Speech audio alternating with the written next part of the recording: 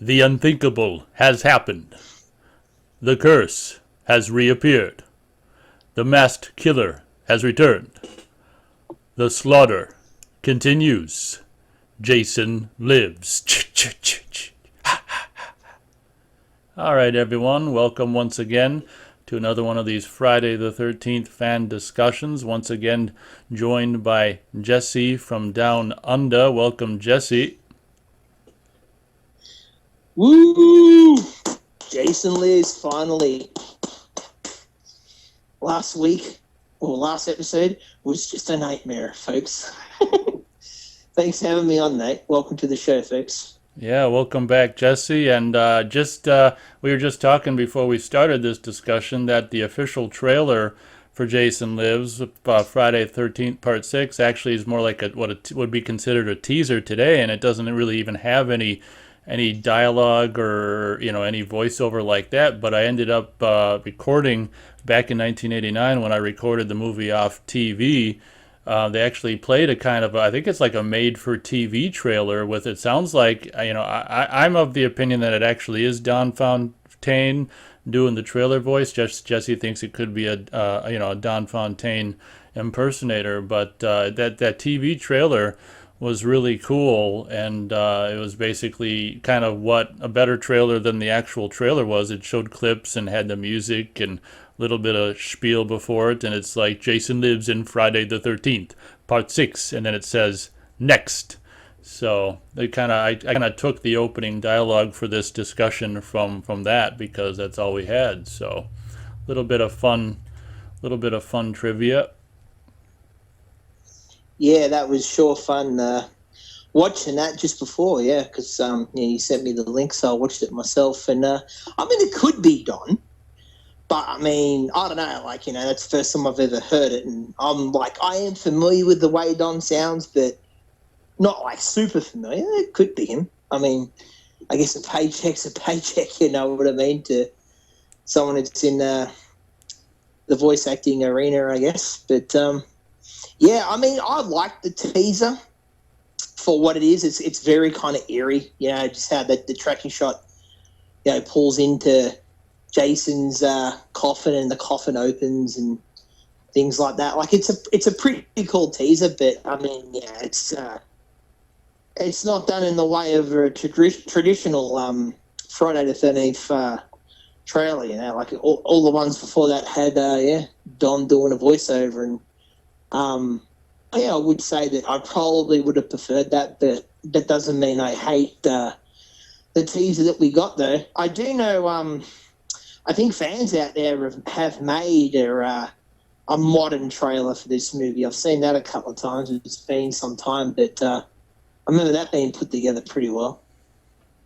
All right, well, that sounds very cool. And from what I understand, Jesse did a lot of preparing for this discussion for Friday 6. So we just, I pretty much, as far as I'm concerned, we can start off, I guess, by, should we, I suppose we could do the thing we've been doing where we kind of say when this film entered our lives first and then let you kind of take control with what you'd like to. Sounds like he's got a lot to say about just the opening scene, everyone.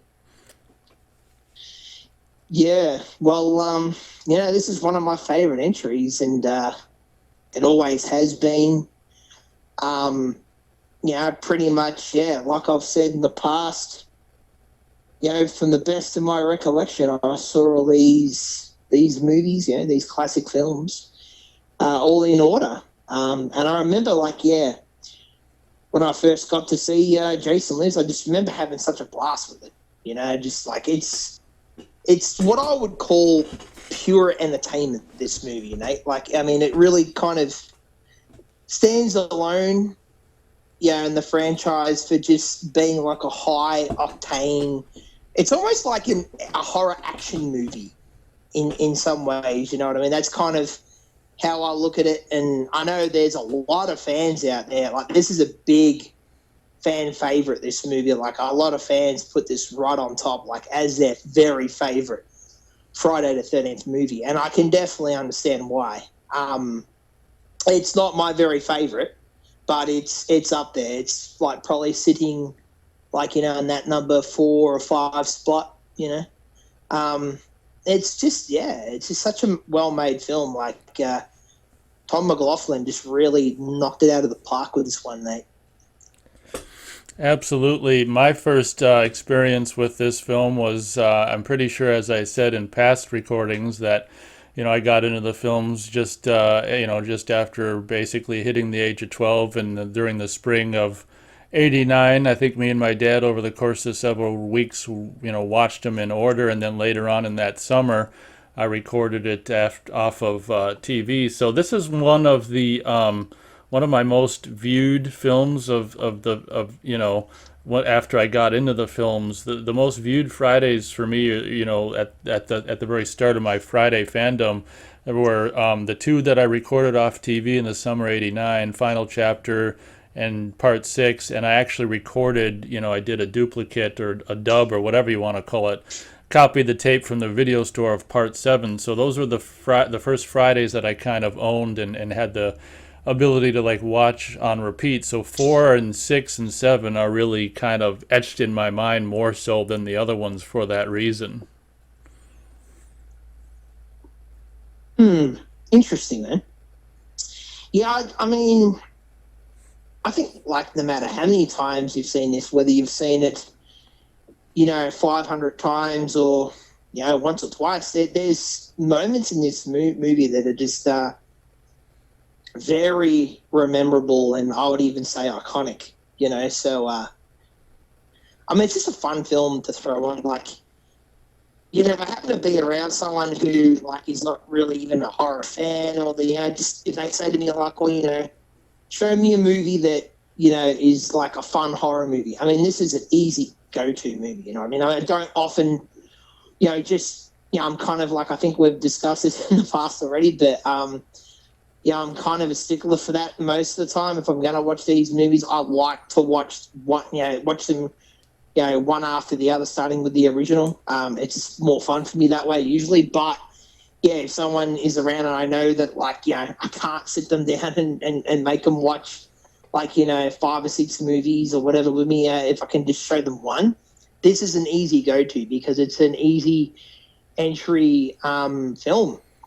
You get enough information about who Jason is, who Tommy is, like the history between Tommy and Jason, and it's just a fun ride. Yeah, that's a really good point. You almost don't even need to see any of the other Friday the 13th movies to see this and enjoy it. And I was just thinking as you were talking that, yeah, I mean, this might be one of the best films. Like, if you were going to show someone who maybe wasn't even into horror films at all, and it's just like let's say you had some religious friend or some, friend like that who never seen a horror film, and they've kind of been bugging you, like, if they, knowing that you're a horror film and a film buff guy, it's like, okay, it's Saturday at church ain't till Sunday. You've been pestering me to see a horror movie. What, hit me with your best shot. This might be a really, really great movie to introduce someone to the horror genre into. And granted, it's not, it doesn't speak for how every horror movie is or anything, but it's so accessible, and like you say, it's like action slash horror or horror slash action, and it's so ridiculously wonderfully accessible.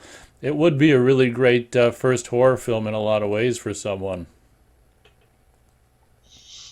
Oh yeah, 100% agree with that, man. I got a few go-tos. Like I just said, this is one of them. Another one's Evil Dead 2. Like, that's just a pure fun, entertaining film. I'll throw that on for someone that hasn't seen a lot of horrors if they're interested in seeing one. Or another one is Return of the Living Dead, which also stars Tom Matthews. So, there's certain films in the horror arena, man, that you can just throw on that are just fun.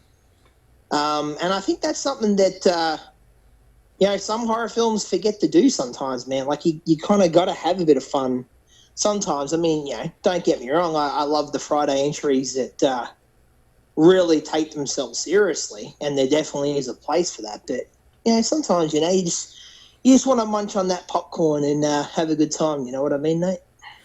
Absolutely, and not to harp on the fifth film too much. That's kind of, I don't know if I said that or not, but that brings up a good point in regards to my thoughts about the fifth film. I know a lot of characters and aspects of the fifth film just bother you, but that's kind of another way I look at the fifth film as well. It's nowhere near as accessible as this movie is, but for me, it's just so over the top and off the cuff and just goofy off the wall that's one of the many things that I do like about the fifth film as well.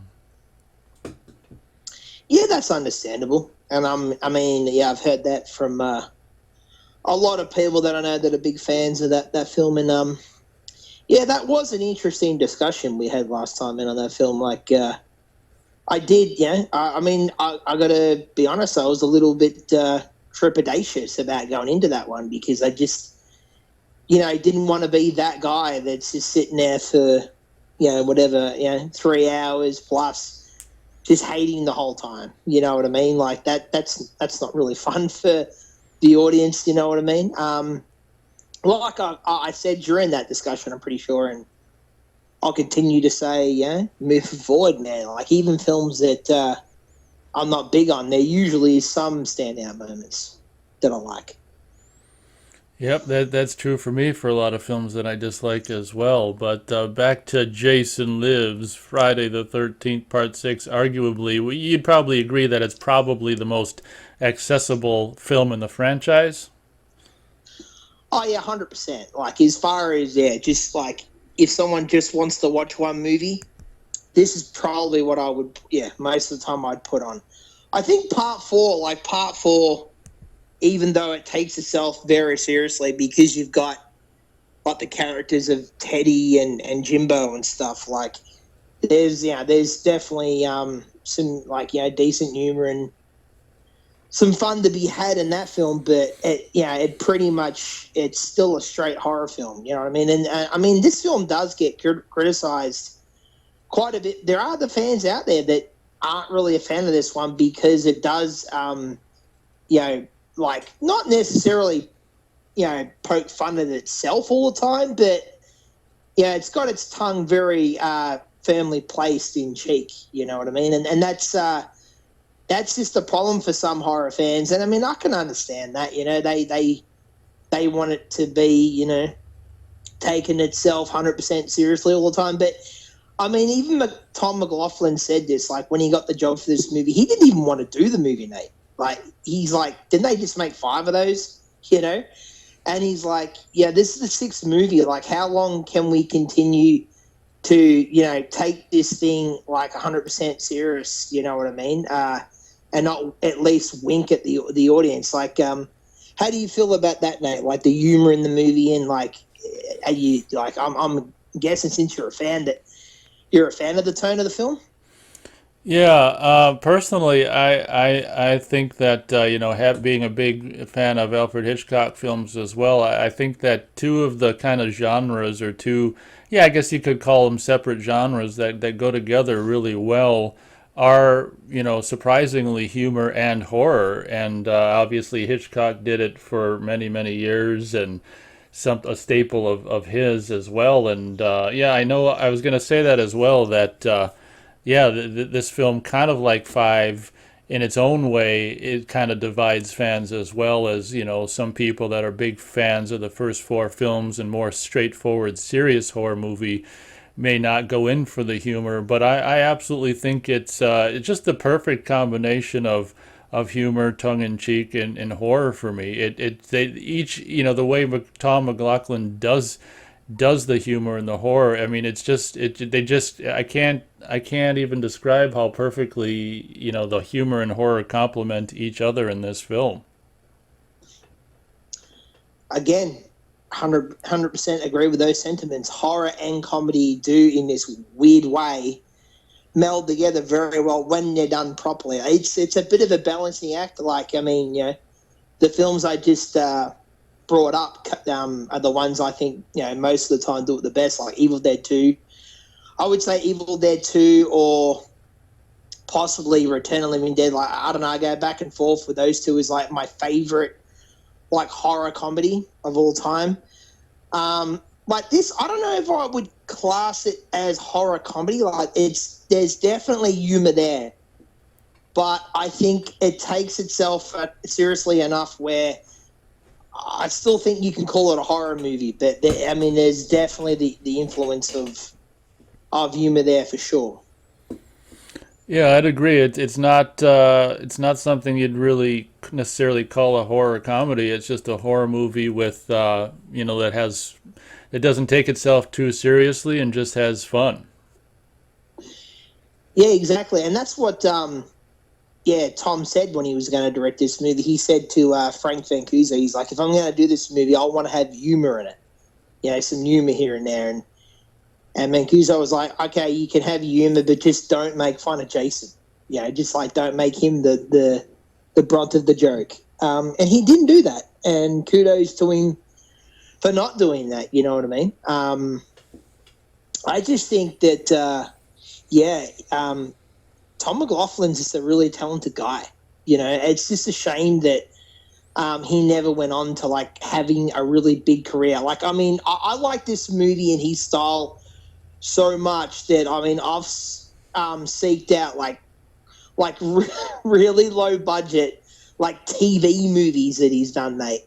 Like he's done like these like TV films from like the 90s that are just like dramas and whatnot. And like one of them's got like a bit of a sinister angle to it. I think it's like one where there's like triplets. Like I think these three young women that are triplets. It's been years since I've seen it, but I know one of them had like a bit of a sinister angle to it. And I was like, yeah, that's Tom McLaughlin putting his horror elements at play there. Like, he may not be making a horror film, but horror is obviously probably his favorite genre, and he's figured out a way to inject some of that into this drama movie. But just a very talented guy. I believe the reason why he got this job was because I believe it was Frank Mancuso. He'd seen his first movie, which was One Dark Night, which I've seen once, and I don't remember too much about it, but I remember having fun with it. Are you familiar at all with that movie, Nate?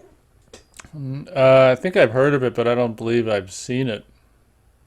Okay, yeah, I seen it once about 10 years ago. I'm not even sure if it's got like an official like release on Blu-ray or anything. I'll have to look into that because it's not a bad little horror film. Like it's definitely low budget stuff, but it's fun, and I can see like why you get the guy who directed that to do this movie.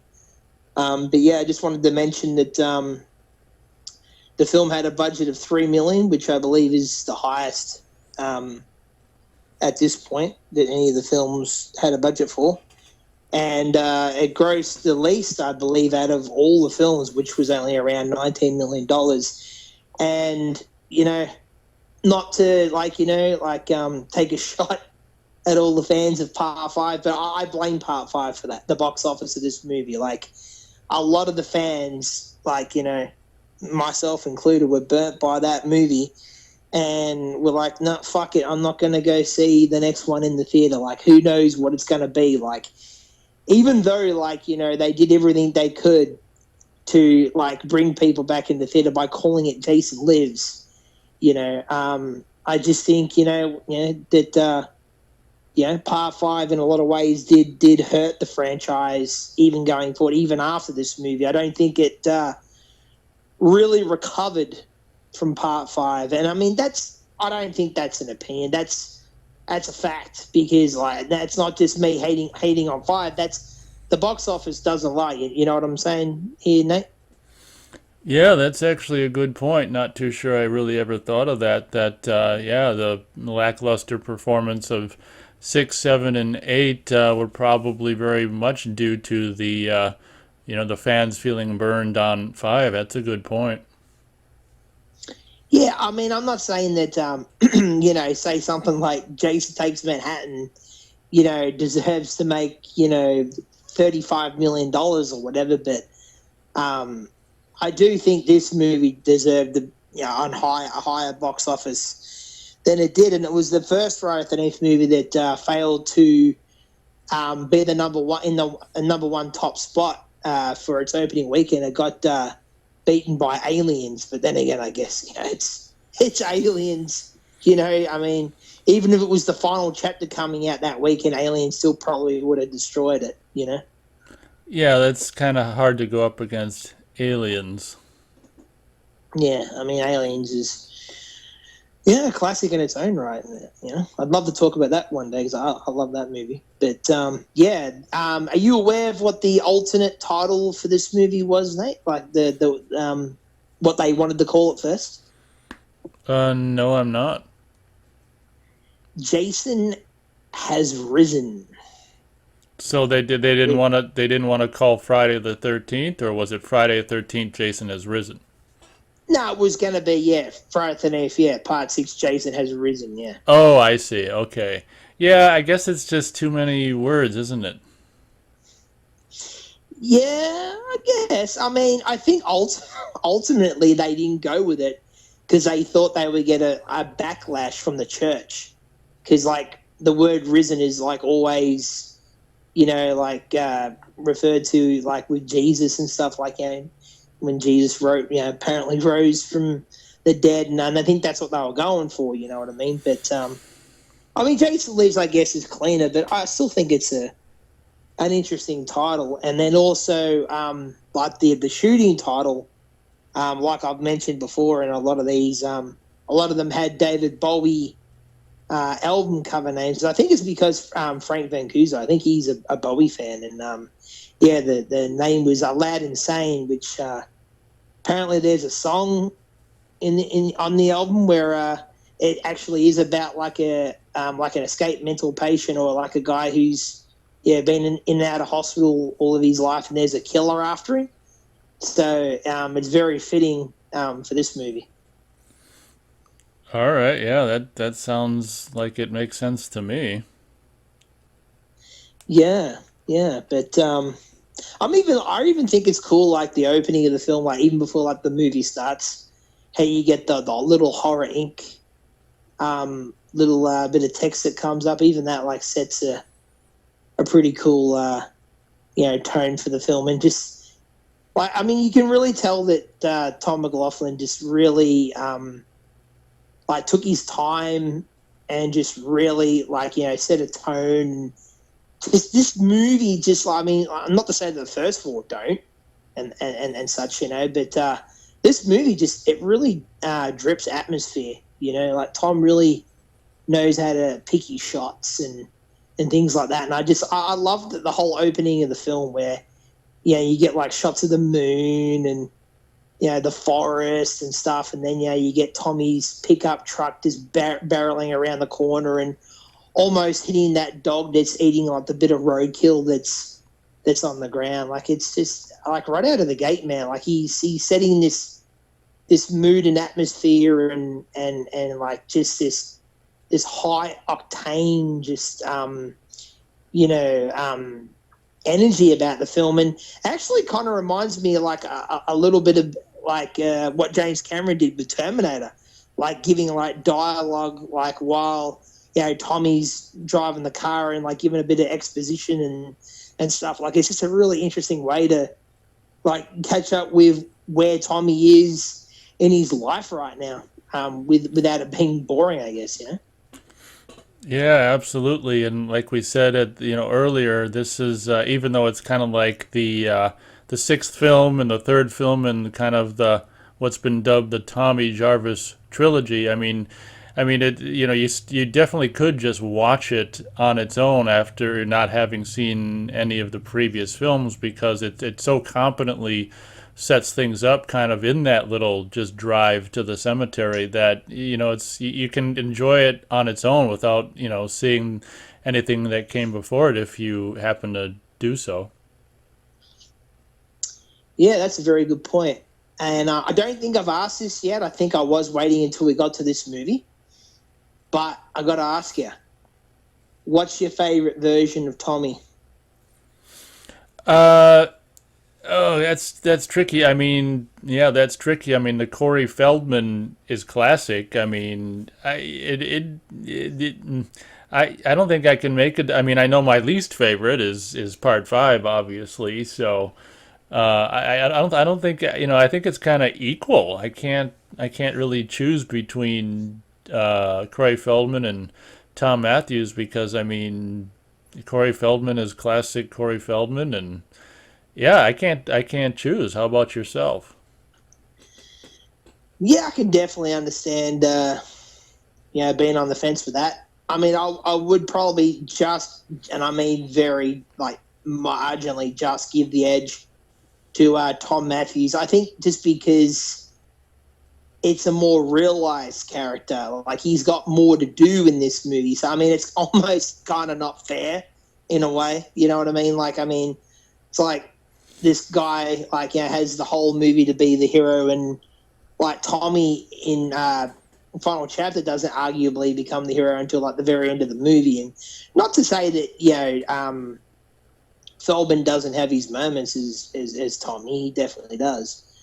But I mean, I definitely love both. But I would probably just have to give it to Tom Matthews by a little bit because I mean, also I think it plays off. I'm just a big fan of him as an actor. I mean, I haven't seen him in a lot of things, but I love him in this, and I love him in Return of the Living Dead. And speaking of Return of the Living Dead, I believe that movie was what got him the job for this. I think that one movie was enough to kind of pigeonhole him almost as like a horror actor. And I don't think it was because of Tom McLaughlin though, because I heard that Tom didn't know that he was even in that movie until they started working on this movie. So that's pretty interesting. But he's definitely filled out a lot between this and Return of the Living Dead. I think Return of the Living Dead's either 84 or 85.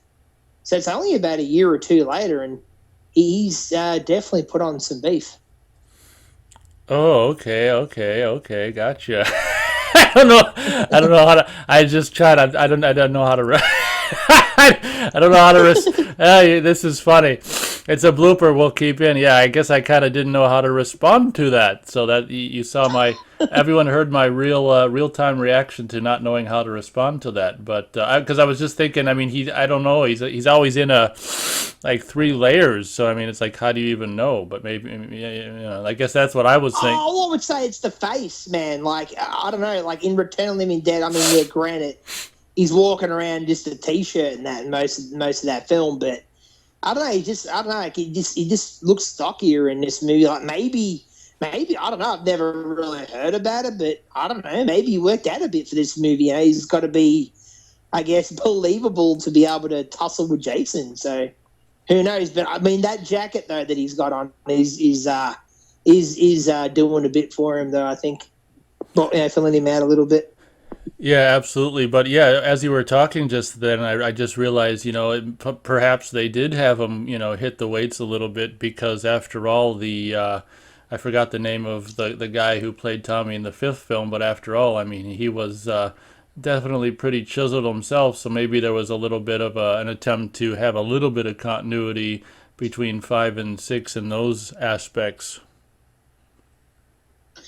Yeah, that's true. And while we're talking about, like the correlation with 5 and 6, like I know we did at least touch on it when we are talking about 5, but I think we can just at least mention it again in this, like how, like I did just find out recently that apparently Frank Mancuso Jr. was like adamant about John Shepherd coming back.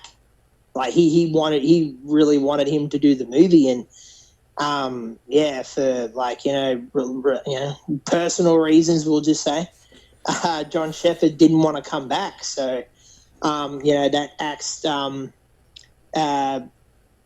What's the actress's name that plays Pam in Part 5 again? I'm blanking on her name. Oh yeah, Melanie Kinnaman or something. Yeah, her and I always forget the little black kid's name. What's his name? He's got a weird name, that kid. It's Shavar Ross. That's it. Yeah, they wanted him to come back too. And then I think at one point, even though John Shepherd wasn't going to come back, I think they still wanted him to come back, and I think they were going to get him to play Tommy's buddy in the opening scene here, and they were going to kill him off.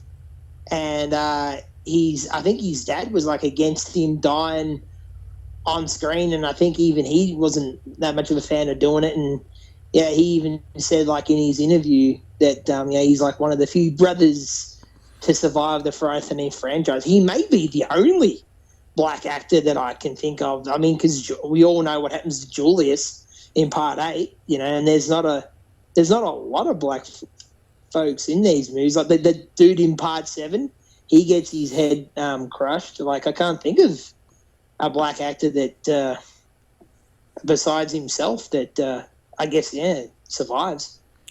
Well, I was just trying to think as you were talking, and there was that guy in part two who went to the bar. So I guess there you go. Come on, that doesn't count. He's barely in the movie. You blink and you miss him. But yeah, no, that's what he said. And I would have been interesting if it had been, I guess, him playing, Tommy's, I guess, sidekick. But it kind of, I don't know, it would have been, I guess, jarring in a way though, because it's not John Shepherd. So I guess it wouldn't make a whole lot of sense in that way. But I mean, usually, like when they recast an actor, it usually pisses me off. But I think because, I'm not really much of a fan of Part 5. I think, that's the reason why, I can go with Tom Matthews. Whereas, if I was really high on Part 5, it would really bug me, man, because I'm just not a fan of when they recast actors too often. I know a lot of people have a problem with that. Yeah, just very briefly, what would you have thought if Shavar Ross had been in six instead of that one other guy had been his buddy and gotten killed instead of that other guy? I mean, I would imagine you just as soon have it be the way it is in the movie versus that. Yeah, I guess. I don't know. He's one of my favorite things about Part 5. Shavar. I always even had problems pronouncing his name, but I have fun with him in that movie. I wouldn't have been against it. I just think it'd kind of be weird though that it's not John Shepherd playing Tommy as well with him. But I mean, I've always called this actor Horshack because he's in Welcome Back, Kotter and all that. Not that I'm really a Welcome Back, Kotter fan, but I just know that. I've known that for years. I remember my dad pointing that out to me years before any of the documentaries came out. My dad's like, "Oh yeah, it's Horshack from Welcome Back, Kotter." And I mean, I could kind of take or leave him. I mean, he doesn't really hang around long enough, does he, to have much character development? But yeah, I mean, I wouldn't necessarily been opposed to him coming back. Yeah, it's interesting. I just been sitting here thinking while you've been talking, and it's like even it might have made more sense. I'm really surprised that they just didn't get since they got a new Tommy for six, and why not just get a new Reggie and kill him off? Because the more I'm thinking about it, I mean, it would have been more impactful. It would have been a more impactful start to Jason Lives to have a character from that survived in the fifth film, kind of like the death of Alice at the beginning of part two. It would have been almost kind of more impactful to have a character that survived the previous film die at the beginning. The more I'm thinking about it, the more it kind of would have been cool if since they recast Tommy, maybe just get a different guy to play Reggie at the beginning and kill him. That would have been kind of impactful. What are your thoughts? Well, I think both of us are forgetting a very important element, though. They really wanted to wipe off five with this movie.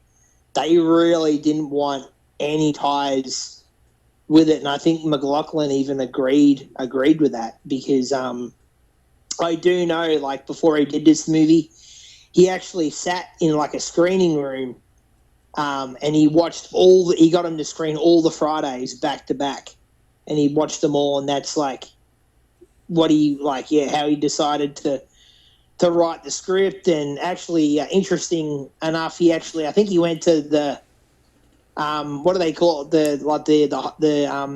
the cemetery in Hollywood that's for all the celebrities, all the dead celebrities. I can't remember. It's got a name like Hollywood the Hollywood resting place. It's got some kind of name. You know what I'm talking about, Nate? That cemetery that has all the famous celebrities buried there, like Marilyn Monroe and all that sort of stuff.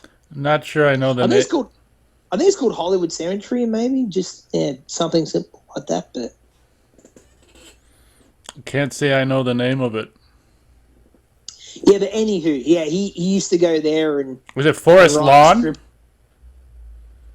Sorry. I want to say, is it Forest Lawn? Maybe that name rings a bell. I actually want to type it in now. I'm gonna just look it up on. I've heard of that, but it could be Hollywood Forever Cemetery, maybe something like that. I've seen people make videos there and stuff, and it can be interesting in a kind of morbid way, I guess. But yeah. Anyway, like he would go there and write the script there and stuff, like for inspiration and things like that. And then, funny enough, now he's got like his own like plot there that he's paying off. So whenever his time comes, he's going to be buried there too, Tom McLaughlin. So Well, how romantic! I looked it up. Forest Lawn, Hollywood Hills, is home to Betty Davis, Lucille Ball, Buster Keaton, Stan Laurel, Liberace, David Carradine, John Ritter, Gene Autry, and Brittany Murphy. that could be a different one, because I reckon if that was one that Marilyn Monroe's at, I reckon they would have mentioned her. So I what think was? it's like Hollywood Forever Cemetery. I think that's what it's called. Let me just type that in while you're speaking about something else. Okay, so it looks like there is in fact a Hollywood Forever, even a HollywoodForever.com. And we got Judy Garland, Cecil B. DeMille, Rudolph. I'm not. Yeah. Okay. Well. Valentino. Huh? Who? What? Oh yeah, Rudolph Valentino. Rudolph Valentino. Yeah, Rudolph Valentino. I was just looking for Marilyn Monroe. Anyway, this is definitely another one. So, and I think Corey Haim's buried there too. I think. okay, very well might be true. But anyway, we can stop with our celebrity whatchamacallit at this point. Cemeteries. If It is kind of fitting, though. I mean, the scene we're talking about is in a cemetery too, so there is that. oh, that's very true. That's a good point. Okay, and the interesting thing about this movie also is, like, not to keep on the train of bashing on Five, but Frank Mancuso was told by the top brass at Paramount to get Friday the 13th back on track with this movie. So, that's a big thing of, like, I guess Jason's name. It's the first movie that really had Jason's name in the title. And what's funny about this movie is, like, I hardly ever say Friday the 13th, that the whole title, like Friday the 13th Part 6, Jason Lives. Like, I just call it Jason Lives. It's sort of like Jason X, or I guess Jason Goes to Hell and things like that. I call it Jason Lives most of the time. Whereas I'm guessing you love to throw the whole title out there, Nate. Yeah, I guess this particular Friday the 13th fan just loves just saying Friday the 13th. So, but absolutely, I mean, you could call, basically started with the fourth film, you could just go Final Chapter, New Beginning, Jason Lives, The New Blood, or Jason Takes Manhattan if you wanted to. Yeah, that's true. I was just thinking that, like, I do know a lot of people that just say the final chapter a lot of the time, yeah. But, I mean, don't get me wrong, I love saying the whole title too, but I don't know, for some reason, that just really sticks in my mind with this particular entry. Yeah, it makes sense to me. Here's something really cool, because, I just listened in audio book form, the novelization, and man, like, now that I know this would have been really cool. They had to put this in the movie. In the novelization, they have Pam's grave next to Jason's, like in this opening scene here. That would have been really cool. I mean, we saw Pam's grave in Part 4. Is it Mrs. Voorhees and Pam? Is that what I call her, Pam? Is that right? Yeah, you can call her Pam if you frickin' gotta. Pamela Voorhees' grave, was seen in Part 4. It would have been kind of cool, I reckon, if they had them both side by side in this movie, Nate. Well, yeah. How would you, as being a Friday the 13th fan, like if that had been that way, I mean, would there be a little bit of what could be called continuity issues, or would that have not bothered you? Yeah, I mean that did come to mind, but I mean that's not forget this. It is not, always. It's not really unheard of for a grade to be moved. Oh, well, that's a very good point. Like after, because in final chapter, Jason was still alive. After Jason dies, then maybe put Jason and Pamela next to each other. Okay, that's a good point. Yeah, They could yeah. even I mean, yeah, they could have even put that in the dialogue. Like Pam was buried, or Mrs. Voorhees, and you got me doing it. Miss Mrs. yes. I'm converting, folks. Mrs. Voorhees was previously buried somewhere else, but after Jason died, they put them side by side. Yeah, yeah. I think it would have been really cool. Like in the novelization, I think like the description is, I think it's his mate.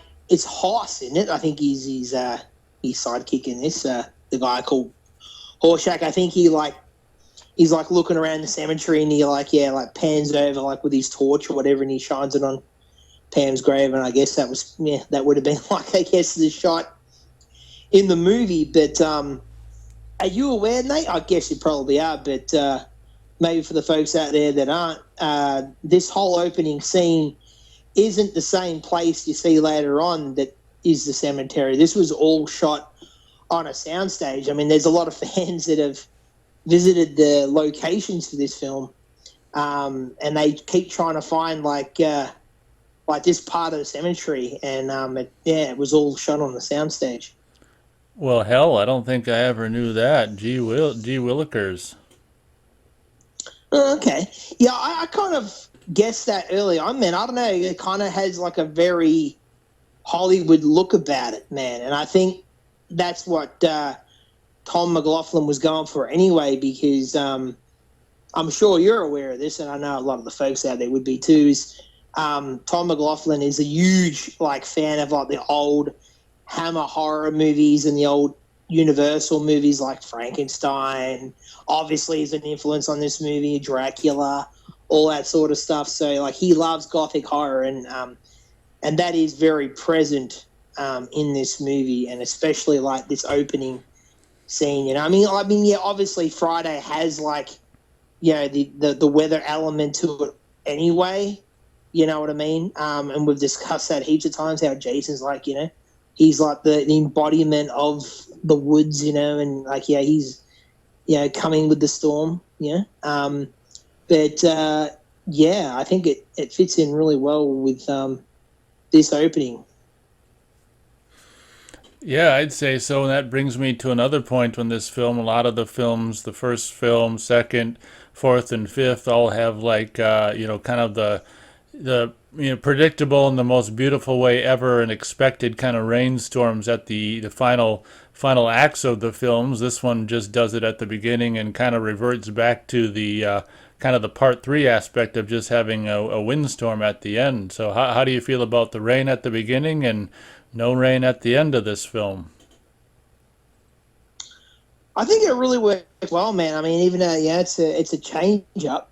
I just think the rain at the beginning of this movie just really suits this scene. I mean, I wouldn't be against there being rain in the end, but they kind of go back to that part three formula a bit, where it's just like, there's a storm brewing, it's really windy and whatnot, But I think it works for the ending. I think the wind element in the end of this movie works better than it did in part three, and I mean, you'll probably disagree with me on this, but I reckon this is a far superior film in a lot of ways to part three. I mean, there's some things I really like about part three, but I mean, it's no secret to even the folks out there now that have listened to the part three show that I do have problems with it.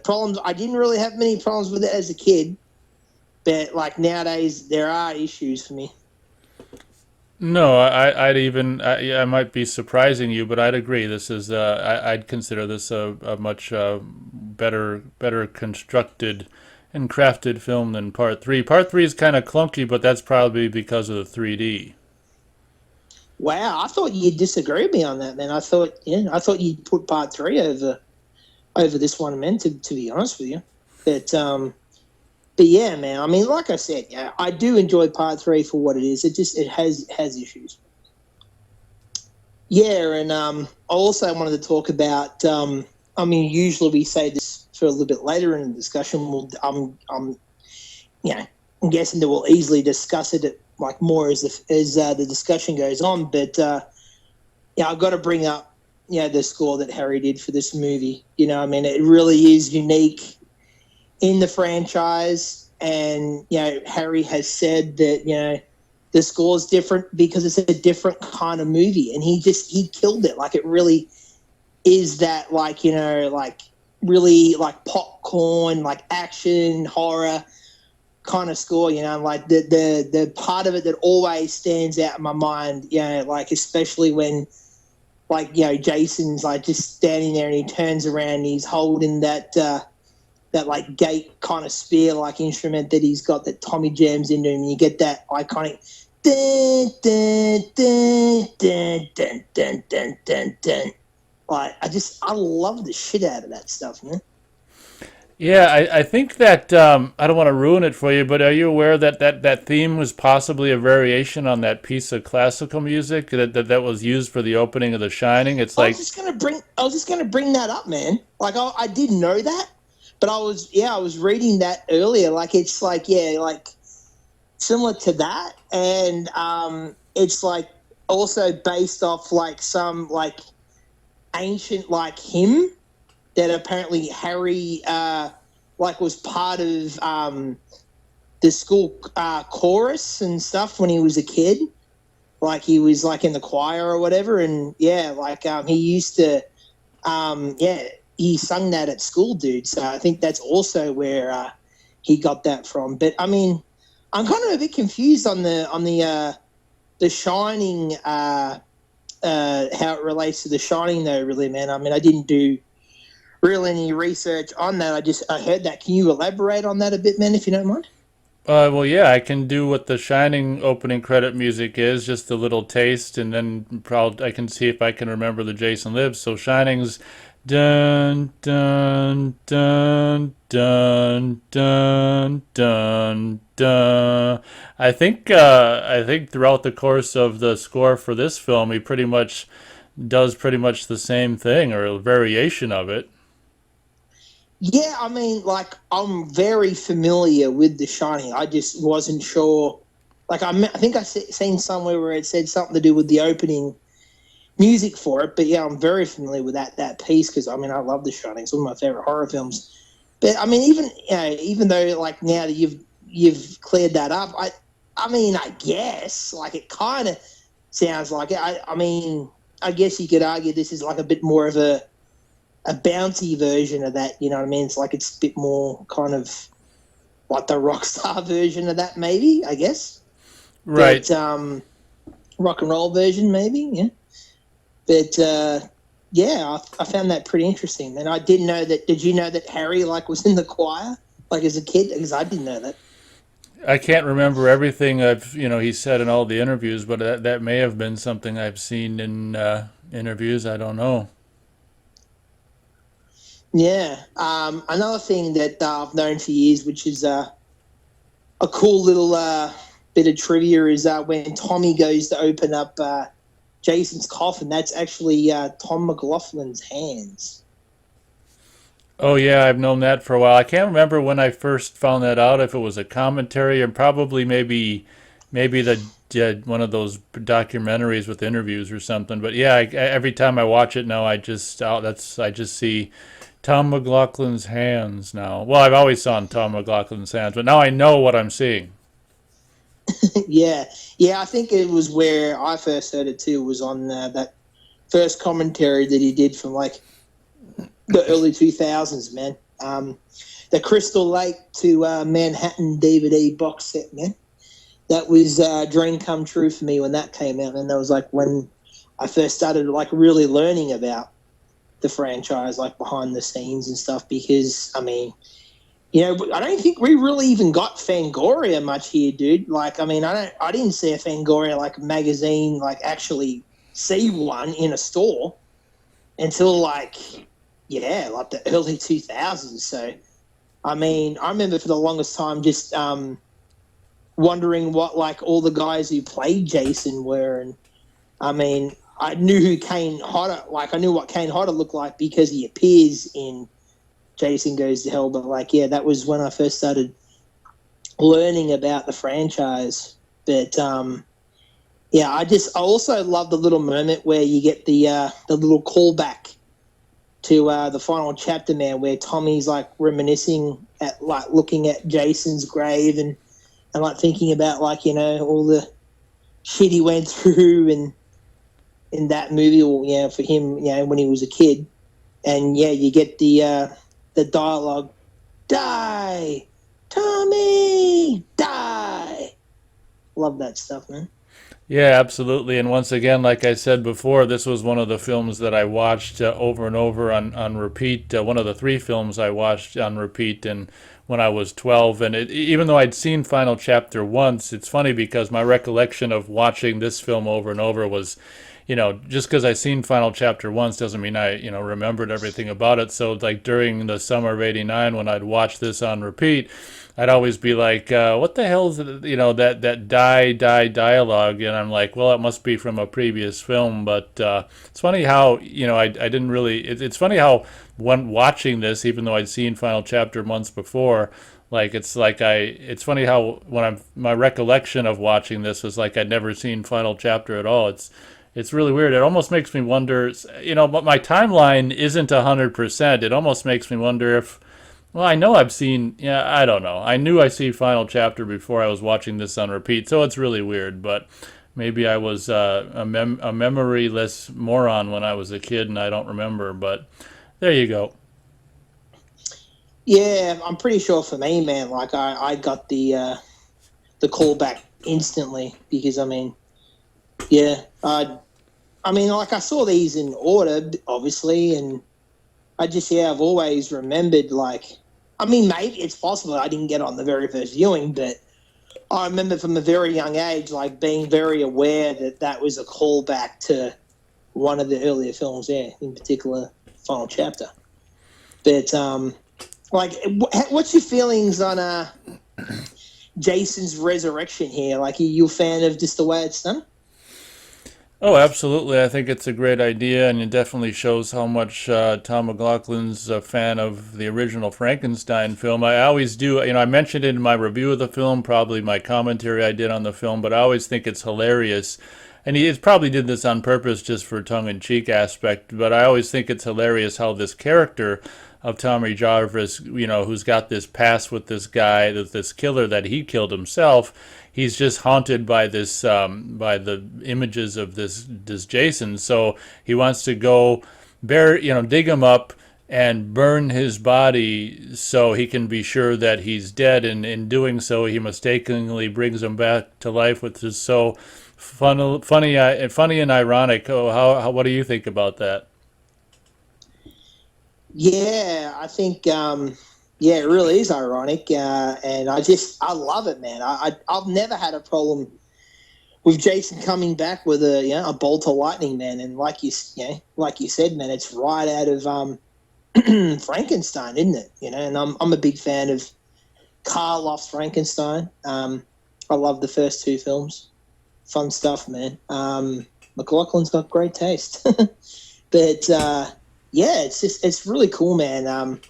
And I mean, I've thought about this, for a long time myself, and I've seen a lot of fans on message boards talk about it and stuff. They're like, like when you first see Jason in the coffin, it's quite obvious that he doesn't have any eyes, and then once he gets brought back by the bolt of lightning, it's like, did the bolt of lightning regenerate his eyeballs again? you know. Oh gosh, that's a good point. I think I know what you're talking about. Like they're zooming in on the corpse, and yeah, gosh, what are your thoughts on that? I don't have a problem with it, man. I mean, this whole movie, yeah, it's really kicking up, yeah, an extra notch on like the suspend your disbelief in it. Like it like the whole kind of movies, you know, based around that. So I mean, if you got a problem with that, then I mean, I don't know how you enjoy, I guess, the movie that follows after that. You know what I mean? Because that's just the type of film it is, man. And I mean, I'll point out things like that all day in movies, or like this scene here is like complete bullshit. Like this could never happen in real life. You know what I mean? But at the same time, like, doesn't mean that I can't go with it and have fun with it. You know?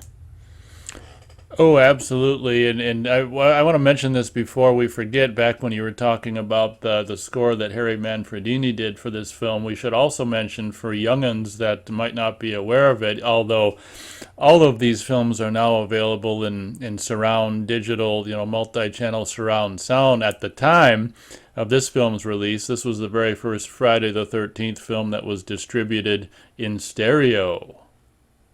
I actually do have that in my notes, man, and I was going to say you'll appreciate this if you're not aware of it, which I was pretty sure that you would be aware of it, because I was going to say, you would appreciate this since you're a bit of an audio head, yeah, it's you can definitely tell. I mean, when I pumped this movie through my 5.1 sound system, it definitely does have a kick to it. Absolutely. Back in the 90s, when I had these films on the best home video format at the time, which was Laserdisc, I always kind of was giddy. I mean, I loved the first 5 films, but I was always extra giddy when I got to part 6, because that meant the sound field was definitely opened up on my old Dolby Pro Logic surround sound receiver. That was back when the film was just 2-channel stereo surround, of course, but it definitely was better than the mono the first 5 films were in at the time.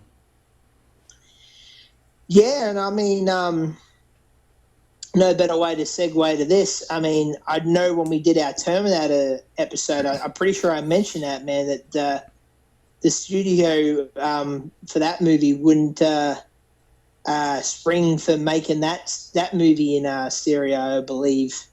And I mean, there is a bit of correlation between the Terminator and this movie. Even McLaughlin says himself that Jason in this is very Terminator-like. Well, yeah, that's a good point. This is the first Jason film. Well, I guess the first true Jason film, I guess. We didn't even comment on it with our talk of New Beginning, but New Beginning, very briefly, was the very first time. It's kind of ironic how the Imposter Jason film was kind of the film that introduced the walking Jason, something we forgot to mention in our talk of part 5. But this film, obviously, whether it intended to or not, continues on the tradition of Jason walking, which is very much kind of a robotic Terminator aspect. Yeah, it's a very good point. And I mean, I'm pretty sure I mentioned it in the Part 5 discussion, but this scene is like that opening dream sequence in Part 5, like on steroids. It's pretty much the same thing. 2 guys turn up at Jason's grave and dig it up. I mean, for very different reasons, different motives, but the concept remains the same. And I'm going to state this is Jason, undead Jason, not zombie Jason. When I was a kid, I used to say zombie Jason, but I got to a point where I was like, he's not really a zombie though, because for me, this is how I personally feel. A zombie, wants to eat you. A zombie wants to eat your brains and like devour human flesh. Jason doesn't do that. For me, Jason, he just rises from the dead. He's undead, And I mean, I know I've discussed this numerous times already in the other discussions, but for me, for the franchise to make sense, even in part 2, Jason, he's dead. Especially if you go with what Harry? So not Harry. What's his name? The Victor. Victor. Why am I forgetting Victor's name? Victor Miller. Even he said in his original script that Jason is dead, even in the original film. So I mean, that's what I go with. So yeah, I mean, for me, he's especially in this movie, it's very apparent that he's very dead. Yeah, and that's how I feel about that. Well, very cool. While you were speaking, I was just thinking of, like, as you brought up the correlation between, which we've already addressed, I think, in a talk of a discussion about the fifth film. But what, I was actually thinking about it deeper, is kind of like the irony or the goofiness of the fact that 5 and 6 begin kind of similarly, and I can only imagine what can you imagine what someone who saw 5 in the theater and was pissed off about, but said, "Oh fuck it, I'll go see 6 in the theater anyway." And can you even imagine what they thought when the movie started? It's like, what the fuck is this? It'll be a remake of the last film.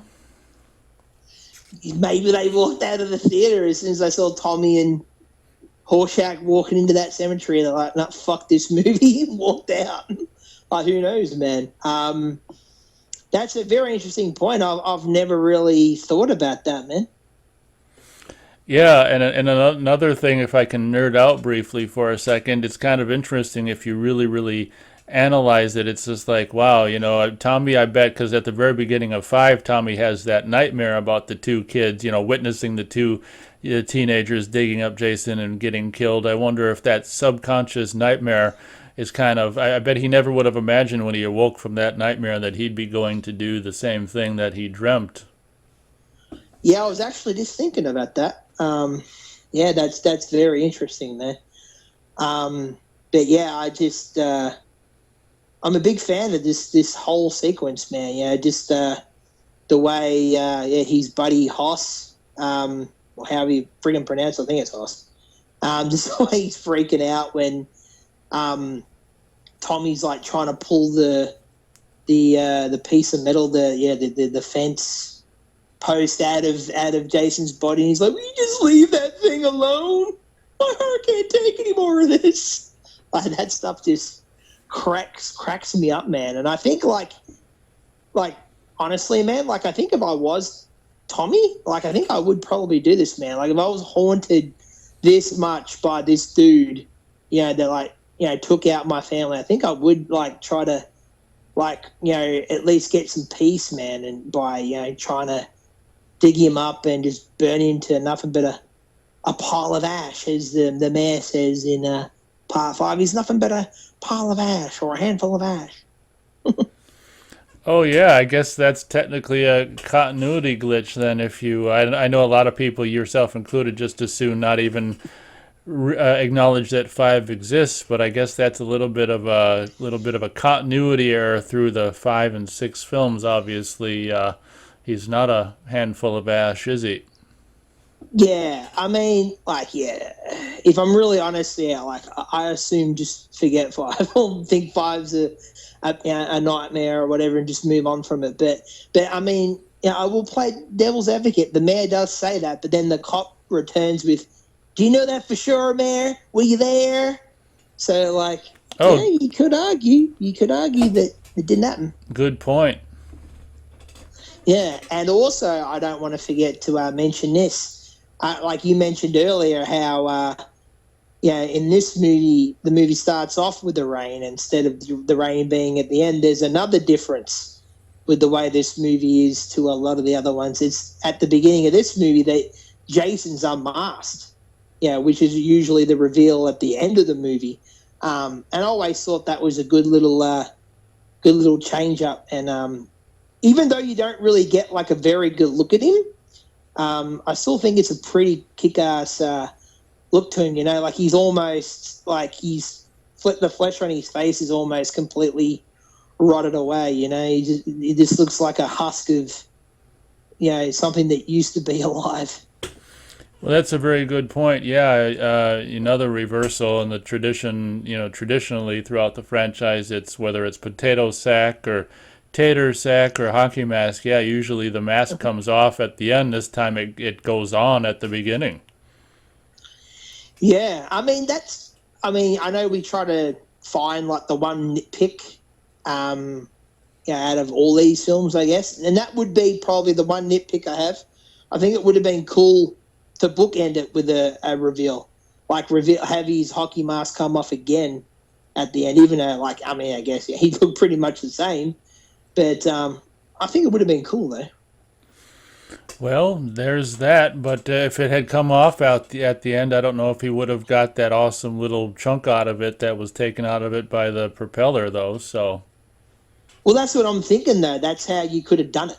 You could have had like the propeller, instead of just taking off that little chunk, like it takes off the entire mask, maybe. Just a thought. I hear you.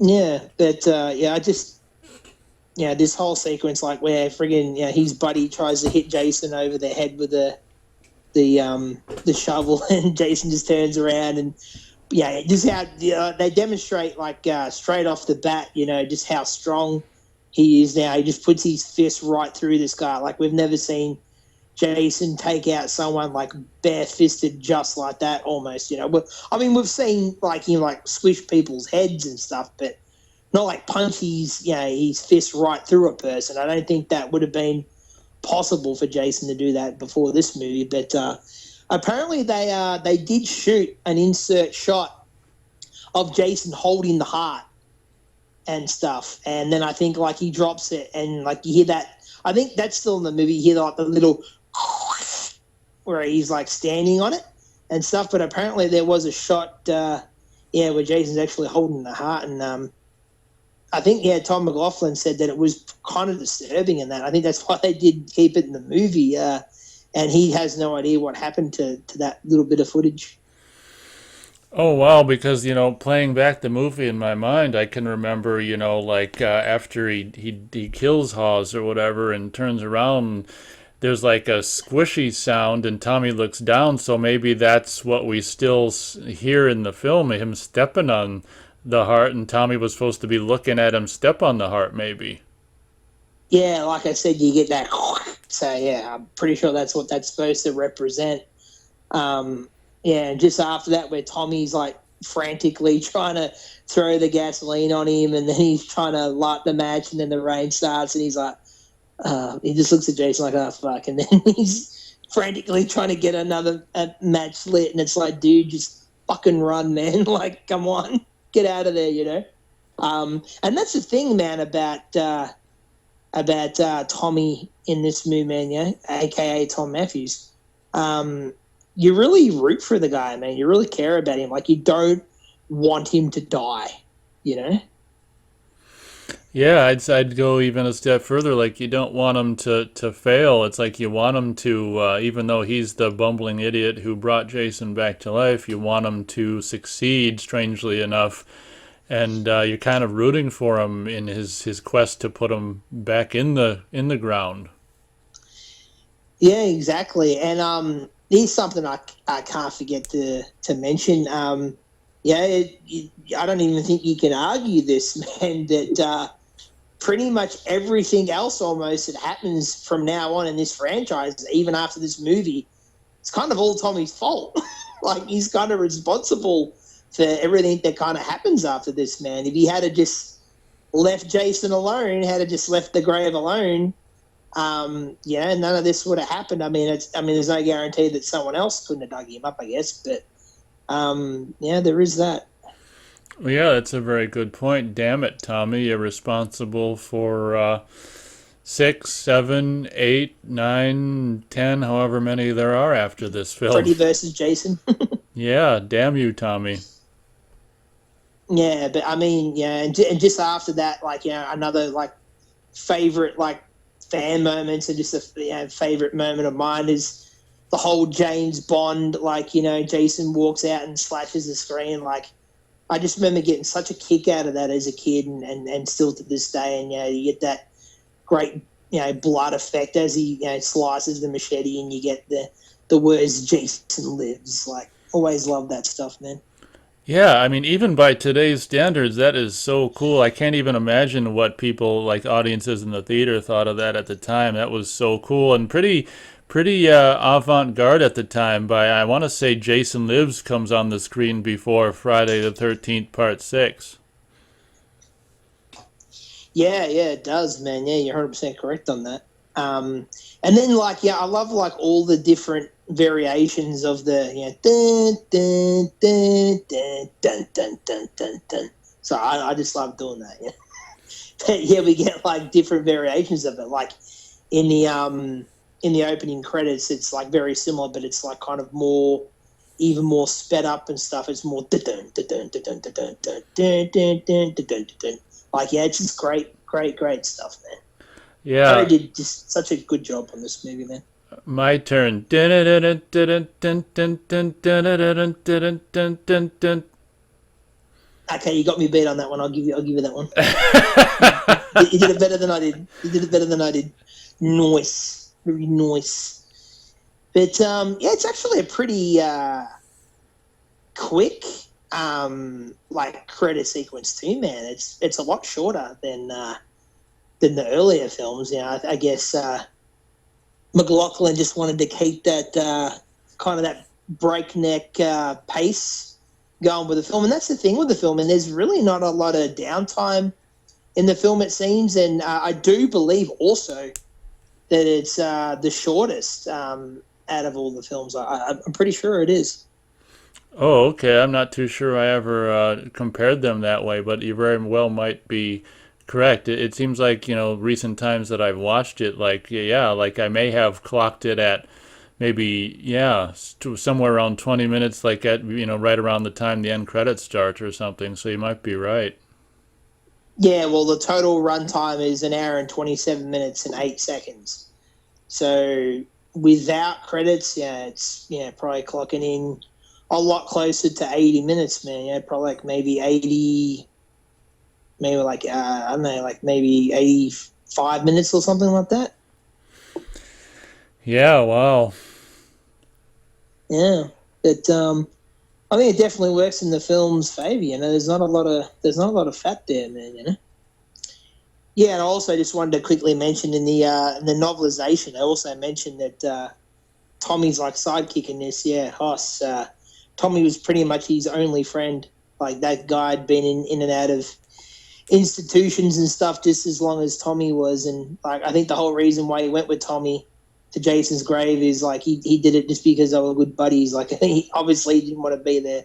So yeah, man, you find out some good stuff in the novelization, but yeah, I love the whole scene that follows where Tommy goes to the sheriff's office and the way he just bursts in there and Sheriff Garrett just leaps out of his seat like from being startled awake and he like almost blows his head off and Tom's like, "Don't shoot, please!" Like, I love all that stuff, man. You in show business, kid? You sure know how to make an entrance. Yeah, yeah, yeah. Like he's got some great lines of dialogue, Sheriff Garrett, man. Not a lot of people talk about that, but like his whole line, like what's he say? Something like "Shut up, kid! I will repaint this office with your brains." Like I can't remember. I can't remember how many times I've said that to people, man. Like when they've been like pissing me off. But yeah, a little interesting note. His character, Sheriff Garris, is named after Mick Garris, the filmmaker. Oh, okay. Yeah, I know he does that throughout the course of the movie. As Yeah, soon as those people from Carp, Carpenter get here. Carpenter, yeah, and Cunningham Road, yeah. Great start. And I mean, I'm very proud of that. I picked up on a lot of that stuff really early on, man. Like it wasn't, until I watched the documentaries that I found out about that stuff. Like the Carpenter line got that very early on. The Cunningham one, yet got that very on. The Garris one I didn't get until later. That wasn't something I realized until, like the documentaries and info and all that stuff. But yeah, I'm very proud. I picked up on the other ones pretty early on. Yeah, but you're right. The it does seem like McLaughlin wants to get through the credits as soon as possible, and just continues. Like the movie is what's great about the music is the movie doesn't, even with the opening credits, it doesn't seem to stop because the music keeps it going, and even once the film resumes and he speeds up and runs into the sheriff's place, it's like still music still kind of going, and yeah, it just keeps that momentum all the way through the first scene through the opening credits and into the film. Yeah, that's a very good point, man. It's something I was kind of thinking of. Yeah, as we were discussing the credits and stuff like that myself, man. Here's something that you may not agree with, but this is straight from Harry's mouth, man. On Crystal Lake Memories, he said like this movie, like he was so impressed with like McLaughlin's like style and stuff. He reckons this movie is the first Friday the 13th movie that quote unquote looks like a real movie. Like, yeah, that's what he said, man. Like he claims that this movie is, yeah, like it looks like it's got a budget behind it and it's like a big popcorn kind of flick, I guess. And I mean, I can see where he's coming from in a way. Like, it's a very for a Friday, as far as the Friday the 13th movie goes, it's a very polished looking movie. I would say like it's a bit jarring when you go from this movie to Part 7 in a way, because Part 7, as much as I love it and stuff, like it does have like a very kind of dingy kind of look to it, whereas this movie, like it looks so glossy in this film. Yeah, I can understand that. And wow, Harry, you're sure taking a shot at Cunningham, Steve Miner, and Joseph Zito, isn't he? Zito, yeah. He's not the only person I've heard say that, though. I've heard other people say that, like even before, yeah, he was on Crystal Lake Memories. But I mean, I can see where he's coming from. But I mean, put it this way: even though like this film has a great look to it and stuff, and it really is like that kind of popcorn-looking movie. I'm going to say it right here, man. I prefer the way the films looked earlier. I prefer the way 1 to 4 looked. I mean, that's one thing that Part 3 I think has over this movie. It just has that classic Friday the 13th look to it. Even though it has like a few things that work against the look, but it still has that. Yeah, absolutely. Us being huge fans of this franchise, we can understand that, I guess what Harry Manfredini was talking about, calling this the first quote unquote real movie. I guess his idea of a real movie is boils down to just being a popcorn movie. But I agree. We can enjoy the looks of all of the films for how they all are, and I would agree. I'm more of a, as much as I do love the visual flair of this film, I definitely prefer the feeling of the first four films more. Yeah, I mean, I like the kind of the for lack of a better term, it might sound like I'm putting it down, but that's not what I'm trying to do at all, folks. But yeah, like the kind of, I guess, grindhouse, grungy kind of look that the first four films have, man. I think it's a reason what makes them, scary, especially when you're a kid, you know? Yeah, absolutely. As much as I do enjoy a polished popcorn flick, I think my real passion is really to more of the lower budget kind of stuff that isn't so flashy. I kind of like the less is more approach to filmmaking, honestly. But it's not so much that I can't appreciate, this film for its flashiness visually. I agree with those sentiments 100%, man. That's exactly the way I look at it and exactly the way I feel about it, man. But yeah, man, and also in this scene, we get introduced to, pretty much one of the number one dicks of the entire franchise, Deputy, what's his name? Rick Cologne. Yeah, that's his name. I blanked there for a second because, as I'm sure you've already become aware of, folks, I'm bad with remembering names. But yeah, Rick Cologne. He's such a dick, that guy, dude. Yeah, so is his last name mentioned in the film, or I didn't know his last name was that, or is his last name mentioned, or is it just in the credits? It could be. It could be in the credits. Don't quote me on that. I have heard it before. I don't know where I've heard it before, but I've heard it somewhere before. And then they mention it a lot in the novelization that I just listened to just the other day. But Yeah, I definitely heard it before then, but yeah, he's such a dick, man, and to think that he survives this movie, man, is crazy in a way. Yeah, that's really interesting now that you mention it. I wonder why the hell he had Rick survive. The last time you see him was he's locked in jail, correct?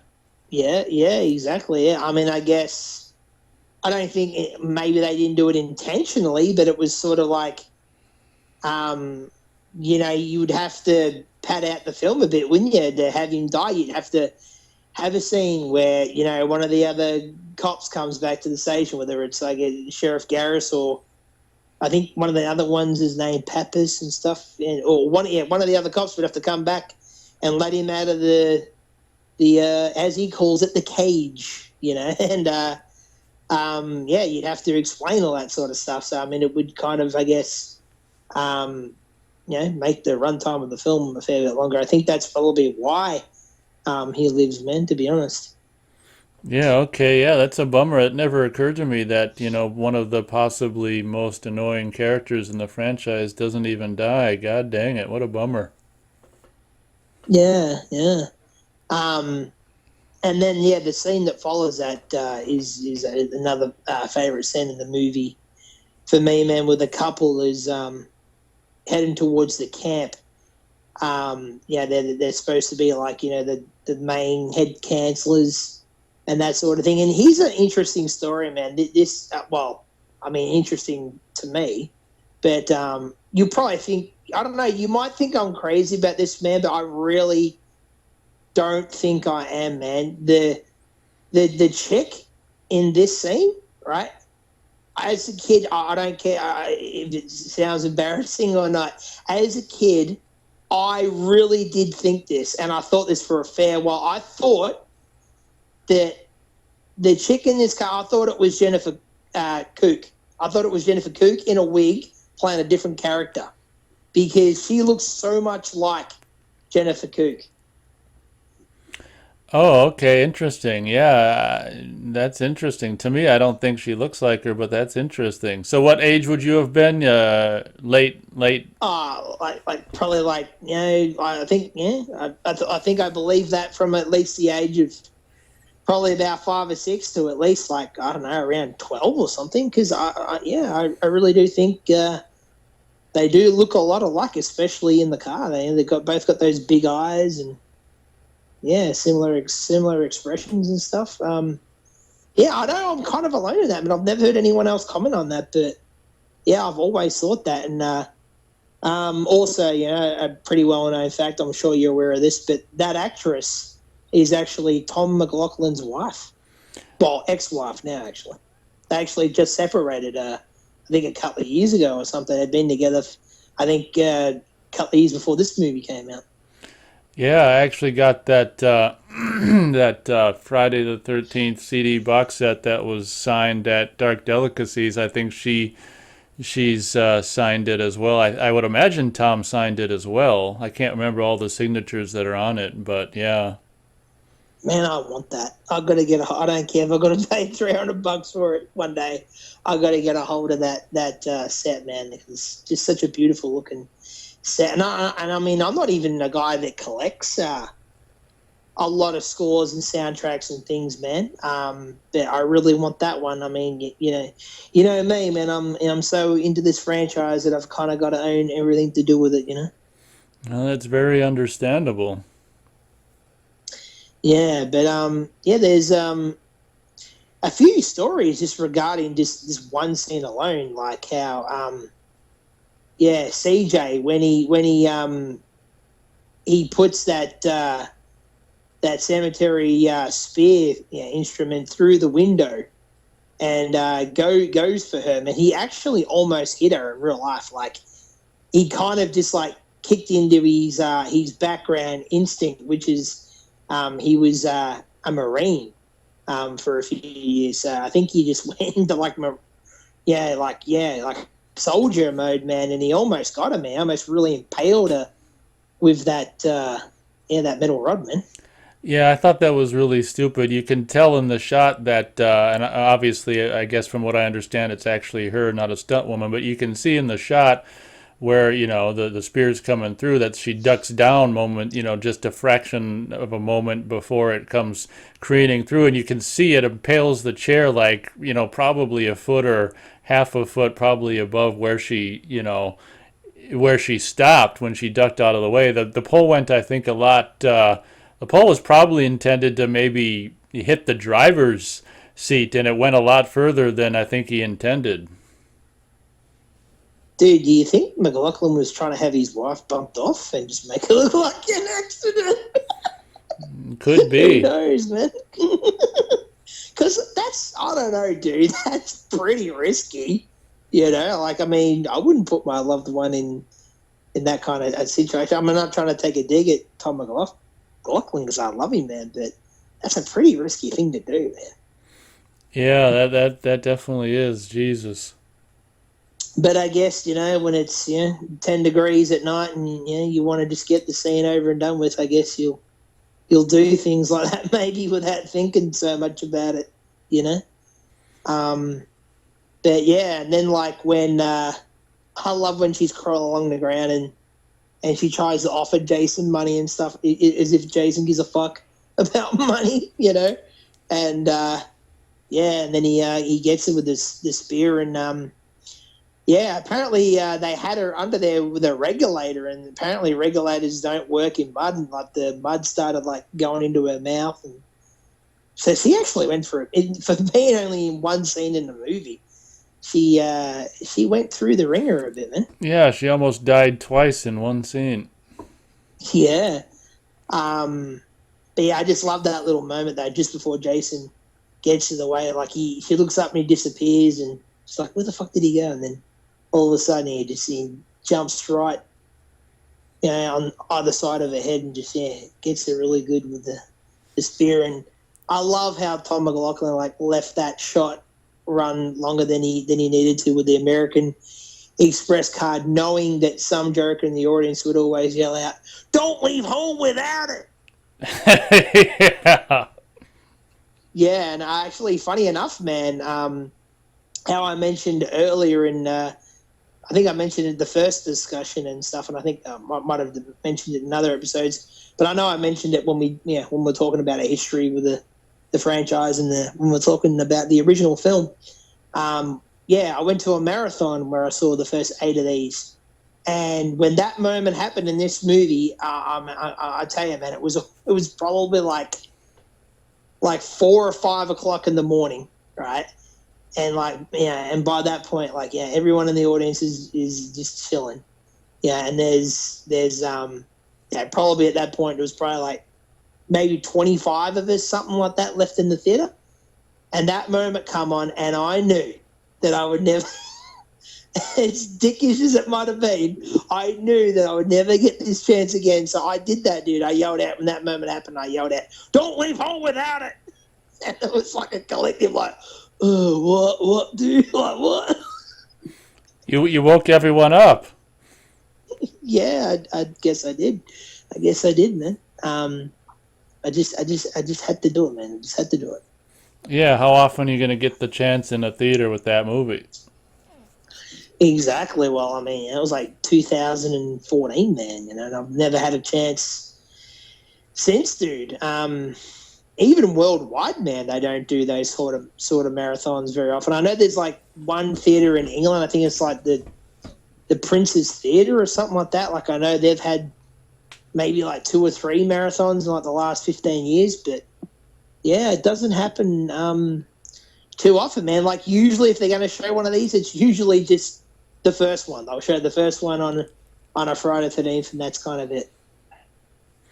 Yeah, that's a real bummer. One thing I didn't want to forget to mention was the kill that preceded Tom McLaughlin's wife's kill with that one guy. It's kind of the first, I mean, even though Hollis gets killed at the beginning before the opening credits, for all intents and purposes, this is the first kill of masked Jason, of the guy who's riding along in the car who would go on to star in the film Ghost, of course. But the guy gets the spear in the stomach and gets just thrown over Jason's shoulders. I think it was such a great freaking over the top kill and great way to start this film. Yeah, that's definitely a good kill. And yeah, I was going to mention, yeah, that he was the dude in Ghost. I haven't seen Ghost for years, man. Long time since I've seen that film. I know a lot of people say it's kind of hard for them to watch that film now because Patrick Swayze's gone now. It's kind of eerie, I guess, to watch that movie now. But yeah, I haven't seen that film. Probably, I may only have ever seen that once, like around like what year did that come out? Was that like 90 or 91, Yeah, 92 maybe? 1990, and I'll tell you a very, very brief story. I don't know if you know it. Some people listen or watch a lot of videos on the channel might already know it, but very brief story with Ghost.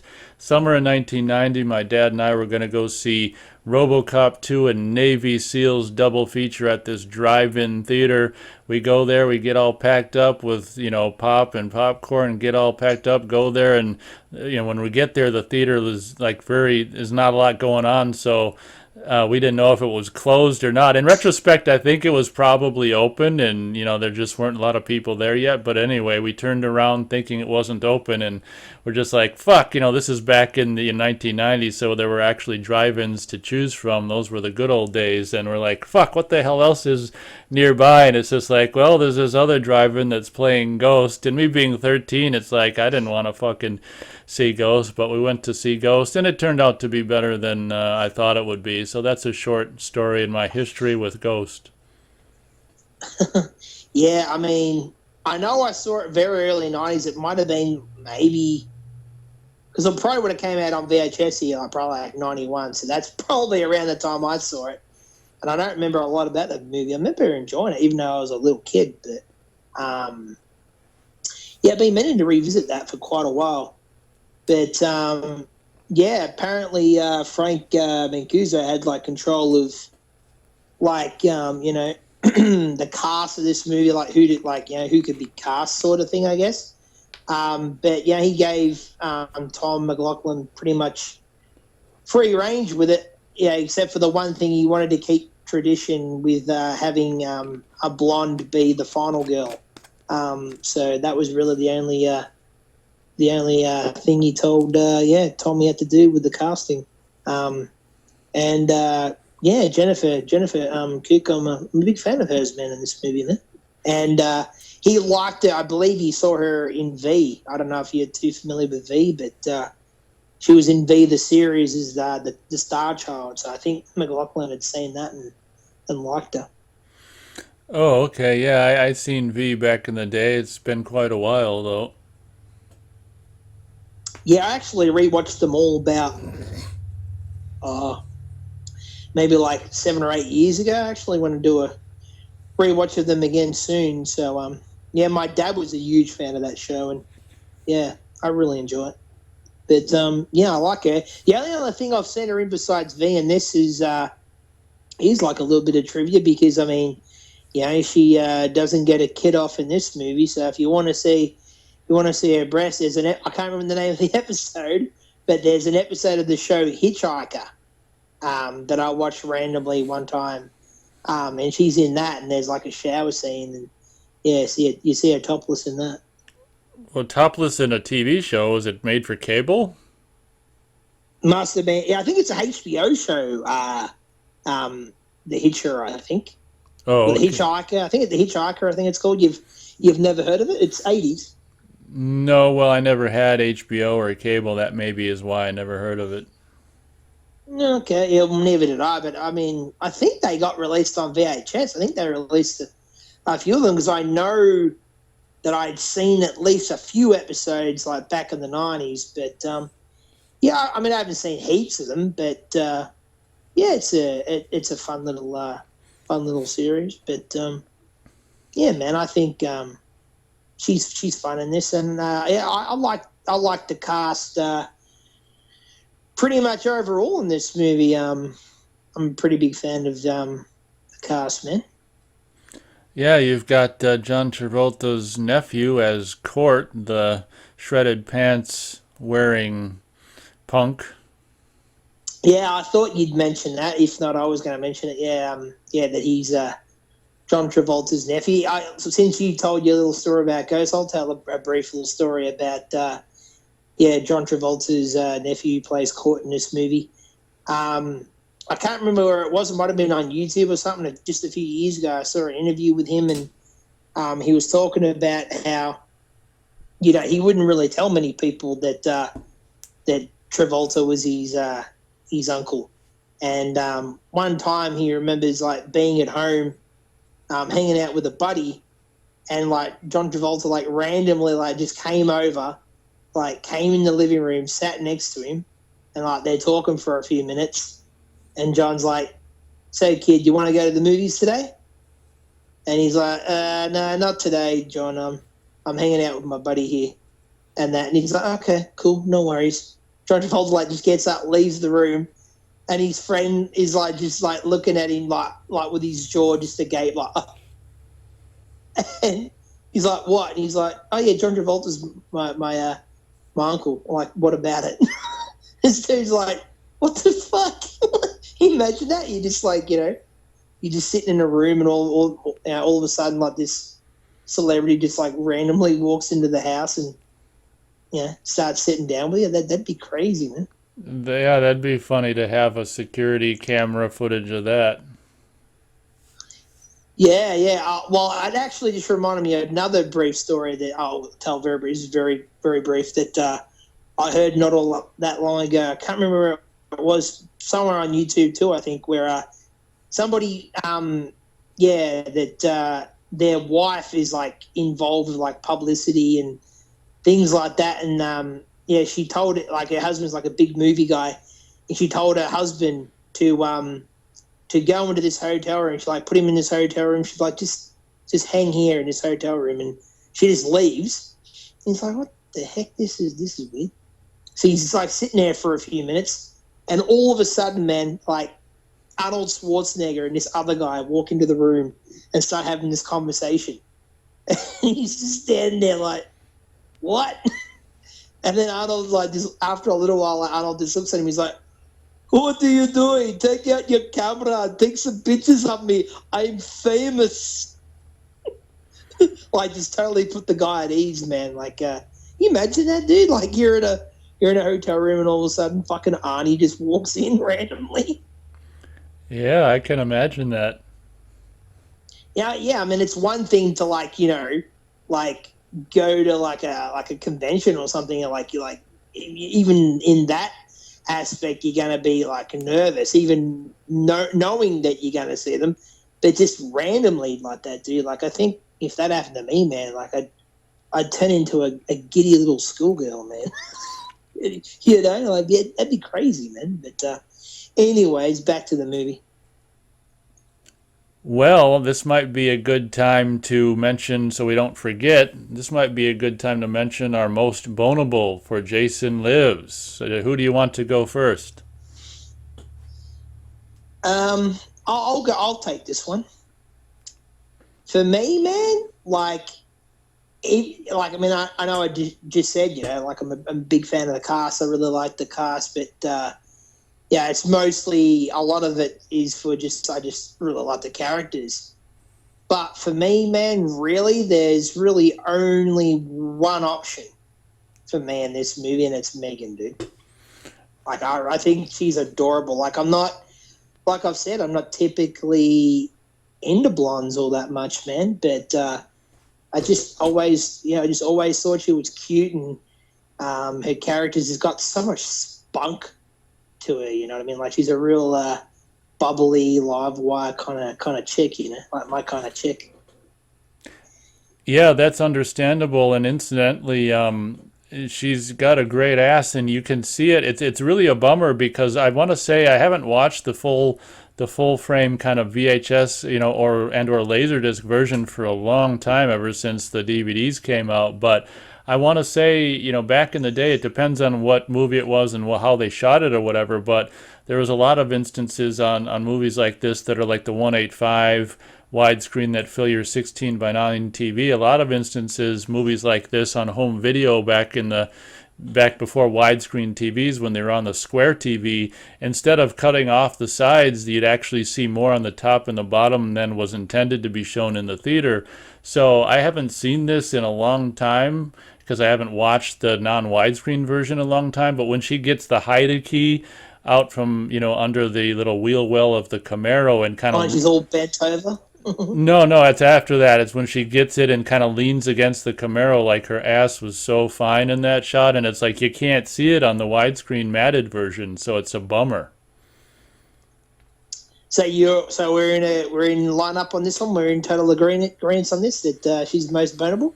Actually, yeah. As far as I go on most bonable, it's a tie between Megan and was it her name Sissy? That's the black chick, yeah. Yeah, it's a tie between Megan and Sissy. I can't decide. That the outfit that Sissy goes out in is pretty hot. Yeah, I wouldn't say I'd kick her out of bed. I mean, I wouldn't kick any of these girls out of bed, I guess. But I don't know, man. Just Jennifer. Is it Cook or Cook? I've never really. I don't think I've heard anyone pronounce it. What do you go with? I guess I'd just say Cook. I have no idea. Yeah, but one thing I always kind of forget about though, man, like because I mean, it is memorable of a scene as it is, and as cute as she is in the scene, I always kind of forget, and I always can't remember her fucking name too.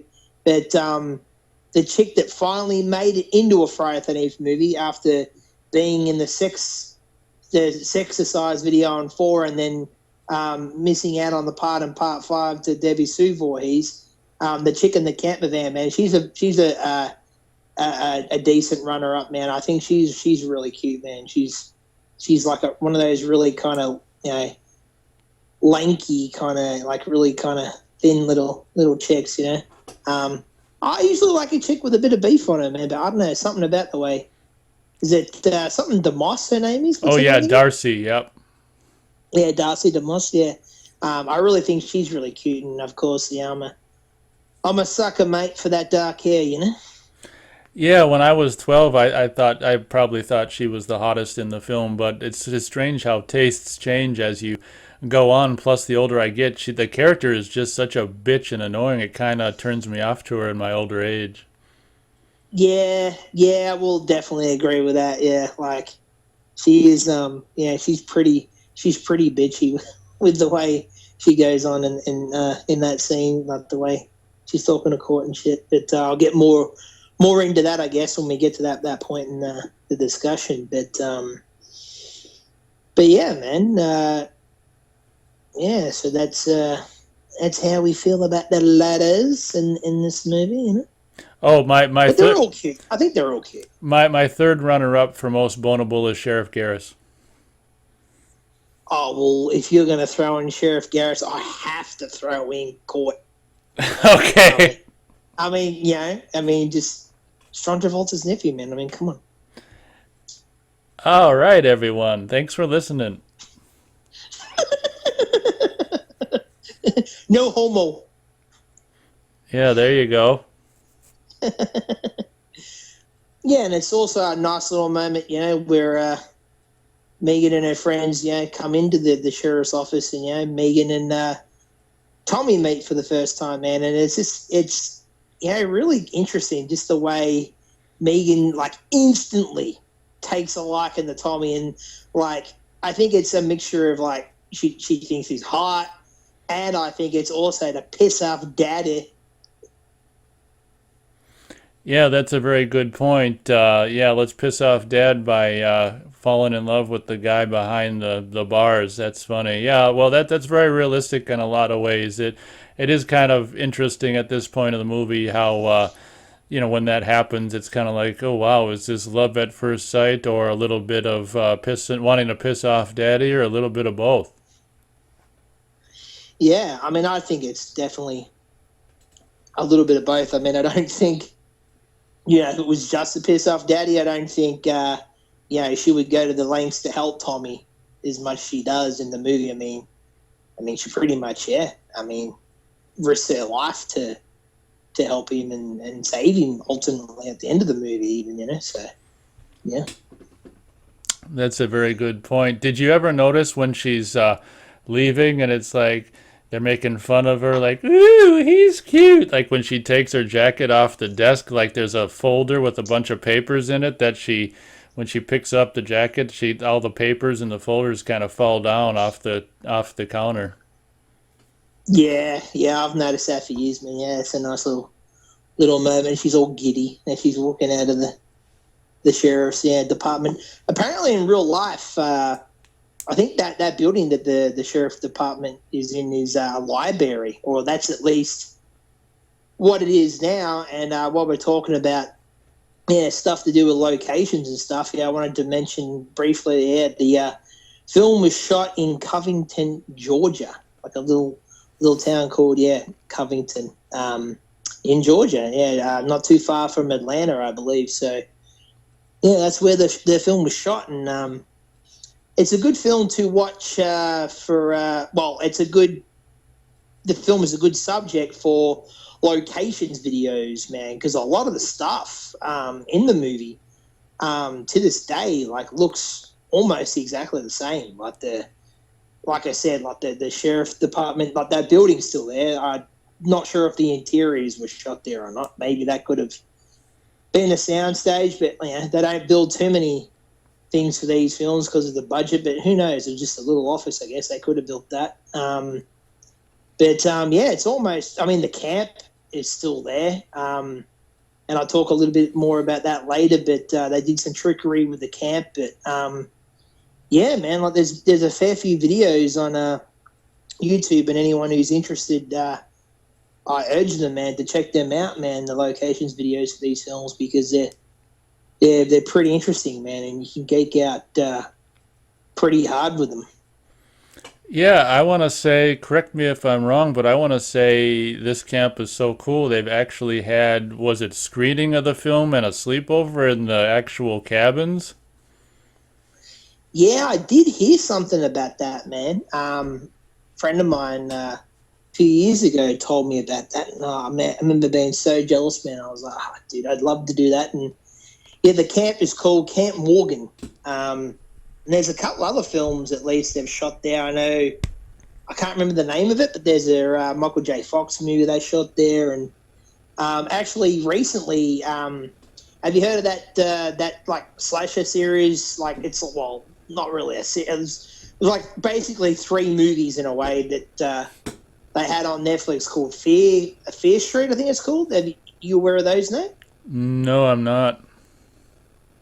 Yeah, they're okay. I never got around to watching the third one because the third one, I don't know, the plot for that one just, I don't know, didn't really interest me that much. And that, but the middle one was the one that I thought was the most fun, which was actually a camp slasher. And they actually claimed that they shot the movie at Camp Morgan, but realistically it was like a few shots. It was mostly shot like at another camp, I think, nearby, and they just used like a few shots, I think, around the lake of Camp Morgan and stuff. So I mean, there's a bit of film history to the camp, and like I said, it's pretty much unchanged to this day, man. Just like Camp Nobi Bosco, Yeah, it's too bad those are, well, they're a lot closer to me than they are to you. I was going to say, I was going to piss you off and say, too bad those are so far away from me. And he's probably going to, he'd slap me upside the head if he could and say, if I were you, I'd go right there. I wouldn't. Every time you mention it, I want to do it. I want to slap you so hard. And it's not just you, but everybody I hear that lives in the States is like, oh, yeah, I'd like to go to Camp Nobi Bosco, but it's like a 6.5 hour drive. And I'm sitting here just shaking my head, and I'm like, I don't give a shit if you're paying $5 a gallon of friggin' of gas to get there. I mean, for me, dude, honestly, I'm going to divulge, it's nothing too personal, I guess, but I'll divulge this, and I've always felt this way, okay, ever since I was a kid. America, to me, it's another planet, dude. It's the way it's always felt to me. It's always felt like a place that is just magical in a way and almost unobtainable. Like, it just feels like I couldn't go there even if I wanted to, for some really strange reason, dude. You know what I mean? Like, it just, I don't know, it almost, like, when I watch all these American movies, because, I mean, you know, I guess it's no secret also by this time that, American movies are my favorite, country form movies, man. I mean, I don't really care all that much for the movies that are made here in the land down under. You know, I mean, there's a few things here and there, but, I mean, I like, English films and stuff as well, but, majority of, it's American movies are my favorite. And, man, like, I mean, for me to get to Canton Moscow, it's a friggin' 24-hour friggin' flight, and not to mention, like, from what I've heard, if you go on one of the tours, it's costing a pretty penny. And then you've got to, like, you can't just book it. You've got to, like, draw a lot, and you got to, like, wait for your number to get called. And so it's a whole to do, you know what I mean, to even get that part of it done. Not to mention if you got to come from another country, like literally on the other side of the friggin' globe, you know what I mean? So, like, when you guys bitch about a driver, I'm sitting here thinking, oh, if you only friggin' knew. Yeah, I knew that pissed you off. Oh, big time. Well, I mean, like, just out of curiosity, I think you've mentioned it before, but how far away roughly are you of a drive to, like, the original camp? All right, I typed it in the worldwide internet. It looks like from where I am to Hope, New Jersey, if you drove, is 17 hours. It looks like it's 1,135 miles. Jeez, it's that far. I thought it'd be like half that distance. So it'd almost be better for you to get a friggin' flight there, eh? Yeah, probably. What was the name of where am I typing in for the other place in Georgia? It's probably the same distance. Covington. Yeah, it's probably even further. Covington. Okay, there we go. Let me just type it in. Oh, okay. It's about this. Yeah, it's barely a little further. 17 hours, 50 minutes. Okay. I mean, now you got me thinking, I wonder how far away the two camps are from each other. Because I remember a few months back, I think it might have been when we did maybe the show for part 1 or part 2 could have been. I looked up, I wanted to know how far away the original camp was from where they shot part 2, and it's only like, well, in my estimation of how we track travel in Ks, it's I think around 50 Ks, so it's probably around, like, I guess 70 miles, maybe something like that. So yeah. Very cool. Well, I didn't know what you meant, so I did, just in case you want to know this for fun, I did type in the distance between Hope, New Jersey and Covington, Georgia is 13 hours and 13 minutes. That's interesting. 824 miles. Yeah, I mean, I'm not trying to one up you on, like, who's the bigger fan of these franchises, this franchise, obviously, but I'll just say, like, personally for myself, like, I don't know, this is going to sound crazy, man, but I almost wouldn't care if I had to hitchhike. Like, if I would find a way to get to these locations, man. That's how jazzed I am about going there one day, man. Like, I'm fascinated with like shooting locations for movies and stuff like that, especially anything to do with my favorite franchise. Yeah. Well, 6 discussions in, and we finally figured out who's the bigger Friday the 13th fan. Well, what's holding you back, Nate? Well, it's kind of like you said in regards to Nobi Bosco. I mean, you can't, they don't want you in there, and the only way to get in there is to do those, jump through the hoops like you said, you know? Yeah, I can see where you're coming from. I mean, people, I don't know if they've tightened up on security nowadays, but like, there was one guy I followed on YouTube for a while.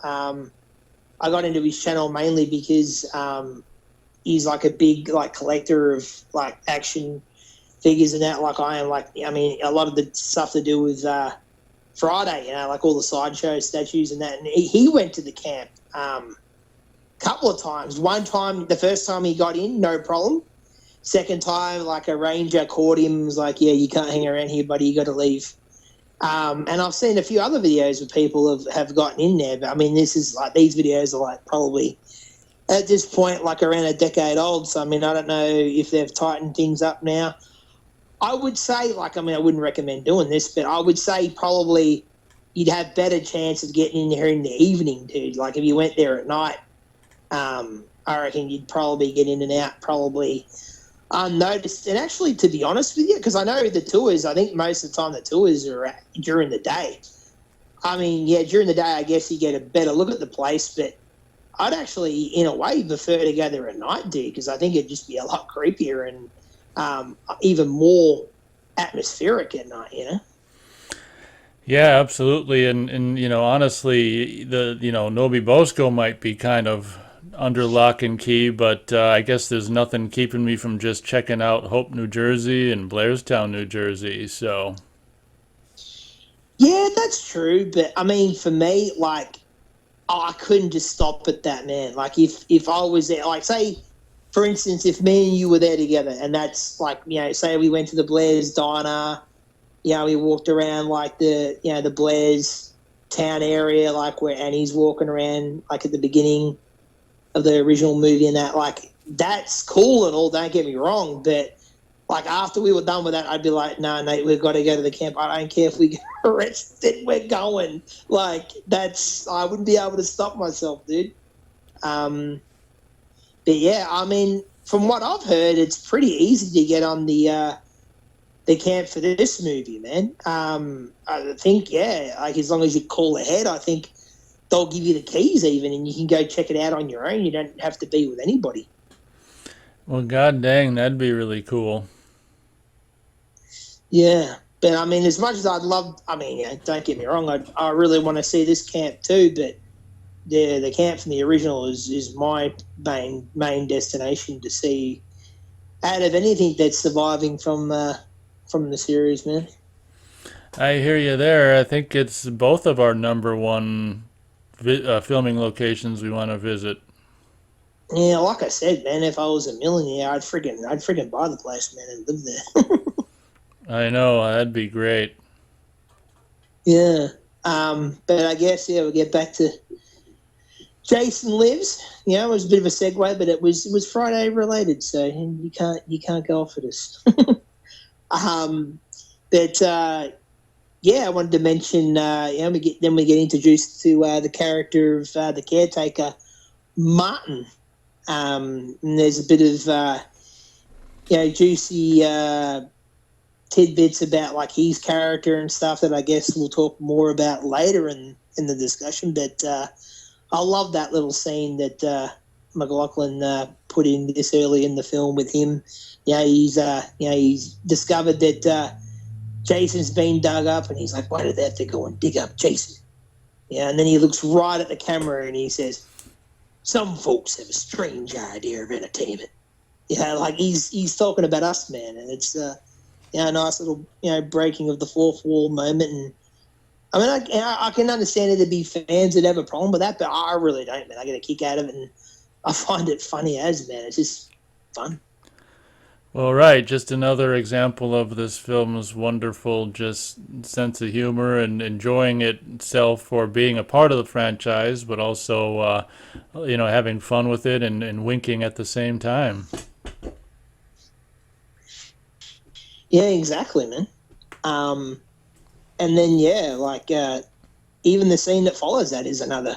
This scenes, man, like there's almost no dull moments in this movie almost, man. There's every scene that follows is just holds your attention and is fun. And the next scene is where Megan and the crew get back to the camp, and they're all kind of giving Megan shit for being into Tommy, him being a jailbird and all, and just being so giddy, like off the cuff about straight away just being into him. And she's kind of just spaced out, like thinking about him, and they're talking to her, and she's back in the what do they say? She's like back in the cell with the prisoner of love. And I just love that the whole exchange. And then she goes into her whole little spiel about like the history of Jason and stuff. And I love how, like, in this movie, like, the parents or whatever have managed to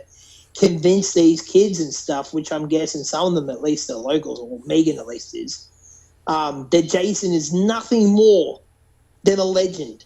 And it's like, are you fucking kidding me? Like, how many friggin' people did he slaughter? And how can you sweep that under the rug? Like, even if, I mean, by this point, I guess it's like, if, like, that say that you don't count part 5, okay? Which, let's be real here, people. That was pretty much the intention of this movie, is that, have it go the story go straight from 4 to 6. And I mean, like, what would that have been, like, maybe 15 years ago? How old do you reckon Tommy is in this movie? Like, maybe around 20 or something? Or maybe 10 years later, I guess. He's about maybe, I guess he's around 8 to 10 years old in the first movie, I guess. Well, sorry, in part 4, sorry. Yeah, that's a good point. But honestly, if these kids are supposed to be like 18, 19 years old, that means they would have been 9 or 10 and not privy to a lot of stuff going on in the media. Maybe they wouldn't have seen those newspaper articles of photographs of Jason doing his dastardly deeds. But it is kind of interesting, and I wonder if it's kind of a Tom McLaughlin wink to Nightmare on Elm Street, and the parents conspiring to keep the information kind of from the children. I wonder if it's a wink to Nightmare on Elm Street. I was actually just thinking that myself, man. You could be right. But yeah, I mean, I don't know, dude. Like, at 9 to 10 years old, I was pretty, like, aware of shit that was happening in my own local, small town and things like that. I mean, nowadays, you couldn't get away with it. I mean, kids are on the net 24/7, so they'd know everything. But I don't know. I think it's a little bit of a stretch. I mean, you can't tell me like, look at the first movie, dude. Like, as soon as Annie gets into town, it's like, you going to Camp Blood, ain't you? You know what I mean? And it's like, she goes into, like, everyone she meets, man's talking about Camp Blood, from Enos to Ralph to the locals that are in the calf. So, like, I mean, you can't tell me there's no other, like, crazy Ralph type that's running around, like, telling the kids, no, it's all true. And what's kind of funny, man, is, like, I don't know if we mentioned this in part 4 or whatever, but they kind of wisely enough gave up on the whole crazy Ralph thing for a little while. Like, now there's no crazy Ralph type in part 4 or 5 or 6 or 7. It's not until we get to part 8, and I've got thoughts on that. Well, this might be a good time to mention the fact that we haven't mentioned yet. The one thing that kind of one of the many things that sets this film apart from the other films in the entry is I think it was, it's a 6th film at this point. It's kind of makes sense to change it up a little bit, and it's kind of an interesting plot point how another thing that the town kind of did to try to erase the bloody history of Camp Crystal Lake, Camp Blood, is to actually rename the camp Camp Forest Green. So that's another interesting plot point of this movie. And it should also be said that it's kind of interesting, although it's a bummer that it's not obviously filmed at Camp Novi Bosco. How cool would that have been? But this is the first film since the the original film that actually, is supposed to take place at Camp Crystal Lake, although it has been renamed. Yeah, and that's something I've thought about, for the longest time. Even though I enjoy the heck out of the look of the film, the camp itself is cool, but it really would have been something special if they had went back to Camp Novi Bosco. Hey, and I mean, don't quote me on this. I think recently somewhere, I think I heard maybe they explored that option and it just didn't work out.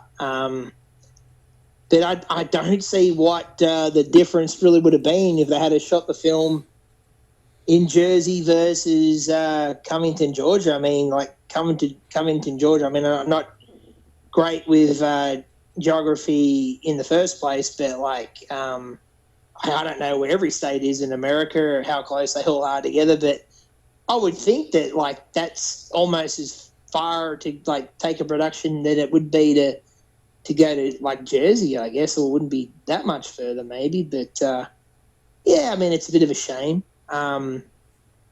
Also, this is the first movie since the original film that actually had kids at the camp.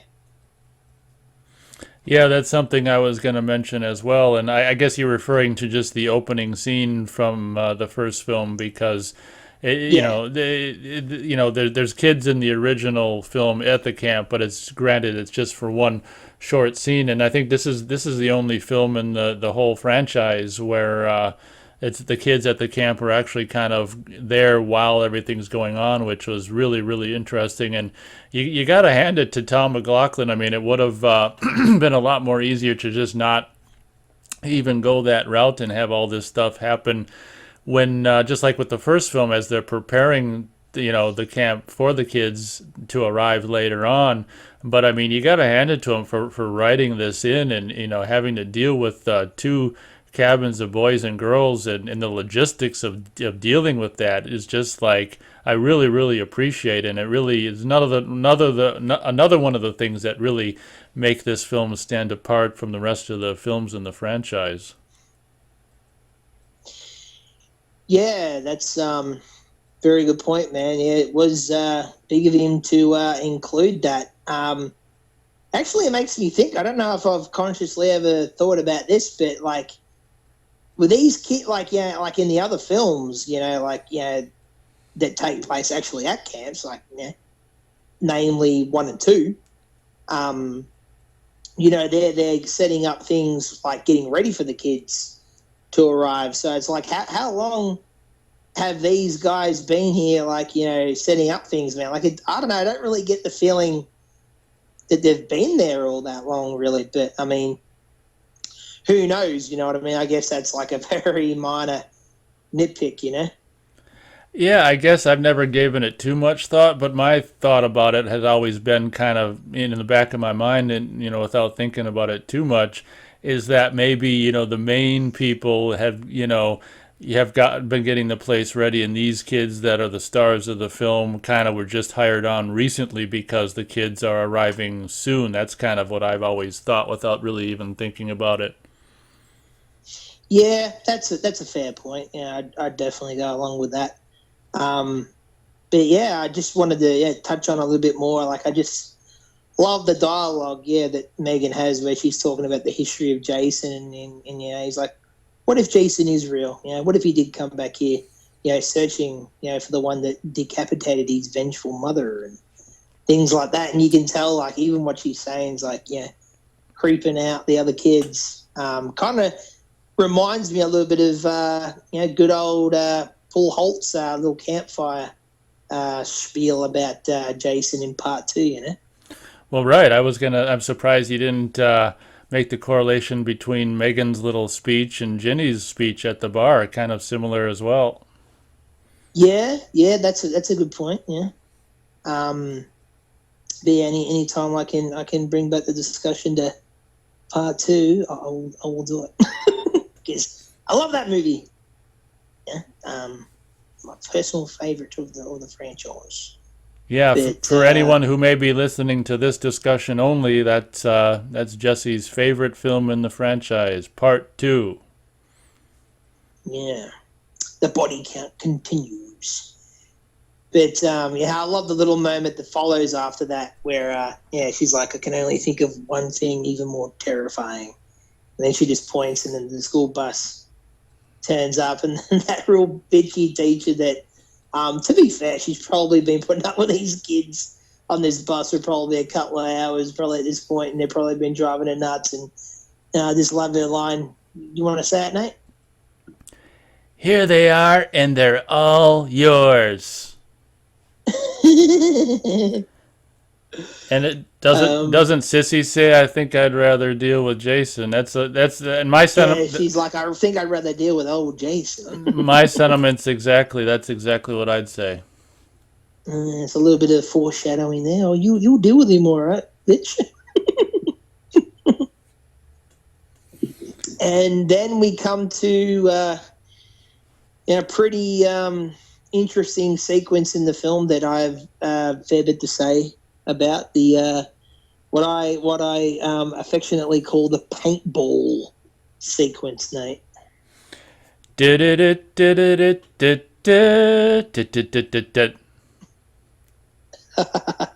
That's a very good impression, man. You nailed it. Yeah, so for any of you youngins who might be listening who weren't alive in the 80s, in North America, paintball was a big thing, and it's interesting how Tom McLaughlin interjected paintball into the film, and it's always kind of interesting when I watch this, for repeat viewings, how I'm not saying this in a bad way, but it's interesting how the film, I guess, you know what, come to think about it and talking about it out loud, it kind of reminiscent of the bikers from Friday the 13th Part 2, how we kind of just introduce a group of characters just to murder them through in the middle part of the film before we start killing off our main characters. Yeah, that's a good point. I will say, though, I really do enjoy the scene, and I think these actors, even though given very short screen time, do a pretty good job, man, of fleshing out the characters, and I think it really helps, that Tom McLaughlin's a talented writer. Oh, absolutely. I think the dialogue for these characters is hilarious. The people they got to play these characters is hilarious. Kind of these doofy guys who just are used to sitting in a cubicle. It's like, I don't know, are they forced to go out and do this? The one guy who's always hungry sure seems to be forced, like he's being forced to do this, company whatever, excursion or whatever. But yeah, the way they bicker back and forth as if they're possibly, we don't know, quite possibly a couple, we don't know. That's never verified or not. But Whoa. Yeah, well, I've never thought of that. Yeah, well, shit. Now you're never going to see this scene the same. But I hope I didn't ruin it for you. It's just kind of Yeah. how it always looked to me as an adult. But yeah, the scene is definitely funny, and obviously Jason will go on to get his shiny machete and his whatchamacallit utility belt from the one guy is just hilarious. He's a dumb broad. She tricked me. Women shouldn't be allowed in these games. She should be in the kitchen where she belongs. Yeah, man. I don't know, dude. I don't know about you, but I mean, I've certainly been accused of, being like an old married couple with a good buddy. You know what I mean? Bicker back and forth and just argue about stupid shit. And people a third person might witness it and be like, you guys sound like an old married couple. So, I mean, I don't necessarily would say that it, I wouldn't necessarily say that it means these guys are a couple. Maybe they've just worked together at this, business establishment for so long that, they're really good friends, I guess. They just argue a lot. You've never had that kind of friendship with someone where you know each other so well that you kind of bicker a little bit here and there? Oh yeah, absolutely. And I guess I didn't. I was just saying it as a kind of a passing little joke. I guess I didn't mean it to be taken so seriously, but that's okay. These Yeah, I just find it interesting. But I love the dialogue, man. The heavy guys saying, I really don't like who you become out here. But I mean, now that I think about it, it does. See? don't know. You've become Yeah, I mean, a totally different person when you're out here. I don't like it. yeah, it does kind of sound feminine, does it? In a way, yeah, it really kind of does. I mean, I've never caught myself saying quite that kind of thing to even a buddy that I'm really close with. I think I'd word it a lot differently. I'd just be giving him shit. I'd be like, I'd probably word it more like, you're really a dickhead when we're out here. That dude. Like that'd be probably the way I'd deliver it. But I love the dialogue, and he's like, that is so unfair. You're a real ass. And he's like, better than being all ass. Like, it's funny. It's funny fucking stuff, dude. But yeah, at least some of these actors I know. The real wimpy dude, the character Roy, and the chick, both of them are like long-term friends of Tom McLaughlin, and they were both in mime school with him. I don't know if you know this, but Tom McLaughlin was a mime at one point in his younger days. Yeah, I was aware of that, and I was aware of the fact that the wimpy guy with the glasses, it's actually not four. In this case, it's like six eyes because he's got glasses plus the safety goggles over the glasses, so he's like six eyes. But yeah, I remember I think hearing in an interview or commentary that his kind of shtick was kind of that physical comedy that he does with the tree branch and everything else. So yeah, I think I heard that. Yeah. I remember being a kid and seeing a friend trying to do that, like ripping off a branch off a tree and trying to put it back, and I'm looking at him just shaking my head like, you idiot. Oh my I God. shit you not, I shit you not, man, I shit you not. But, like, and I love that bit of dialogue after, she surprises him and shoots him, and the heavy guy's like, should have never let her play. And the other guy's so pissed, and he's like, it's a dang company exec game, and she's a dang company exec. I love it, dude. Yeah, It's honestly, so entertaining. the more I'm thinking about these characters, you could make a sitcom of them before they died. Yeah, that's a very good point, man. Yeah, I mean, I'm not a big sitcom guy, but I guess if it was actually these characters, I'd probably watch it because it's Friday related, man. I wouldn't be able to help myself, man. But you saying that, paintball was a big thing in the US in the 80s and stuff. It actually became a big thing here in like the early 2000s, man. Like I don't remember really hearing about it as a kid at all in the 90s, and then it really got big here from like. I mean, it probably is still pretty big here, but like especially from like probably like 2002 to like 2012 or something, like around that time, man. Like it was big, man. Like you couldn't go into a mall without like some dude like trying to sell you on doing paintball. And I'll give you another little quick story. There was one time when I was in a mall. This is probably maybe like around like '08 or something, and I was there to see a movie, and there was this dude had like his own little stand in the mall, and he was trying to get people to sign up for paintball. And I walked past him once, and he asked me, he's like, hey, would you like to try paintball, dude? And I was like, no, thank you. Walked past him, went into this store for a little bit, like probably 5 minutes or so, right? Like had to walk, like there was no way I could avoid him. I had to walk back again. And he asked me a second time, and I'm looking at him like, nah, dude, I'm good. And then I had to pass him a third time. I can't remember why. Like it was like 3 stores that were like all close to each other. And then he asked me the third time, and as I'm walking up to him the third time, by that point I was like, if this guy asks me again, like, come on, man, seriously. He did. He asked me the third time, and I blew up at him, dude. I'm like, are you dumb or what, dude? Like, do you not remember me? Like, this is the third time, man, in less than 10 minutes you've asked me this shit. Fuck off. Like I lost my shit, dude.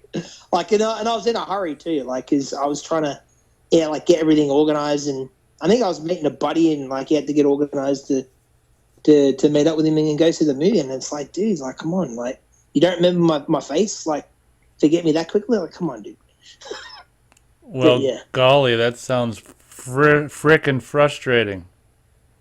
Oh yeah, and I mean, even to this day, like I can't walk into a mall usually without there being people of that ilk. Yeah, like trying to sell you something, dude. You know, no matter what it is, I just usually if I go into a mall now, like unless I'm with somebody, like if I'm on my own, dude, I'll go in there like shades on, headphones in my ears, like I will really put out the message like don't disturb me. Yeah, that reminds me of Airplane. Have you seen the comedy film Airplane? Not for years. I've actually been meaning to revisit that over about the last few months. I just haven't gotten to it yet, but I haven't seen that since probably like the late '90s, man. Yeah, there's a scene in there where because back then I don't know if it's still like this in airports, but back then there were all these characters like them bald. I can't remember if it was Harry Krishnas. I don't know what the hell you call these characters that wear the orange robes and were bald. But there was all kinds of a funny joke in Airplane where all these people come. This one pilot's walking in there to go to work, and all these people start asking him questions, asking him to sign up or donate or buy this, and he starts, doing karate chops on them and throwing them over his shoulders by the time by the time the scene's over. So it's kind of a play on that same thing. That your story reminded me of that, what you probably would have liked to have done to the guy. Yeah, man. Yeah, I was like, yeah, in my like early 20s at that point, but yeah, man, it was quite annoying. But the only thing I remember about that movie, Airplane, is Leslie Nielsen. Like he keeps going up to the pilot and he says something like, "I just want to remind you that you're doing a good job." And then, like by the end of the movie, even after the plane's landed, he still goes in there and says it, and they're looking at him like, "The heck's your deal, dude?" Like I'm not tripping. Yeah, that happens in the movie. Yeah. Oh yeah, and the line is just wanted to say good luck or something like that, and then he does it while they're trying to land, and then after they're landed, I just want to say good luck. So he does it like three times. Yeah. Yeah, I love Leslie Nielsen, dude. He's a gas. Oh my God, yeah. It looks like the okay, so the hair, yeah, I was kind of wrong. The Hare Krishna movement is a branch of Hinduism, formerly known as okay. So I think it's those Hare people. Krishna, Hare Krishna. Yeah, I think it was those people which were known to frequent, I guess, airports back then. I don't know if they do it now, but anyway, we're way off topic. Security probably wouldn't let him in anymore. Oh my God. That's a good point. That one fateful day and that one month and that one year just ruined it for him. It really did. It really did. But yeah, I guess yeah. Get back on topic here. Yeah, but I'm a big fan of the way all these people get taken out here, man. In this paintball sequence, man. I love the triple beheading, even though like it's pretty truncated. And actually, that was McLaughlin's choice, man. Apparently, he wasn't a big fan of the execution of the kills, man. But like the edited gore that can be seen now on like all the releases and stuff, I think it's fine. I think it works. I mean, it kind of looks a little bit goofy, I guess, but it kind of works with the tone of the film, though, I think. Yeah, I'm pretty sure I've seen that as well, and honestly, I kind of have to agree with McLaughlin here. I really just the way it is in the finished film, I think it's really just to the point, no pun intended, and just really flashy and really kind of cool the way it happens. And actually, the fact that you don't get a glimpse of like the heads hitting the ground and stuff, and I think you just see like the three severed, the three bodies kind of with the severed necks kind of fall out or the screen or however it is in the movie. I think it's fine. I think the version that was cut is a little clunky, but that's just me. Yeah, I mean, usually, in a film with a more serious tone, I'd probably have a more of an issue with it. But I think it's fine for just the sort of film it is. But yeah, to each their own. I could see, where he's coming from and where you're coming from with it, at the same time. But yeah, but the guy's dialogue that you brought up earlier, that dumb broad, she tricked me. I love his kill too, man. Like that's, I point to that as the most tongue in cheek moment out of the whole movie, man. Like just the way Jason, slings him up against the wall, up against the tree, and you get the smiley face, and just Jason holding the arm, and even Jason himself is like amazed at like what he did. He's like, "What the heck? I just ripped this guy's arm off." Yeah, that sequence is just so wonderfully conceived and executed, where he's just chopping at random freaking branches and like one, two, three, and like the third one, Jason grabs it and throws them. Yeah, that whole thing is just so great. And what's so great about that scene is it's just shot and cut so well, and then the whole bit of Jason pulling the guy's arm up into the shot, still holding the machete, is kind of just like a punchline or something of that moment. That's a great moment.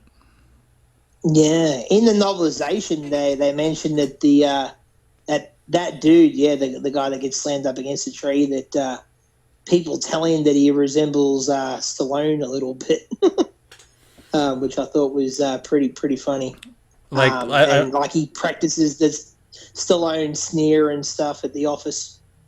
Oh, I see. So characters that he works with at the company, I compare that character to Stallone. Yeah, yeah. So I got a kick out of that here when I was listening to the novelizations. I'm a big Sly guy, love Sly, but yeah, man. We can't forget also to mention that the other big thing also with this sequence is it's one of the very first things they shot for the movie, and it's a different actor playing Jason, an actor slash stunt coordinator on the film named Dan Bradley that got replaced by CJ after this scene because the execs at Paramount didn't like the way he looked at Jason. They thought he looked pretty flabby, like Jason was hanging out at the craft services too much. Yeah, I mean, a corpse isn't going to be flabby. It's going to be all muscular like C.J. Graham. That's kind of a joke. But yeah, I'd rather have, I guess, a corpse be muscular than flabby. Yeah, I mean, to be honest, man, I never really noticed it as a kid. Like, I mean, I don't think I was aware of that at all until, the documentaries and all that. But once you notice it, like once you know, you can't unsee it, man. Like, there's a very different look between the two actors. Like, it's unmistakable, isn't it? Yeah, I have to admit I'm in the same camp. I didn't notice it until it was pointed out on a commentary or behind the scenes thing. It's kind of interesting how something can be right in front of your face and for so many years and you don't even see it. It's kind of scary.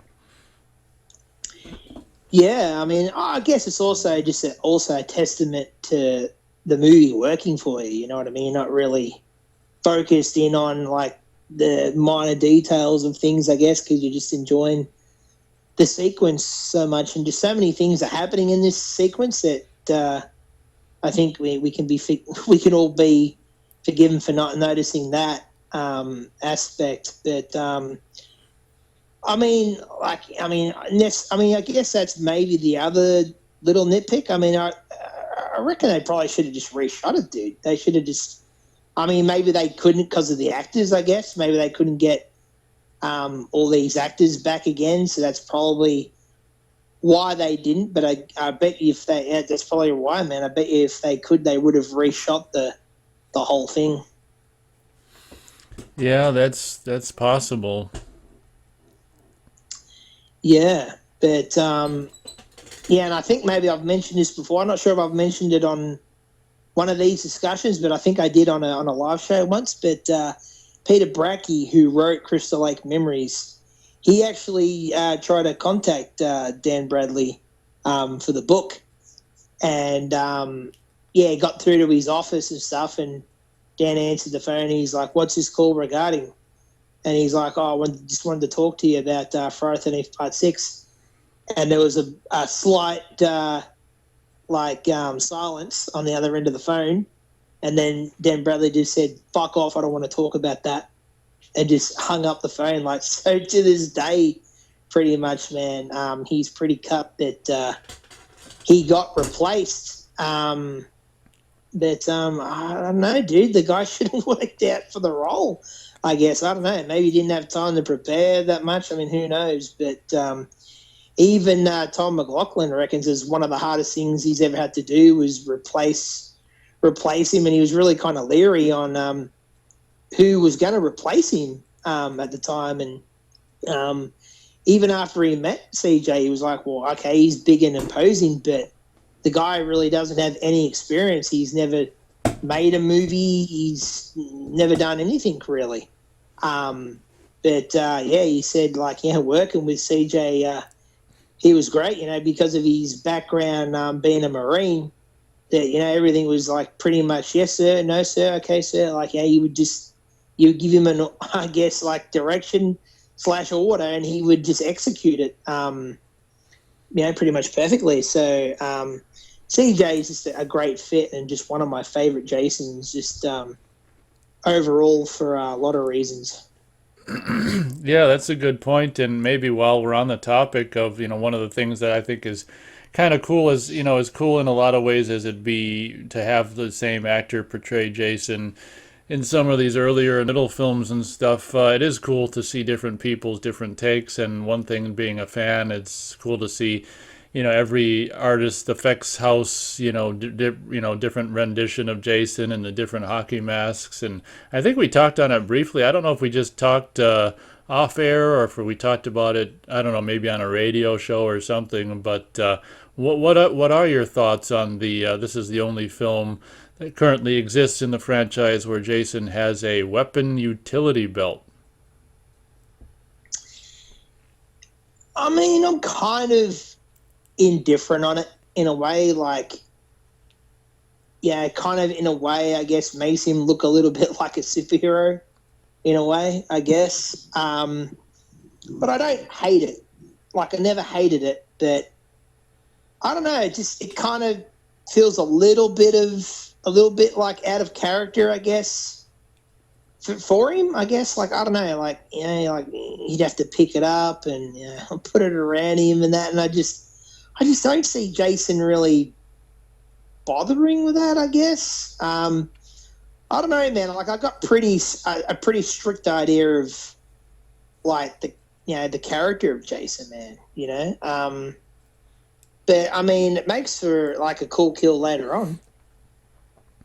Yeah, that's true. My personal take on it is, this is the sixth film and kind of tongue in cheek, and this movie makes a lot of winks at other franchises and other movies, and obviously Rambo was very popular around this time. And my personal thought is maybe this is Tom McLaughlin's little wink at Rambo. There's even like a Rambo knife on the utility belt as well. So those are my thoughts on why he probably had Jason wear that.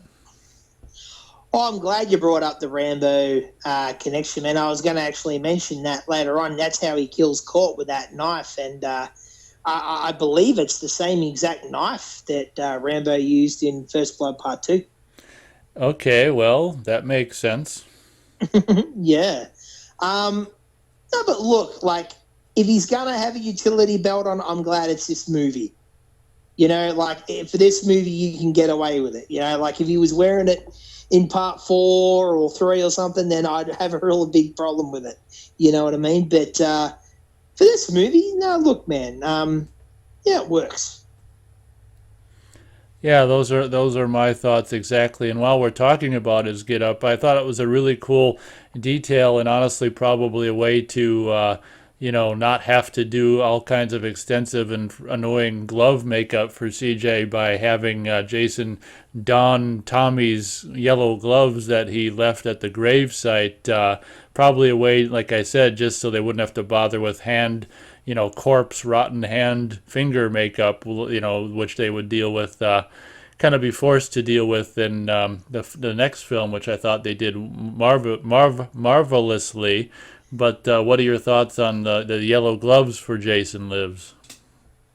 To be honest, man, I only ever become aware of where he got the gloves in pretty recent years, man. It was nothing that I pretty much forever focused on. But like I remember, like finding out somewhere, and I was like, oh shit, they're actually Tommy's gloves. I just never, for whatever reason, never made the connection, man. But yeah, I can definitely see why. But I mean, it's no surprising, not surprising at all though. Like why he's not wearing him, he's not wearing him in the next movie. Because John Carl Beekler just wanted to show off that makeup look as much as he possibly could, But man, it makes sense, I guess. Very cool. I love though when it's pretty much time for Jason to go after that wimpy little dude, that character Roy, I think his name is. I love when he shoots Jason like kind of forgetting that he's not holding a real gun, and like Jason just looks down at the paint like, what the fuck are you doing? And like I remember my old man pointing out how funny it was the way he's running away, and he's like, help me, somebody help me, he's gonna kill me. Like I just remember like my old man cracking up like uncontrollably over that line, and just like finding it funny my whole life too, man. It's a great little moment.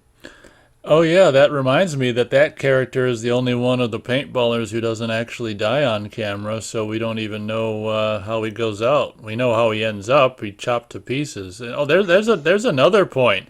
In this movie, Jason just seems to chop people into pieces. Any thoughts on that?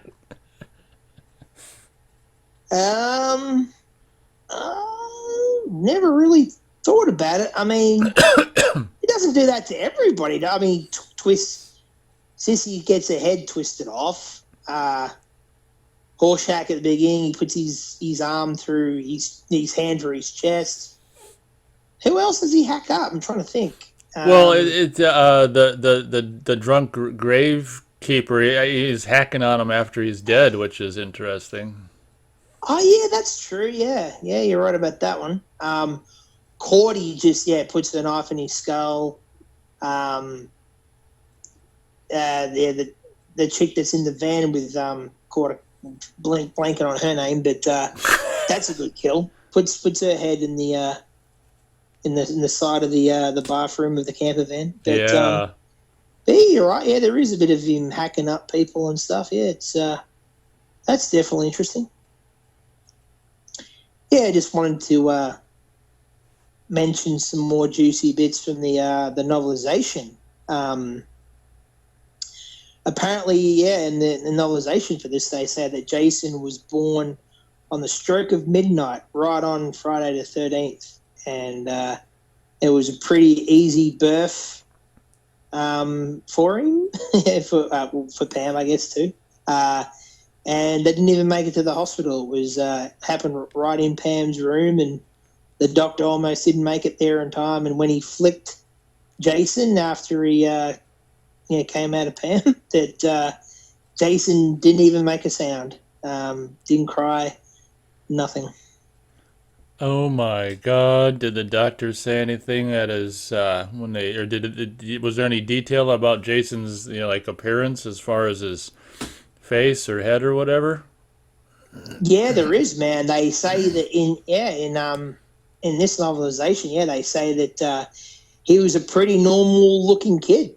He wasn't deformed or anything. They even have a part in the book where they talk about Jason's school experience where he was just didn't talk. He just would communicate with his teacher by writing down a note and stuff. And at one point, one of the teachers got so frustrated with him that she shook him and stuff to try to get him to talk. And I can't remember. I think maybe even a taxi or something. And so then they send him to a shrink, and the shrink. The only word the shrink gets out of him after I think hours of analysis is like yes. That's the only word that Jason would speak, and doctors even looked him over and said there was nothing wrong with him, that he couldn't speak, because at first they thought he was a mute, like he literally didn't have the ability to speak, but it was just no, that he chose not to speak. And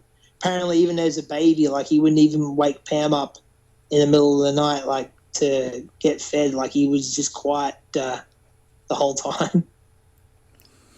Well, perfect infant, I guess. Yeah, yeah, but yeah, I find all those little tidbits about Jason interesting, man. It's interesting how they in the book they went with him being a normal looking kid. Like, what's your thoughts on that? Because I know Victor, it wasn't his intention to have Jason be a mongoloid. Yeah, it was it was in his script. He said he was probably just a normal kid, just a bit quiet. It wasn't until Tom Savini got involved that that changed why they were making the film. Yeah. Yeah, well, I guess regardless of whatever Victor Miller's intentions were, fact is, in the first film, he's a mongoloid, so I guess I consider it. I mean, obviously, this isn't. It's a dream, though. Oh, who's dreaming this? No, it's a dream sequence. Well, when he pops up at the end, it's a dream sequence, dude. Oh, yeah, but when Mrs. Voorhees is describing him drowning, we see a mongoloid drowning, but Do we though? Like, I've never really. You don't get a. I don't think you get a good enough look at him there, dude. Like when you see those shots where he's drowning, I don't know. He kind of looks normal to me. I've never studied those. I've never freeze framed those shots. They go by pretty quick, but he seems almost like a normal boy when he's drowning. well, You differ on that? I'm pretty sure I've seen, production photos or whatever of them, filming the drowning scene, and it's the mongoloid makeup. Oh, very interesting. I've never seen those, man. That's very interesting. Um, but yeah, yeah. I mean, I think it's cooler to go with that he was always deformed. Makes it more interesting for the character and makes a lot more sense. Like as far as like him getting shit as a kid, I guess. Not that a kid has to be deformed to get picked on, I guess, but yeah. Yeah, and I love the next scene that follows, man, where they're pretty much the sheriff Garrison and Deputy Rick Cologne are pretty much trying to escort Tommy out of town, man. He decides to speed off in the direction of the cemetery to try to get these guys to believe him, man. Tommy really does like play the role also, if you think about it, as like the kid that no one will believe in this movie. Like, how in a lot of horror films, obviously, there's a kid that knows something that everyone else doesn't know and no one will believe him, man. Yeah, that's a good point. The old boy who cried wolf. Yeah, but I love that whole cemetery sequence chase. It's pretty well filmed, man. And you get some great dialogue, man. I love the little bit of dialogue that Deputy Rick's got. Wherever the red dot goes, you bang. Yeah, this is also the era of the. I would imagine maybe the laser scopes didn't really appear until the 80s. It's the era of the laser scopes. I always thought it was interesting that this film is like, I don't know what, it's like it came out a couple of years after Terminator, but why is the laser scope so much more clunkier? That's interesting. He's been dying. Yeah, that thing's huge. You made my That's what she deputy said. draw. Yeah, there you go. His revolver. He's been dying to try out his mail order laser scope. Yeah, and to think like he had to mail order that friggin' thing. But Can't just get that, yeah, I always thought it was weird though that it's so much bigger than the one in the Terminator. Unless Cameron, had maybe he found a way to make his smaller for the film so it wouldn't look so stupid. It's hard to say. Yeah, maybe in that film it's not even like a real one. Maybe it's like an effect or something. It wouldn't surprise me. That's true. Another thing that creeps me out about the laser scope in this movie is I don't know if it's the actual laser scope that they're pointing at people's heads and faces, but I mean that's really dangerous to if they're pointing an actual laser at their forehead or nose and shit. I mean that's really close to the eye, and I sure wouldn't want them pointing that at my face. Yeah, that's a good point. Laser tech, though, it's come a long way in the last 30 odd years. Like they're just like a little pencil like thing nowadays. Yeah, absolutely. I remember when people used to have those and carrying them around. It pissed me off. Ah, yeah. I remember that phase when you go to. I used to hate it when you go to the theater, man. You go to the movies and motherfuckers would be pointing them at the screen. And I remember I was at the movies one time and someone kept doing it, and someone really got pissed off. They're like, "You do that one more time, I'm gonna come shove that thing up your ass." And then they stopped after that. But oh yeah, man, no, they were a pain in the ass, man. Yeah, you don't really see people with them much anymore, but I'm glad. they were a pain. Yeah.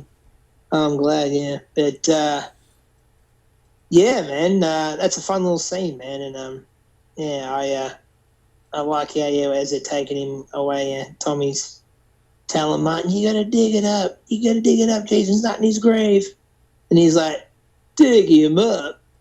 Does he think I'm a forehead head?" And then I love the cutaway to the kids. Yeah, like it's a great little moment, you know. Yeah, and it's funny because I recorded the most I saw this movie when I was 12 was recorded off TV, and I always thought that fart head was a TV edit. I was surprised when I actually bought the movie on VHS to realize, well, that wasn't the TV edit. That was the actual line. I thought he would have said like fuckhead or something. Yeah, that's a good point. Yeah, I mean, yeah, it is kind of a little bit softer. I get a softer of a line, I guess, for this kind of movie. But actually, come to think of it, is there a lot of cussing in this movie? Thinking about it, and there's a little bit from like Sheriff Garrison and stuff, I guess. But I don't remember like a lot of the characters really cussing all that much. Yeah, there might not be a lot of cussing in this movie. Damn it. Um, but yeah, like I love that's a great moment too. Like you get the transition to the kids saying yeah, and then like all the stuff that Megan's saying to the kids to get them all excited and rolled up, and she keeps running out of shit to say, and Sissy's like trying to give her a hint on what to say next, and just a really really fun little moment. We're gonna nut eat Brussels sprouts, yeah. Yeah, see, Yes, fun stuff. for those who might not be paying attention to this movie and all the intricacies and plot goings on in this and that, the two of the people who got killed at the beginning of the movie were the main head counselors that were supposed to be in charge of this. So with them not arriving, these younger kids had to basically take the reins and do their best at entertaining the kids until hopefully the senior counselors would arrive, which of course was never to happen. So these couple of scenes where we see what's her name, Megan, trying to keep the girls entertained, and then Court trying to keep the guys entertained are really funny scenes. Yeah, and like I was really thinking about this like earlier, man, and I've thought about it before, but it's amazing how much more you dwell on certain little things, man, when you're going to do, leading up to like doing one of these discussions. You think about these things even more deeply than you would usually. Like a lot of other times, it might just be like a passing thought. But like I don't know about you, but I think like if these two head counsellors are late by like more than half a day, I'd be like, where the fuck are they, man? Like, come on. Like, no phone call, nothing? Like, that's really sus, dude. Like, they have it be that, Megan tries to get her dad to help locate him, and he's like, my deputy's got better things to do than go out looking for lost counsellors and stuff. And it's like, that's even a little bit of a dick move on his part, man. Because, like, what if they're lost? Like, forget about Jason, man. Like, even if you just get lost in the woods, man, like if you don't know where you're going, man, you could get lost for days and even die. Yeah, that is a good point. Now that you mention it, it is kind of a dick move on Sheriff Garrett's part to. It's like, what better things is he doing? Just sitting around the office taking naps? Like, why can't he look for the camp counselors? Yeah, exactly. Like he's just like, yeah, we know he's got a history of doing that because that's what he's fucking doing when Tommy burst through the door, man. So yeah, exactly. Well, what else has he got to do besides like run Tommy out of town? I guess like I mean, come on. I mean, that's the other thing. Like, come on, like you've got this kid. Yeah, in the words of Sheriff Garrett, I'm pretty sure he's the one that says like, yeah, he's spouting off about Jason. You know what I mean? Like you got him saying, Tommy saying all this stuff about Jason's back, and these cancellers haven't turned up yet, and like you're not even entertaining the thought that there might be something to what this kid's saying. Like you're not even going to check it out. Like, okay, like the kid's been in the loony bin, but still, dude, like these cancellers are missing. Yeah, it's like the Sheriff Garrett is just in complete denial. It's like, why didn't you call the camp and make sure everything's okay? We have, trying to locate you. The phone's there is disconnected. Doesn't that tell you something? Yeah, they should have paid their Yeah, they bill. should have paid their bill. I was like, dude, really? Like, I mean, how far away could the camp even be, man? It's probably like a 10-minute drive. And he doesn't even, like, get anyone to go out there, man. It's just, I mean, yeah, it's a horror movie. Yeah, you got to kind of forgive these sort of things. But I find it funny. Yeah, and I like, yeah, that's the other thing, man. Like, he repeats it again, McLaughlin, well, I mean, like that kind of like, that idea of like transitioning and like bleeding in one scene to another, like you get the fight headline and then and then like at the end of that scene, you get like the little bit of dialogue where they're talking about what Court's up to and, saying that like, Sissy's saying that he's teaching the boys about Boy Scout kind of stuff. And, you can tell that scene's really out of character for him, and the other chick's like, you got to be kidding. Then it cuts to the kid saying, you got to be kidding. Like, I love that stuff, man. It's, I mean, I know I just keep saying it. I love that stuff. But it just really is it's well done, dude. Oh yeah, absolutely. Jesse loves that stuff. That kid who says that, you got to be kidding. Do you recognize that kid at all? No, who's that kid? Well, I know him from one other horror movie, man. He's in From a Whisper to a Scream, a.k.a. The Offspring, with Vincent Price. It's a horror anthology. You ever heard of it? Yeah, I think I have. I don't think I've seen it. Fun flick, dude. I'm not a big fan of the first story with Clu Gallagher, but I think the other, 2 or 3 stories are pretty strong, man. And that kid is like one of the main parts in one of the stories, and it's a pretty creepy little horror anthology, man. I recommend it, man. If you can track a copy of it down, Screen Factory did it a while ago. It's out of print now, though, I think, but I managed to snag a copy a long while ago. It's been a favorite of mine since I was a kid, but I remember always remembered that kid from both of these films, man. What do you know the story on? I would imagine you do the story on the blonde kid that's his buddy in the film. Yeah, I've heard of this band, but I can't remember right off the top of my head. I know there is some sort of interesting story about that. I don't know if this is the same story you're thinking of, but it's the brother of the blonde kid in Sleepaway Camp 2. Oh, okay. No, didn't know that. Which kid in Sleepaway Camp 2? The kid that looks like the blonde kid in Jason Lives, the ones I think one of the 2 kids that are taking the Polaroids of Angela. Okay, so this kid in this, he's the brother of that kid in Sleepaway Camp. It's not the same kid, it's the brother. I think it's the brother from what I understand. Oh, okay, interesting. No, I didn't know that. I know there's some other kind of story like that, either about that kid or one of the other kids. I just can't remember off the top of my head what it is. Some random thing I've heard like on a podcast probably somewhere. But yeah, man, that's cool. Yeah, you know, I love me some sleepaway camp, man. I want to do those sometime too with you, man. That'd be a blast. I'm assuming just the first three. Yeah, I think we can talk about Return though, just to vilify, dude. Come on, you gotta just talk about just how bad that movie is, man. Yeah, that's true. We could do a 15-minute discussion about Return to Sleepaway Camp. Yeah, that works for me. That's all I need. But yeah, man. Yeah, even in yeah, the novelization, there's like a bit of dialogue about like, yeah, when that kid, like his next line, he reads like, you know, this is exciting as it gets. We're in big trouble, dude.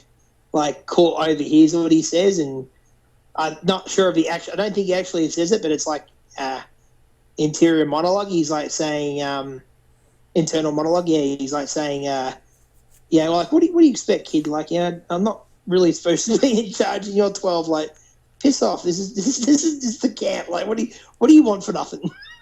Oh, cool. So I Yeah, thought that was a little bit pretty of funny. extra insight in the novelization. That's fun. Yeah, you should check out that novelization for part 6 at some point, man. It's up on YouTube. Yeah, I mean, yeah, friggin' who wants to pay like $100 to buy it nowadays? You know, it's good to finally hear that stuff, man. It's pretty fascinating, some of it. Oh yeah, absolutely. Yeah, I mean, even that little scene that follows after that, where you know, Sheriff Garris is like, you know, finally gotten Tommy to the edge of, as he says, his jurisdiction, and yeah, I love that little exchange right away. Like he's got him like freaking, you know, barred up against his car, and he's like, you know, for all the grief you've given me, kid, you should leave. You should be leaving, yeah, wearing your balls as earrings. You ever return here again, I can guarantee it, you will. Pretty much, like, yeah, it's not verbatim what he says, but pretty close. And the way, like, he just grabs Tommy on the cheek, like, that's really, really comical. Like, you know, squishes his mouth together. Like, it's always found that humorous. Yeah, and actually, I've always loved the shot and the little musical kind of instrumentation for that last shot of kind of dusk there as the cops drove away. It's just kind of like, yeah, well, however the little music goes in that shot of dusk was always kind of cool. Yeah, man. Nice little moment there, dude. Yeah, and you know, some nice other little bits of info from the novelization is even an explanation why Megan has the orange Camaro is like her dad didn't get her that car because like it was a really cool sporty looking car. He got it because like it sticks out like a sore thumb, and made it a lot easier for him to keep tabs on her, like, and you know, for his deputies to keep tabs on her for him and stuff. So that's why he got her that car. And like in the also in the novelization, it goes into like Megan thinking about like, you know, my dad just wants me to like, you know, take my mum's place in a way of sorts by, you know, washing his clothes and cooking his meals, and like, you know, fuck that. Like, you know, I have a life of my own, and I want to get out and see the world. I don't just want to live in this little town all my life and stuff. And it's mentioned in the movie that obviously her mum's passed away, but even in the book they don't really go on the detail on why. But yeah, like they mention things like, you know, like Megan's always kind of getting on his nerves and stuff. Like, I mean, you see that in the movie anyway, but like again, in the novelization they elaborate on it a little bit more, that it's a pretty ongoing thing. Yeah, that sounds pretty cool. Do you know if that's Simon Hawke who did that one? Yeah, Simon Hawke. Yeah, he did novelizations for 1, 2, 3, and 6. wish he had it done for, man. Oh, But yeah, and then like he goes in a little bit of detail, like about Deputy Rick's character, like how he's kind of always had a thing for Megan, like always staring at her tits and stuff. Like she knows that like she's like, oh, he's always, creeping on me like the creep, and like it talks about like how, like like he thinks like, oh, if she wasn't, my boss's daughter, the sheriff's daughter, like I would have boned her a long time ago, and how he thinks like he wishes he could catch her doing something that she wouldn't want Dad to know about, so he could have something over and like manipulate her that way, and how he'd like to take her out to like one of the park benches at like near the camp somewhere and just like have his way with her, and how she'd resist at first, but then eventually she'd wrap her legs around him and he'd have his way with it. Yeah, like it goes into a bit of detail on that sort of thing, man. And to be honest, like I have picked up a little bit of that, a little bit on that in the movie, man. A little bit of that I reckon's in the movie, like just even the way, not to flash forward too far, folks, because we'll talk about that scene more later. But I just wanted to mention the moment when Megan's holding the gun on him and he says, "Meggie." Like, I always got that feeling, man, that he had a thing for Megan. Or even Harry says, "I'll get it for you, babe." Like, I was just gonna say that. Damn it. But yeah, man, there's some pretty interesting stuff in the novelization, man. This is pretty interesting. There's even like a little scene in the book, where it explains how Court met Nikki, the chick that he's hooking up with in the camper van. I think it would have taken place. Yeah, it would have, man. It would have been just before that scene where all the kids get back to the camp and they've got like Sissy's got that big bag of popcorn and stuff. So obviously they've been to the store. So it happened. It would have happened around that time, man. Like Court and the gang go to the store, and he notices Nikki on the phone, like talking to a friend about like how she wants to get out of this town and stuff, and how there's nothing going on, it's boring, and she notices him, and she starts doing things like flirting with her body while she's talking on the phone, and then she like rips out a piece of the like the phone book and like writes something on it and stuff, and then like finishes up her phone call, walks away, and then like Court like rushes to the phone booth and finds a little bit of piece of paper like hidden behind like the phone receiver, and it's got written in lipstick Nikki, and then like her phone number and a love heart and a question mark, and that's how Court and Nikki met. Oh, dang. Yeah, that's a little bit of fun information. Yeah, I got a big kick out of that, man. Like any kind of like insights to the characters and stuff, man. It's cool shit, dude. Yeah, it does make you wonder how much of that was in the script, because I think a lot of time novelizations are just, based off the script. So you never know if some of this stuff was in the script or if it's just stuff that Simon Hawke just made up himself. It's hard to know. Yeah, I mean, there is something I'll talk about later on, which I'm guessing you can think maybe what it is regarding like the ending of the film that I know was in the script originally, and it's a bummer it didn't make it into the film, man, in my opinion. But we'll talk about that later on. But that's a good point, man. I don't know, that seems to me like it could have been in the script, man. Like kind of, I don't know, it kind of makes sense for it almost to be in the script, because I mean, you get the idea in the movie, like, in a way, but like it never really does explain in the movie, like how Court knows this chick, Yeah, absolutely. Yeah, but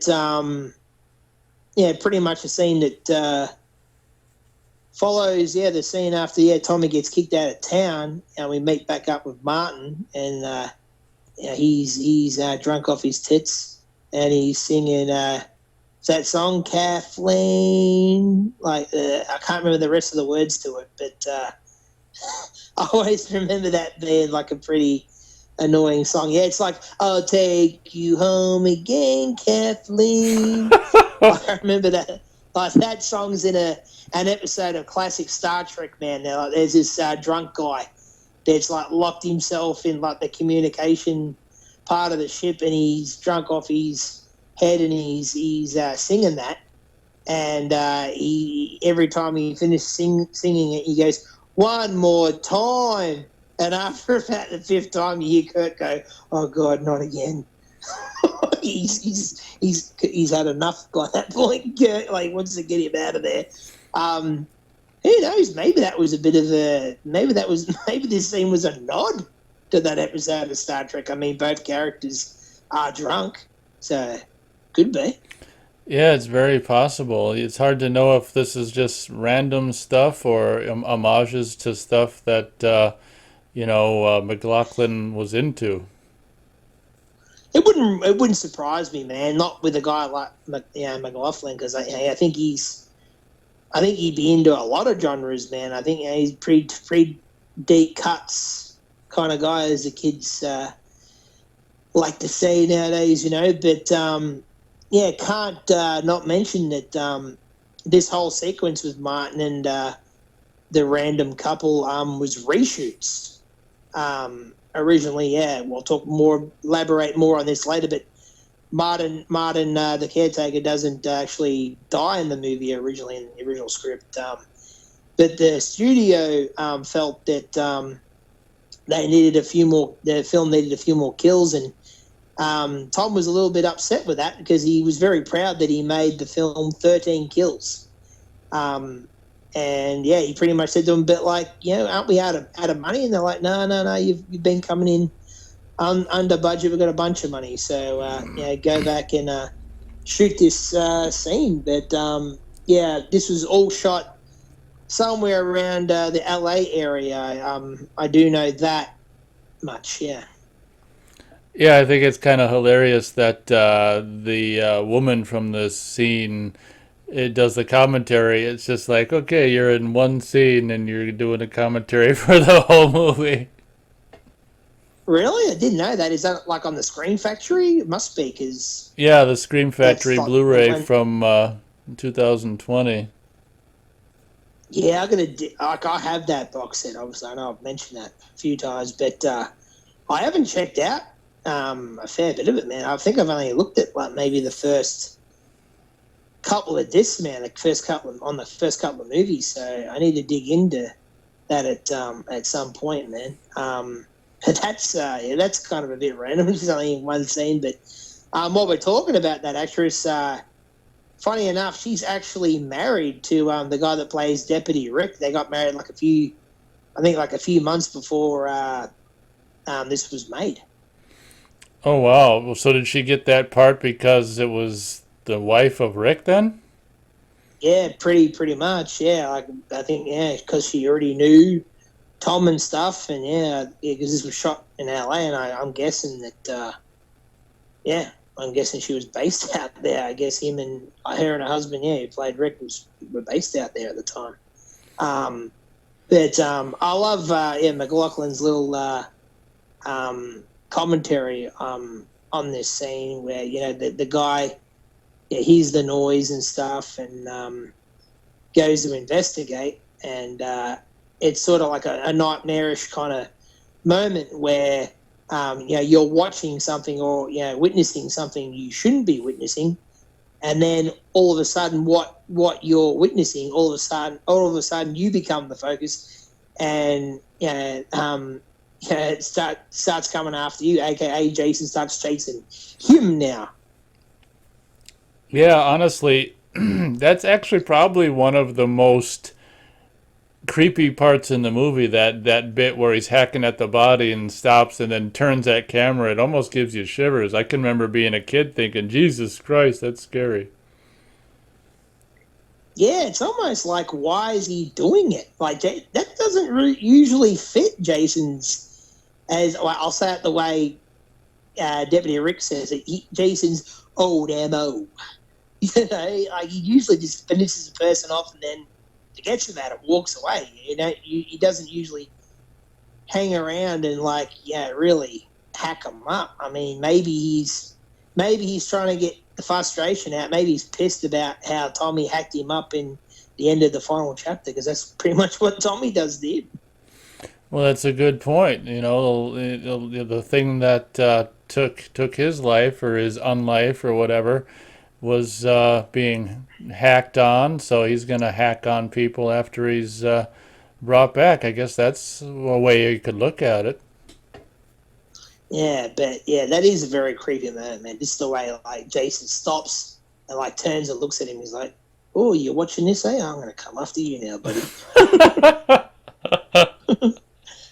But yeah, it's a nice little sequence. But I will say, like now that I know that it's like a reshoot, you can kind of tell somehow. I know there's just something a little off about it in a way. Like it kind of feels like its own thing to me in a way. I mean, I don't know. Maybe that's just because I know. Because I mean, I didn't really feel that way before I knew, I guess. But yeah. Yeah, that's true. I mean, I guess to be fair, it didn't feel different to me before either, and now that you know it, you're kind of like, "Ooh, this does feel different." But I mean, it's like we didn't know that, or we didn't feel that until we found out. So, but looking at it now, maybe the scenery and the woods and stuff is a little less of kind of what you find throughout the movie shot in Georgia. So I think there's a little bit to that. Yeah, I was just thinking about that. Yeah, the trees and stuff look a little different. Yeah.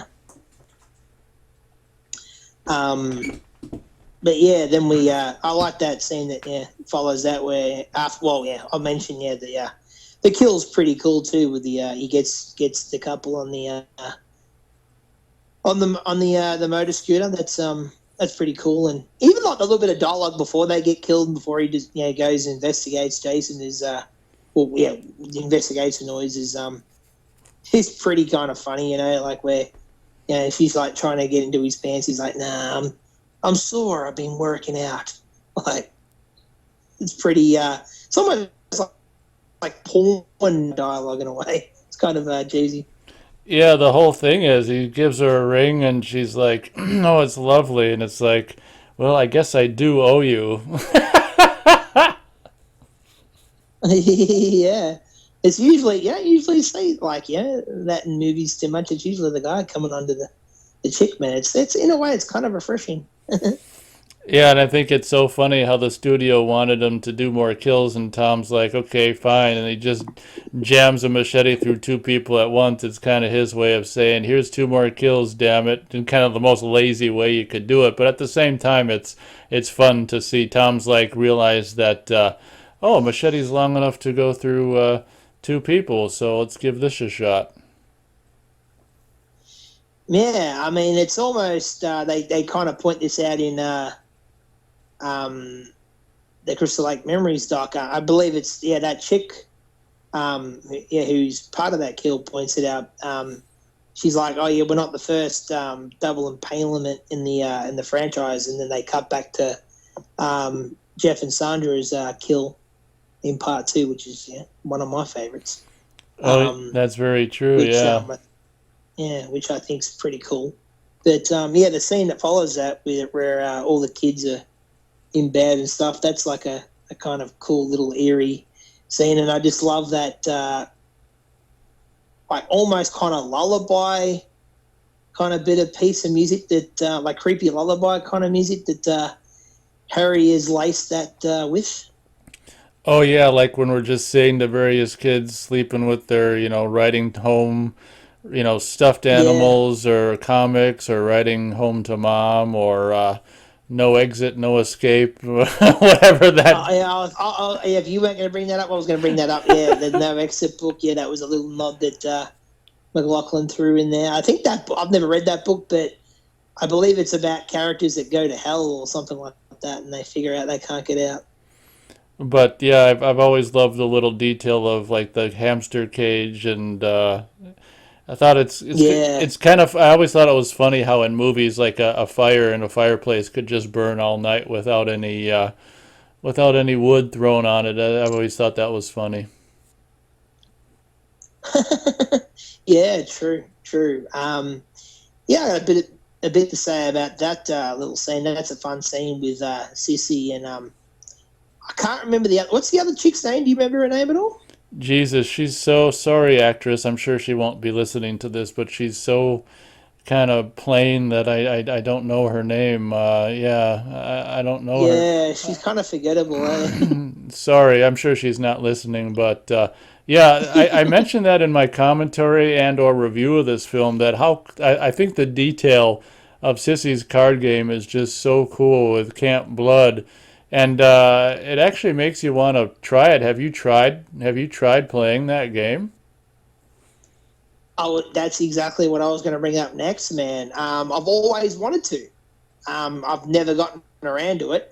I remember back in the day, man, like way back in the day, like I want to say probably maybe around like late 90s, early 2000s, there was a period where me and my old man would play poker together.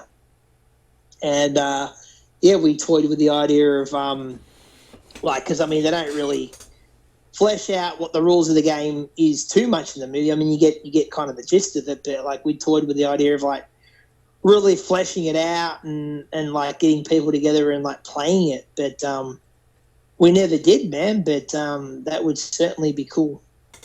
Yeah, you're right. The all the details aren't really fleshed out, but I would imagine it wouldn't be too hard to try to think of something. But yeah, at least they gave us a kind of a little general idea. And here's another little fun, interesting thing that there's like a Tupperware, like a yellow Tupperware bowl the popcorn's in. I've actually got one of those same things from that same era. Oh, nice, very cool. I know the mats that are on the floor in these cabins. I've heard people say they've had those. Like, oh, you know, my family had that exact same rug like when I was a kid. Oh, okay. Yeah, there's another movie. I can't remember what it is, but there's some sheets that have like sheep on. It's like a blue sheet, flannel sheet with like white sheeps on them that I also used to have. I can't remember. It's not a Friday movie, I don't think, but it's another movie from the 80s that I saw. I'm like, oh shit, we had those sheets. That's always fun to come across that in movies and see stuff that you either had or have. Yeah, that's cool. Here's a little bit of a different side of trivia that I haven't really spoken too much about. But there's a Jason figure for this movie. And yeah, one of the accoutrements that comes with the figure is Sissy's head. I believe she's the only victim, pretty much that I can think of off the top of my head. I mean, I could be wrong, but as far as I can remember, the only victim that's ever like gotten some form of action figure. Okay, action figure head. Do you know which figure this is by chance? I always forget the name of this company. It's not NECA. It's not Sideshow. I always forget the name of this company, man. I can't think of it off the top of my head. But yeah, I own that thing. And also, I have a really cool like little mini bust of Jason from this movie that's actually signed on the back of the tombstone that comes with it by CJ. Oh, dang, that's pretty cool. I know I've got a little kind of diorama of Jason strangling Tommy underwater thing figure. Yeah, I have that too. Yeah, I've had that for many years. That's cool. The only thing that disappointed me about that figure is it's a bit small. Like I remember when I got that off eBay, it looked a lot bigger, and when I got it, I was like, oh, it's kind of small. Oh, yeah, I hear what you're saying. Yeah. Yeah, but it's still no doubt still a cool little diorama. I remember they were doing a fair bit of that kind of stuff around that period. Like they did ones for like Elm Street, and there's even another one I have with like Alice from the boat scene in the first movie. Actually, well, there you go. They made a figure of Alice. There, I forgot about that one. So I guess Sissy's not the only character that ever got an action figure from the franchise. But that's something that I've heard fans banter about, and like I can't believe they've never done it. But like, imagine if they made a line, dude, with like all the Survivor girls. Like you get like an Alice figure, a Ginny character, a Chris figure, like a Trish figure. Like, dude, you can't tell me they wouldn't sell. Yeah, that's a really good point. I mean, I think you're right. I think a lot of the or imagine, like Nancy from Nightmare on Elm Street, or Alice from Nightmare 4 and 5. I mean, I think a lot of that stuff, Kincaid and, from Nightmare 3 or whatever. I mean, I think a lot of that stuff would sell. Yeah, exactly. Yeah, I've met the guy who plays Kincaid. Met him before. Cool guy. But Hey. yeah, I think I've told that story once before, but I'll save that for when we do Elm Street 3 one of these days. But there is like I know I think there's a couple of figures like diorama things of like Nancy, but the likeness isn't that good. Doesn't look that much like Heather, really, unfortunately. Okay, so I've been looking. It looks like the Mezco Cinema of Fear Series 2, Jason. That's it. Okay, That's yeah. it. Yeah, Mezco. Yeah. It's got this image here has a close up of, yeah, that's a pretty fun sissy head. Yeah, that figure's pretty sought after nowadays, man. I even paid for quite a bit for it about 7 or 8 years ago. Yeah. All right, very cool. Yeah, I know that you seem to own some stuff that I'm jealous of, like the Alice canoe diorama thing and this Jason with Sissy's head. So we both own stuff that the other person is jealous of. Yeah, yeah. I have a pretty extensive Friday collection, and I have probably 3/4, I would say, at least, of like most of the Jason statues and figures. Man, like there's a few of the newer ones that I'm missing and stuff, but I have quite a bit. Like I have like the 12-inch sideshow figures. I have most of them. The only ones I don't have is I don't have the Mrs. Voorhees. I need to get that one of these days. And I don't have the Part 9 Jason. But I mean, the Part 9 Jason one was like, I mean, I wasn't that enthusiastic about getting that in the first place. I mean, maybe if I get it for cheap one day, maybe I'll get it. But yes, I mean, I have most of those. I have a lot of the ones NECA did. I have like the Mezco ones. So I'm missing a few of the newer deluxe like reissues of the NECA Jason figures. I need to get some of them. Like I need to get the Part 7 one, and I'll even probably pick up the Dream Sequence Jason from Part 5. So there's a few of them I need to get. But I have quite a few of them, man. Like I have the a lot of the Jason Sideshow statues as well, like the Part 3 premium format one. The Part 7 one, that's probably my favorite Friday 13th piece of memorabilia. I have the Part 7 because it's just beautiful where Jason's chilling at the bottom of the lake. I have the Freddy versus Jason statue. I think I've mentioned this before. One piece I really love is this hand-drawn picture I have that has the first 4 final girls on it, and it's all signed by them, man. And like, there's a picture of Alice. Like, there's a part also like of the picture where Alice is out on the lake, and it says Camp Blood, and it's signed by all 4 of them, man. It's hand signed too, not a print. Yeah, that sounds really cool. Yeah, I've wasted a lot of money, man, on Oh, unimportant shit. ah, Yeah, I mean, I guess that's how some people would look at it. But I mean, I would never sell any of it, man. It's too sentimental to me. I mean, not to mention that a lot of the early sideshow stuff and that, like my old man helped me cultivate a lot of that, when I was a teenager and stuff. So I could never part with any of it. Yeah, that's very understandable. Yeah, but yeah, another like I guess quirky kind of bit of info that I'll give about that scene with Sissy and the other chick is that bookcase that's behind the other chick when she's standing up. That was put there to hide that cabin actually doesn't end there. Like it's longer. Like I think they use the other half of it for the boys and the girls cabin. Like that the boys and the girls cabin was the same end of the cabin. They just redressed it for both scenes for the boys and girls. Oh, okay. Well, that's a really cool way to get away with or making a place look different than it really is. I never would have known. Yeah, I think mate. I'm not even sure if the fireplace is. I think it is. I think it's just the book part. Yeah, bookcase area of it. Yeah, but yeah, these are little things that you learn and stuff when you watch like location videos and stuff. I guess, but yeah, it's kind of cool.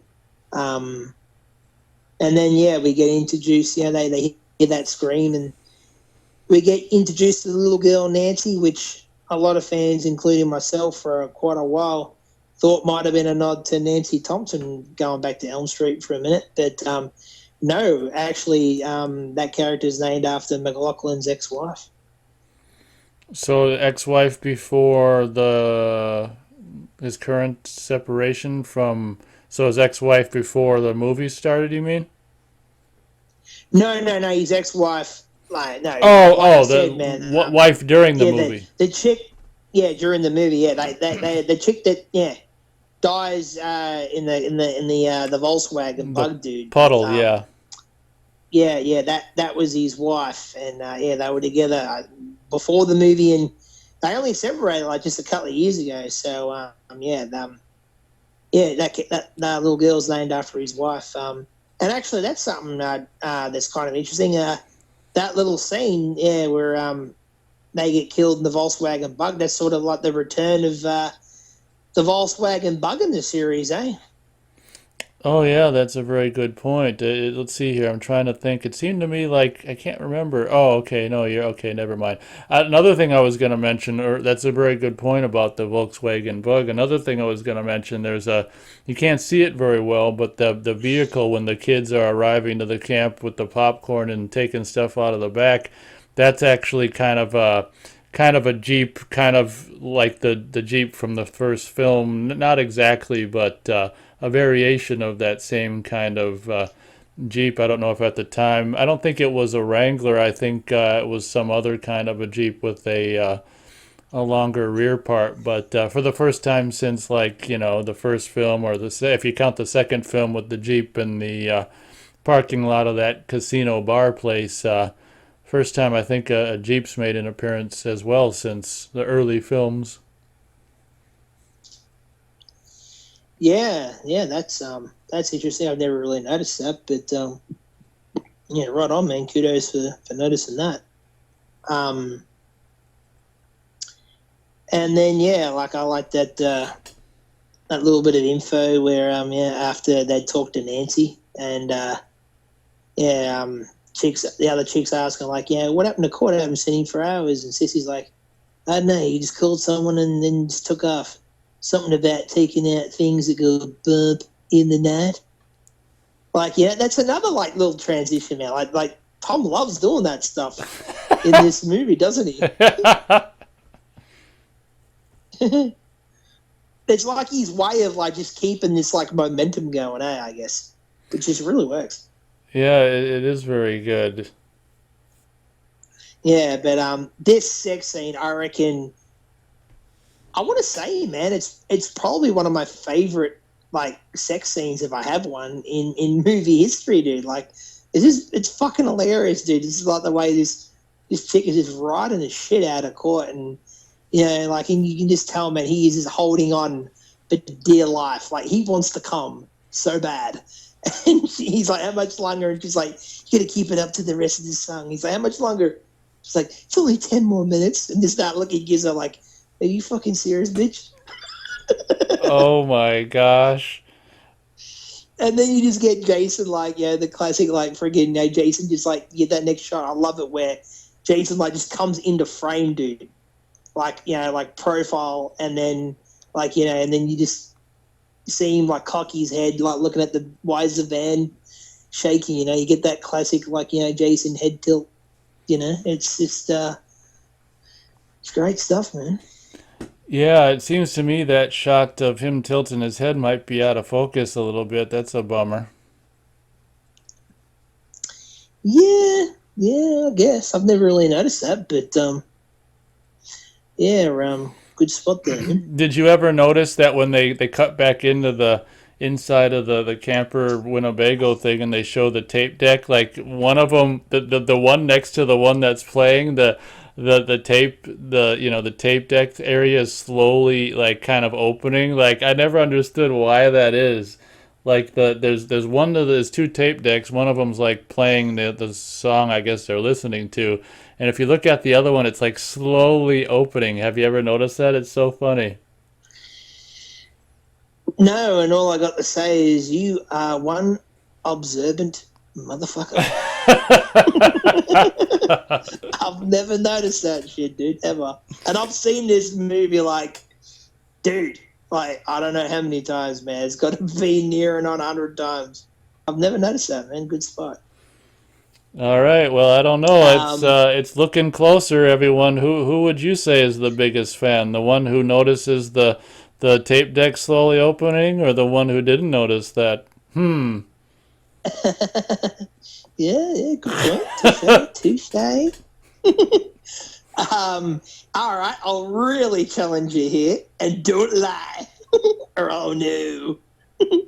I've never noticed this, but I was reading earlier that apparently, like when it cuts back to the camper van when Jason's cut the power, and power cuts out, so Court uses that little distraction as a good opportunity to quote unquote blow his load, I guess. And the chick's like, "What, Court? You did it already?" And apparently, just after she dismounts off him, and it cuts back to Court, you can hear him taking off the condom underneath the blanket, and apparently that was McLaughlin's little nod to safe sex. Have you ever noticed? My question is, have you ever noticed that sound effect? Because I never did. Oh yeah, I was gonna bring it up. How? So you must have heard it from somewhere else that it happened then, or how'd you get clued into the fact? Yeah, it was trivia, man. I don't think I've ever noticed it, man, to the best of my memory. Okay, yeah. I always noticed he was doing something, and I kind of just didn't put a lot of thought into it. I was like, well, what's he kind of doing underneath the... I always kind of thought maybe that he was trying to put his underwear back on or something like that. Yeah, it's really subtle. I think it's really subtle, and I wasn't even sure if I was correct, but apparently I am correct. That's what the sound was. Yeah. Yeah, I've never noticed it. But I guess McLaughlin, he cares about safe sex, I guess. Well, yeah, another reason to like him. Yeah, man. And just love that whole bit of dialogue exchange between them two, and friggin' she's going on about her stepdad's gonna kick her ass for fucking up the tape deck, and her stepdad's named Course or something like. I thought it was the name Course. Was it Horace? Or it might be Horace, maybe. Yeah, there you go. That's still a weird friggin' name. But I just love the way she's like, "Can you go and unplug? Can you go plug the cord back in?" He's like, "Who unplugged the cord?" She's like, "I don't know, friggin' Smokey the Bear. I don't give a shit. Just go do it, Cord." And he's looking at her like, "You know what? You're a major pain in the ass. Major pain in the ass." Come on, dude. Every guy's been there at some point, his old lady's giving him shit, wanting him to do something, and you're like, dude, I just want to chill.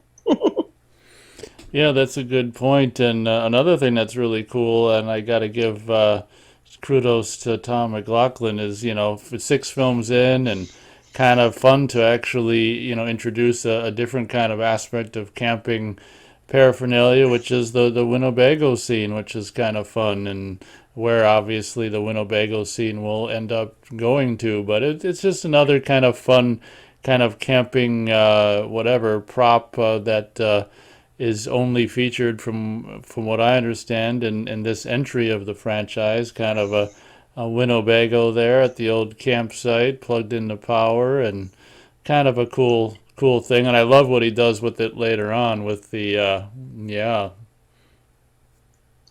Yeah, he's a bit of a little bit of interesting thought I just kind of had. Like, I mean, I guess, thought about it a little bit before, but again, like I said earlier, man, like doing these conversations really makes you think about it even harder and dwell on it even more. But,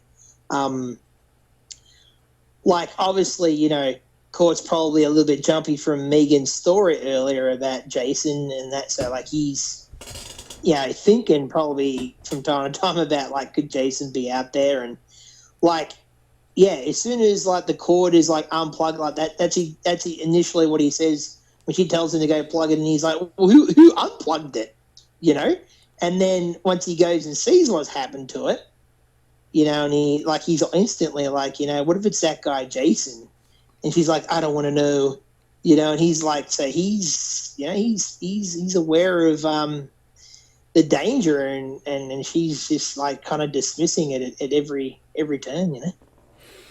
Yeah, absolutely. And thinking of this scene in my head, it's another one of these instances. I think we talked about we've talked for so many hours at this point about this franchise, but I think pretty sure I would have pointed this What are we out. up to, like hour 40 now?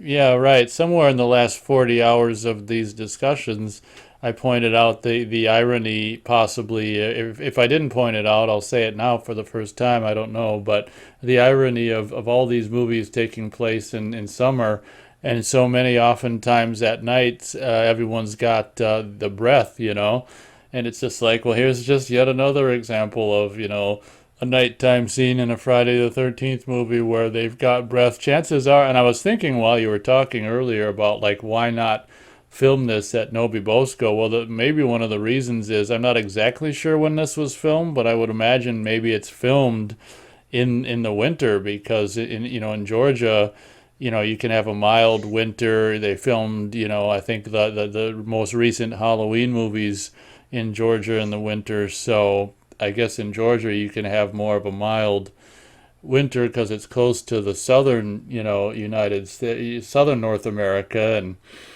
it's just like, well, even in Georgia, I guess at night it can get cold. And it's funny how, like, for years and years and years, wasn't really even aware of the breath and at the nighttime scenes in so many of the Friday films. And honestly, I guess it's just, getting older and being more and more, whatever, noticing more stuff. But it's just kind of a little bummer. I wish I could, like, unsee all the breath and all the night scenes in Friday the 13th films because it's just like, God dang it, the time of, year this is supposed to be taking place in, we shouldn't be seeing breath, but oh well. Yeah, I mean, you know, I can definitely see where you're coming from, and I mean, I've noticed all those things myself, but it's just never been something that bothers me, man, I guess. Um, I mean, where I live, man, it's not unheard of for it to be like, a really summer's day. And then once the sun goes down, man, the temperature can drop pretty drastically, man. Like it can get to like almost freezing temperatures, man. So I don't know. I don't know. Like, I mean, I'm not saying you don't have a point, but I don't know, it's just something that never really bothered me too much. Well, fair enough. Yeah, yeah. But yeah, I love yeah, the moment that follows where they get the Winnebago going and that, and Court like gets really into driving. He's like, I want to rock, and and then Alice Cooper's iconic teenage Frankenstein just starts freaking blasting through the the radio. Like I love that shit, and I love that song, and I love Alice's music, man. I don't know if you're a fan of his, but I love a lot of his stuff. No, I'm not the biggest Alice Cooper fan, but that song is pretty cool. Yeah, yeah. And yeah, like I love yeah, just the whole dialogue exchange. Like I mean, Nikki's already bit the dust and caught his the noise as she's biting the dust, and he thinks she's taking a dump. He's like, "What are you doing back there, Nikki? Taking a dump? You want me to come back and get a peek of you, or vice versa?" Like, just love all that dialogue, man. It's fun stuff, man. And yeah, and then talk about that kill. I guess Nikki's kills. Probably my favorite kill in the movie, man. I just think it's really creative. And while we're on the subject, that's mine. What's yours, if you have one? If you can think of one. Yeah, once again, I mean, I think there's just so many fun ones in this movie. There's no way I can pick, so that's my answer. Yeah, there is a lot of fun ones, man. I'll grant you that. I don't know. I just something about like the effect of the impression of her face, getting planted into the side of the walls. Just I always thought was super cool, man. Yeah, and that's the moment where after that, when Court cops it is where Jason puts the Rambo knife man right into his skull.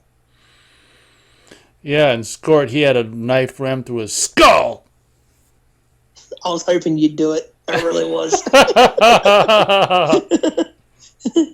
I even love that shot though that just precedes him killing Court, where you get that really cool creative shot of Jason. You get that shot of Jason in the visor. A rear view mirror, yeah. Rear view mirror. Sorry, yeah. I always thought that was pretty cool, man. Absolutely. One thing I want to touch on really briefly that I thought was a really cool, like realistic touch. It makes you wonder why he did it, but it was pretty cool that after the power cord gets ripped out and they're all scared, they want to go. Court goes in to the RV and tries to start it so they can leave, and it just was dead and did nothing, and it makes you kind of go, holy shit. And then he's like, oh, no way, man, this isn't happening. And she's like, you're right, it isn't, and turns it from like power back to battery. And it's like, that's just a really cool touch. Yeah, it really is, and I love his enthusiasm after she does it. He's like, "Woo, out of here!" It's cool shit, man. And then like I know that I'm not alone in this, man, but like I love the shot of Jason standing on the RV after it's crashed. Like I love that shit. That's to me, it's one of the most memorable moments, not only in the movie, but in the whole franchise. I know. I wonder, I've said this probably in my review and or commentary. I sure hope, I mean, it'd be so cool to have a huge freaking poster of that image. It's just a iconic 80s image, isn't it?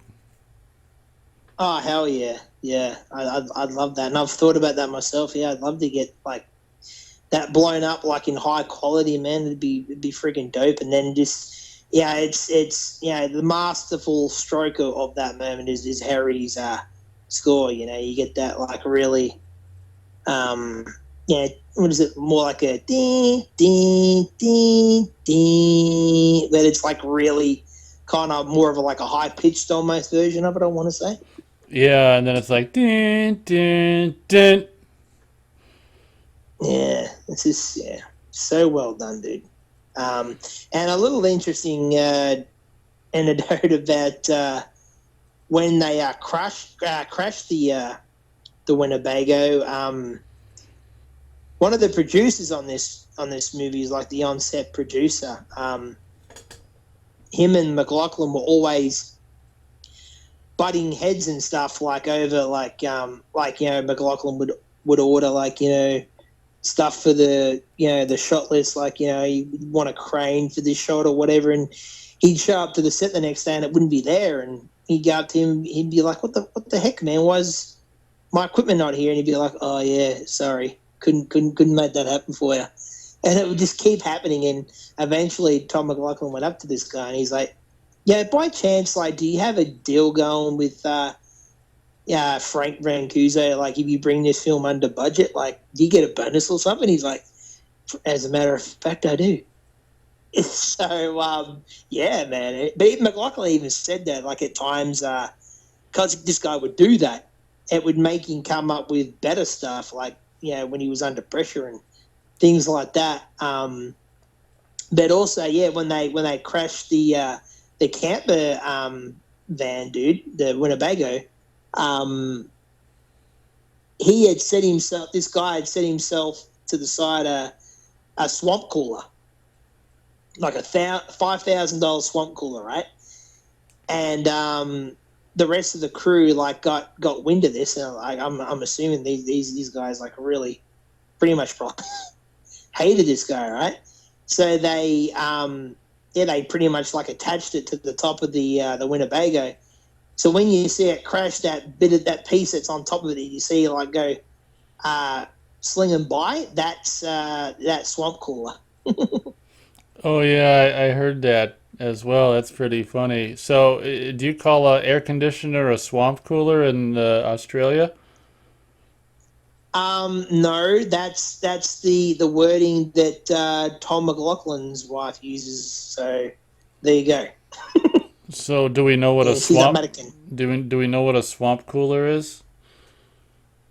Uh, no, no, I don't really know what it is, man. To be honest, man, I've never really heard the term outside of her saying. I'm just relaying what she said. Okay, yeah, okay, yeah. I guess if I looked it up, I mean, I guess it's probably just a different way of saying air conditioner. Oh, it uses moisture to cool air. Okay. It's also it's also Interesting. it's also called an evaporative air conditioner. Works by taking warm outside air through wet evaporative cooler pads, effectively cooling the air. Well, there you go. Okay. So it's basically just a Hmm. different way of basically an air conditioner. Yeah, we're at $5 grand back then, man. Freaking out. What would that be in today's money? It's like Yeah. probably 20 odd thousand or more. Jeez, it's Yeah. crazy. Good golly, Miss Molly. Yeah, to think, those guys thought to destroy it instead of like even just trying to keep it for themselves. That's dedication to revenge, I guess. I'd say so. Yeah. Um, yeah, and then you get the little exchange after Jason's killed Court and Nicky with Nick Sheriff Nick Garris and Mick Garris and Megan, where they're both arguing, and he's like, "You think you're so high and mighty, little girl?" Well, pretty much is what he's not verbatim what he's saying, but he's like, "You keep forgetting, little Megan. I'm the parent," and then she finishes, "And you're the child." Like, I love that little exchange. Then she just gets him back with a, "If your mother was still alive," Oh. like, and you could just tell he's just ropeable at this point, man. He's pissed. That and then Rick calls and he's like, "I'm sorry, he can't come to the phone right now. He's in the can draining his lizard." Yeah, it's pretty See what it realistic. means? She's got spunk, mate. She's got spunk. That's why I like her. Yeah, it's pretty realistic, child father banter back and forth. I was gonna say something. Oh, okay, I remember what I was gonna say. I didn't do it for New Beginning or Final Chat. I did it for the second film. I could remember the laser disc side change, but I couldn't remember it for three or four, so I didn't do it. I could remember it for five, but I didn't. I forgot to mention the side change in New Beginning is a good one. It's basically it happens right after the killing of the I think the whatchamacallit, the two lovebirds, Tina and Eddie, I think, and the crow flies away, and I think it maybe that's not even correct. Whatever scene it goes from night to or from day to night, where it starts with what's his name, Reggie saying, "Come on, let's go," or whatever. But it's really a good side change in New Beginning because it goes from day to night. But the side change in this movie on Laserdisc is so goofy. It basically happens after the scene, like after, Garrus walks out of the scene, and then it's like cuts, and then you put inside two, and it shows Megan standing there, and the last shot of the scene, and then it goes on to the next scene of Tommy, and it's just the goofiest thing. It's like they forgot that there was one more shot at the end of that scene. It's quite the goofy side change on Laserdisc. Oh, interesting. Well, me, I don't really have much experience at all with Laserdisc. Like I said, they really didn't take off here at all. Like I remember like maybe one time like seeing a few of them in a video store, but no one I knew growing up even had one until like they were on their way out. And I think DVD had already like hit the scene by this time, but yeah, one of my buddies had one. Like he got one like cheap somewhere, so that was like the only time I ever physically saw one, man. But like I think I mentioned in one of the previous shows, man, that I've toyed with the idea of buying these films on Laserdisc just because like the artwork on them is just so beautiful, like just it'd be really cool to like have a collage of them just like chilling on the wall. Oh yeah, it almost looked like LP soundtrack versions. If people saw them on your wall, they'd probably think that's what it is. Oh, you got the LPs of the soundtracks. No, those are the movies. Yeah, yeah. Or even like, it'd be really cool. You have them on a wall, and then next to them you have like the what's that company called? Like Waxworks Oh that yeah, has done like yeah, that has done the LPs and stuff. Like have them like right next to them. That'd be really cool. yeah, or right under. Yeah, you could have the laser discs in a row, and then underneath the LP soundtrack counterpart. Yeah, that'd be really sick, man. I've never seen a fan ever do that. I'd like to do that, but the only thing is, man, like those, a lot of those waxwork editions, a lot of them out of print, they go for a pretty penny, and so do a lot of the laser discs, man. Like the first one I'd probably be looking at getting, which I guess is no surprise to you or the people listening, would be the laser disc for part two, and like the cheapest one you can get, I think, is like around like maybe $120, and it's like in decent shape. But if you want like a pristine copy, man, dude, you're looking at like close to $200. Jeez, Lou. So I mean, if I was going to do that, it'd be like maybe buy like one or two of them a year, like at best. And so it'd probably take me like 5 years or something to collect like most of them. I guess. I mean, I'd probably want. Well, I mean, how many when did they stop releasing the films on Laserdisc? I'm sure you'd know that. What was the last one to come out? Probably like Manhattan, maybe, or something? I think I had Jason Goes to Hell on Laserdisc, but of course you wouldn't want to seek that out anyway. But they put out everything through Jason Goes to Hell, and obviously by the time Jason X came out, there they weren't making Laserdiscs anymore. I don't think. Yeah, interesting. Yeah, I'd probably get at least, probably the first eight. And I don't think, have Waxwork done all the movies? I don't think they've done them all, have they? I think they've done like maybe three or four of them or something.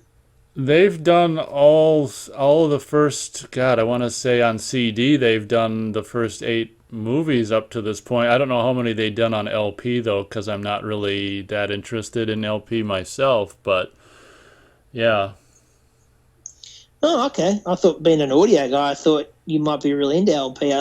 So you're not one of the folks that think that like sounds better on record than it does digital, or? Well, that's just it. Me being an audio guy means I'm not into LP. Ha ha ha ha ha. Yeah, okay, yeah, makes sense, I guess. Yeah. No, I'm I'll I'm I'm definitely a CD slash digital audio guy. I mean, I can live without the pops and the skips of LP. Yeah, I mean, my old man was like, yeah, he was a stickler for that. He loved all that stuff, man. He'd rather records over CDs and stuff. And we had endless debates about that. I mean, in his defense, that's what he grew up with. Like he's born in the '60s, so that's what he grew up with. So I mean, I'd let him have it, but I'd be like, come on, man, like I can fit everything, like I can fit your entire record collection on this stick here, like come on. Yeah, and it's crystal clear sound. And he'd always say, like, yeah, I can't deny it sounds great, but he's like, it just doesn't sound as authentic. Oh, there's just something missing from it. It doesn't sound genuine to me. And I'd be like, okay, yeah. That'd be kind of like where I guess the argument would end. But yeah, I mean, if I was to buy the LPs, I doubt I'd ever play them. I just love the artwork that Waxworks does, I guess. But yeah. Yeah, it's cool shit, man. Yeah, and like the way that scene ends with like after Megan and Sheriff Garris are arguing in that, and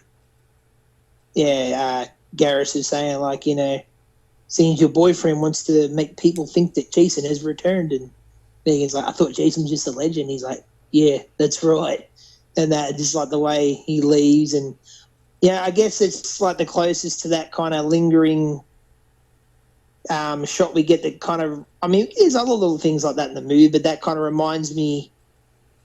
reminds me of like the first couple of films, especially where you get that great kind of shot where Megan's like in the background and you get that little swinging door that's just sort of there, man, and it's just sort of like a really nice lingering, ominous moment, and again, Harry's music just amplifies it perfectly.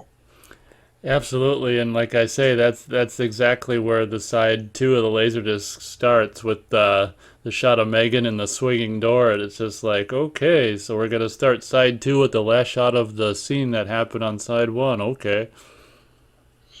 Yeah, like I said, I don't have any experience with Laserdisc, but they did that sort of stuff all the time with DVDs, like layer changes. Like there's some pretty bad ones, man. Like right in the middle of like dialogue, and it's like, what the fuck, man? Like, did you guys even pay attention to what was going on in the movie? Or, I mean, come on, this thing must have been rushed out really quick to do that kind of a bad job. But yeah.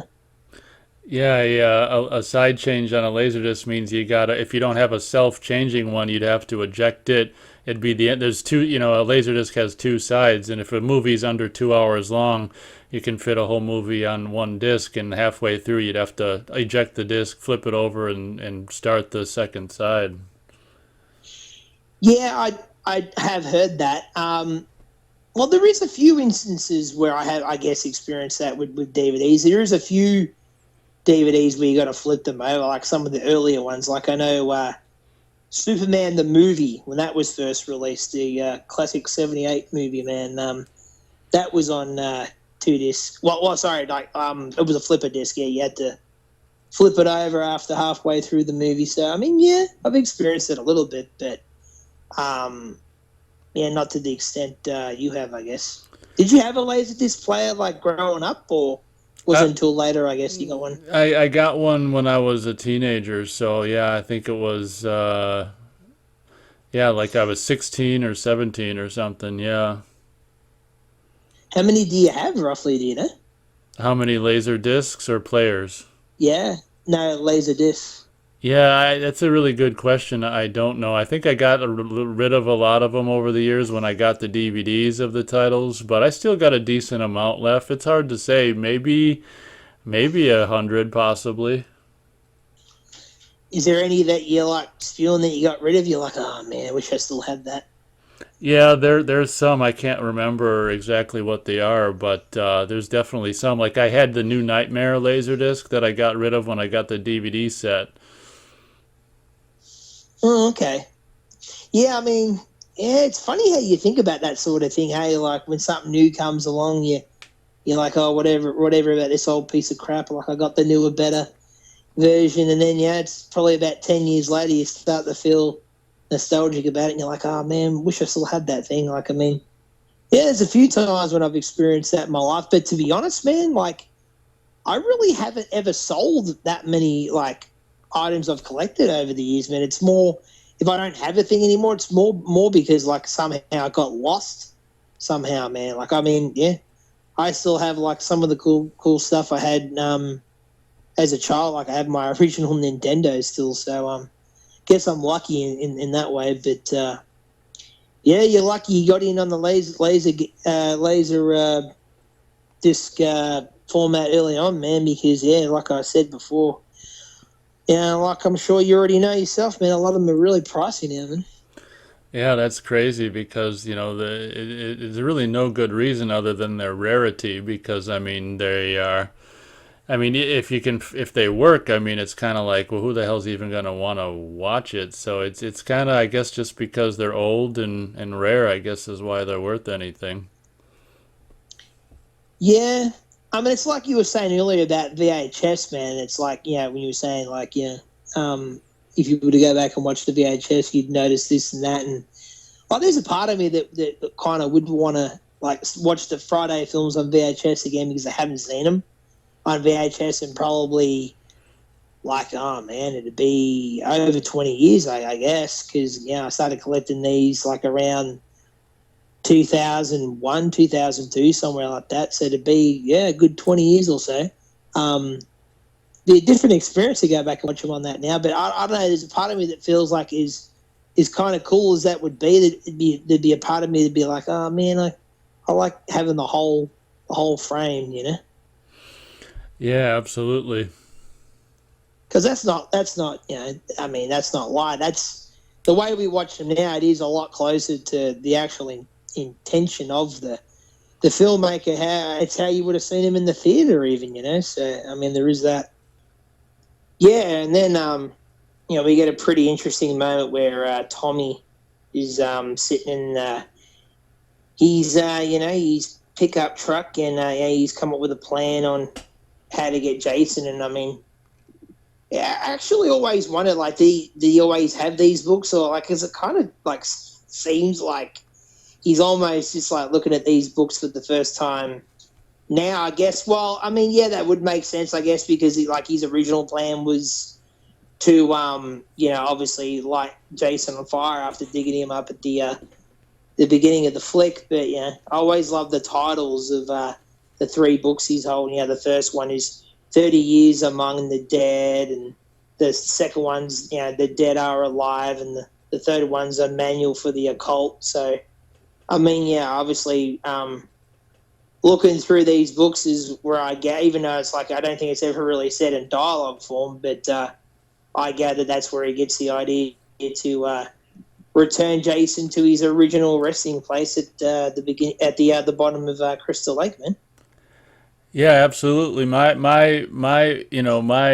every time I watch the movie and ever since I first saw it, my understanding or the feeling I get from this scene is that these are recently acquired books that he got. Maybe he broke into a library in the middle of the night or something, but to me, these have always the scene plays as these were newly acquired books that now maybe he had three books on digging up corpse and burning it. That didn't go well, so now he had to acquire some books on now that you've accidentally raised the corpse from the dead, how to get rid of the corpse books. So that's what I've always thought.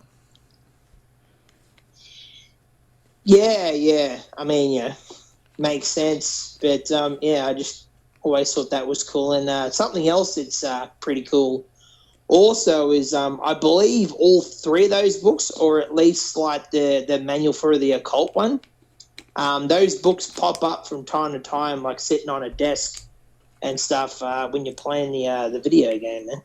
Well, gosh, that shows Gun Media's attention to detail. Ah, yeah, yeah. Like I've said, a lot of times at this point, they really did, put a lot of detail into that game. Like I told you, even that little green, drawer, like shelf and drawer, that is like in the second movie, like where Mark and uh, what's her name? I can't think of her name now. Laura Marie Taylor's character, anyway, like they're sitting there, like you can see that drawer in the background, like so that's how Vicky, that's her name, Vicky. So that's how detailed. Yeah, it's it's pretty crazy, man. Yeah, like I said, it's a lot of fun when you play the game, even for just those little nods, you know. Yeah, cool. And I didn't know if you, I didn't know if you were gonna mention it or not. But even if you were gonna mention it, I'll think I'll just throw it out here in case you weren't intending to or were gonna forget or something. But this scene is also takes place, as we'll hear in a few beats in a few moments, at another one of McLaughlin's winks to cinema of the past, Carlos. Karloff's General something. Yeah. Awesome, dude. Yeah. I got that reference pretty early on, yeah. Being a horror nut and all.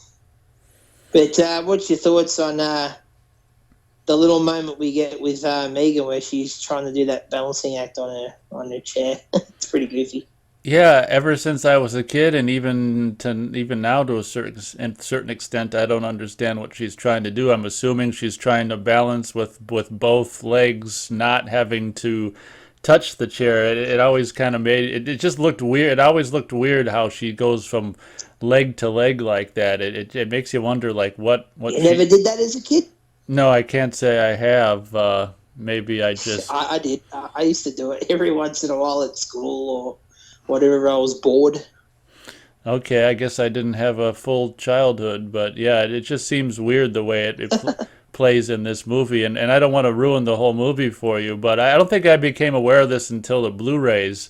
But have you ever noticed when she's doing that, you can see the in the background there's a black piece of thread that's pulling the blinds on the on the window there to keep them moving like it's from the wind or something. No, can't say I've ever noticed that, man, at all. That's a good it's a good spot right there, dude. Yeah, I'm pretty sure I didn't notice it until the Blu-rays. Obviously, the better the resolution gets, the more you see, and it's just like, oh man, but oh well, it's kind of movie magic right there in front of your face. But yeah, they keeping the blinds kind of fluttering like they're fluttering in the wind there, but movie magic on screen. Yeah.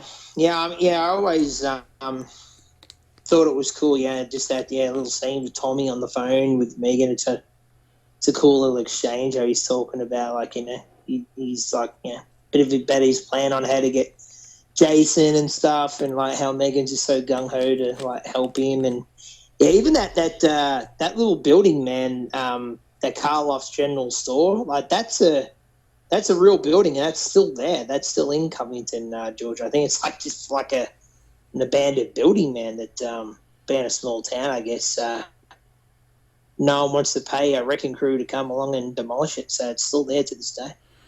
Well, dang. As far as I know, while it was there, at least like a year ago, the last time I watched like a locations video for the film, yeah. Well, dang, that's really cool. I do love it how giddy Megan gets when she gets the call from Tommy because at this point her night is as boring can be. Just freaking. It's kind of funny how the sheriff leaves the daughter there to kind of mind the police station. Like, what if something happened? That would have been funny. I guess she could have called him on the CB. Yeah, that's a good point. Yeah. But I wanted to talk a little bit of like the background on how CJ got cast as Jason and stuff. Like, obviously, we know, he we were talking about earlier. He replaced Dan Bradley, who was the stunt coordinator on the film, and Dan Bradley wasn't too happy about that. To this day, he's still pissed about it, I believe. But like, the guy doesn't have really anything to complain about. He went on to become like a pretty successful second unit director, you know what I mean? Like, he worked on the Bourne movies and things like that. But man, don't know if you know about this, but yeah, CJ Graham, he was like I think he managed like a nightclub or a restaurant or something like that, and like I know there was someone like doing an act, and they decided to have Jason in the act, so they got CJ to be Jason, like in this like little nightclub act, right? And I'm not sure exactly how, but like someone involved with the Friday films saw this, and they said to him, like, the next time we make a Friday the 13th movie, we want to get you to be Jason. And he didn't really think anything of it. He's like, yeah, okay, like, whatever. You know what I mean? So, but the only thing I've never been too clear on is, like, whether this happened, like, before the production of this movie or sometime during the production of this movie, maybe, and then, like, maybe when they said, like, the next time, maybe they were thinking more like part 7, like, get CJ, but then, who knows, like, because, like, things were working out with Dan, maybe that's, like, happened, like, around, like, the time when, maybe the movie had already kicked off, but, man, that's pretty much how CJ came aboard, and, McLaughlin said it was pretty hard for him to fire Dan and all, and he said it was, like, one of the hardest things he's ever had to do as a director and whatnot, and he was kind of leery on who was going to walk through the door, like who Paramount were going to get. But he loved working with CJ. It's funny how you said walk through the door, because as we know, a trend that was started in Final Chapter that continued through 5 and then 6 has Jason walking through the door. Yeah. It's a nice little segue to, mention that, man. Nice. One of my favorite, like, little moments in the film is where Jason, he finally arrives at the camp, and you get that classic little Jason head tilt, like, as he's kind of looking at the new sign, like, Camp Forest Green. He's almost like, what the heck? What do you mean Camp Forest Green? It's Crystal Lake, and then you get that, like, beautiful, like, kind of, like, pull out shot, like, Jason, like, walking towards the camp, and you get, like, the sign, that has all, like, all the things like, integrity and, like, all that sort of stuff for, things that are supposed to be instilled in a camper. Always like that little moment, man, sportsmanship and stuff it says. Yeah, it's a nice little moment. Yeah, it does make you wonder if that stuff was there as a part of the actual camp, or if that all those signs of, this and that attributes that you're going to learn during your stay there, if that was something added by the production or was just there anyway. If I had to guess, I would say no, because, like, it's not there now. Like, whenever people go do a locations video, it's not there now. I mean, that's not to say that it couldn't have been there at one point and then got taken away. But I don't know, man. Like, I don't even think the camp, like, has like a front like this. You know what I mean? Like, with logos and stuff. Like, I mean, it kind of, I don't know. To me, that those, like, like, those little signs, they kind of go too well with the Camp Forest Green sign that's up above it. You know what I mean? They kind of look like sort of things that, like, were, like, erected at the same time. So I would have to say probably no. But I mean, who knows, man?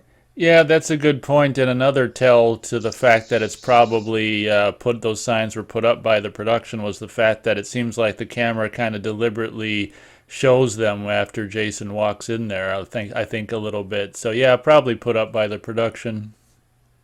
Yeah, one thing I wanted to mention is in regards to Camp Crystal Lake being renamed Camp Forest Green in this film. It's kind of ironic because this is kind of, out of all of the Friday the 13th films, or at least the ones up until this point, it's kind of like this is the one where the woods are, I don't know, I guess except for maybe even the paintball scene. I suppose that's the kind of the greenest forest bit in the movie, but a lot of the other woods in this movie, because of the area and in which they filmed in, the woods aren't that green necessarily. So for me, it's kind of, ironic how out of all movies, this one's Camp Forest Green, and it's kind of like maybe not the most green forest in the franchise, but that's kind of funny.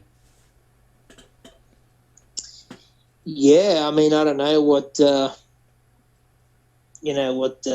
foliage or whatever looks like that much in, like, Covington, Georgia, but I don't know, who knows, maybe it was, like how we know, these films are, usually shot during more of the winter months, so, I mean, that, might have something to do with it.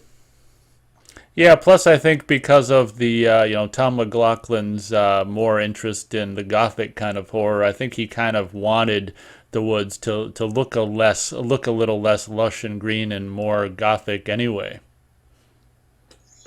Yeah, that's a very good point. And you've just raised something else I wanted to mention that I find very interesting is Tom McLaughlin reckons if he had his way, he actually would have shot this film in black and white to make it look even more like the old like Universal monster movies and stuff. And I do want to do that one day. Actually, watch the film in black and white. And Oh, okay, yeah, I remember hearing about that, and I thought of mentioning it, I think, but I never did mention it. Now you've mentioned it, and I was gonna ask you if you've ever watched it in black and white, but you said you haven't, so I won't ask you. But incidentally, I've never watched it in black and white either, and I probably won't. But yeah, I wonder how many fans out there have. That's an interesting little experiment. yeah, yeah, I definitely will at some point. I'm not kind of always forget to. I guess is pretty much the only reason why I've never done it. But yeah, I do want to get around to doing that sometime. I reckon that'd be kind of cool. But also something I find interesting is Tom McLaughlin never really subscribed to like sex equals death. Like so, I mean he tried to really kind of instill that in this film in some ways. He never really subscribed to that with horror films. Although, I mean, you could argue like with Sissy and not Sissy, Court and Nikki dying. You could say that was like the reason why they died because they just finished having sex. But yeah, and also like I'm sure you're aware of this, but Tom McLaughlin was actually offered Scream at one point to direct Scream, and like after Scream, like he actually declined the job, and now he wishes he hadn't because Scream became a huge hit.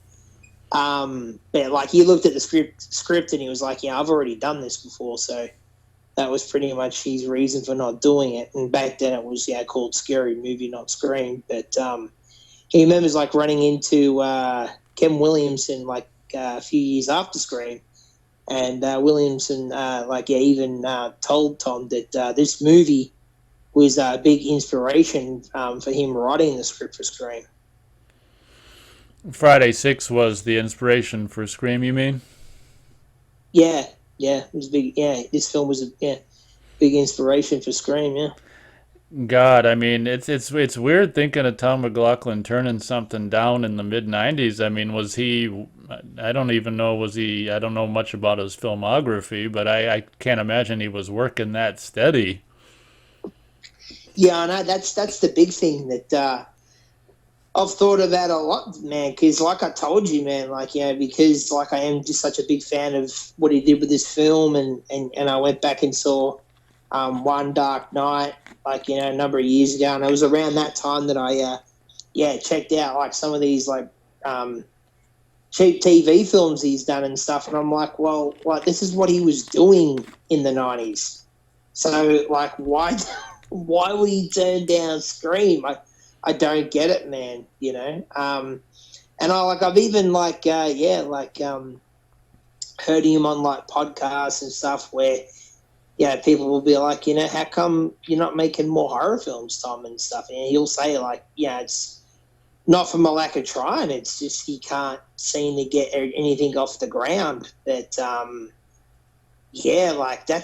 that was a big mistake, man. He really should have taken that job, and it would be really interesting, to see like what that would have been like his version of Scream. And I even dare say that it probably would have even been a better movie in my opinion. I mean, don't get me wrong, I like Scream, but I've never been one to say that it's a classic. Like I like it. It's a good movie.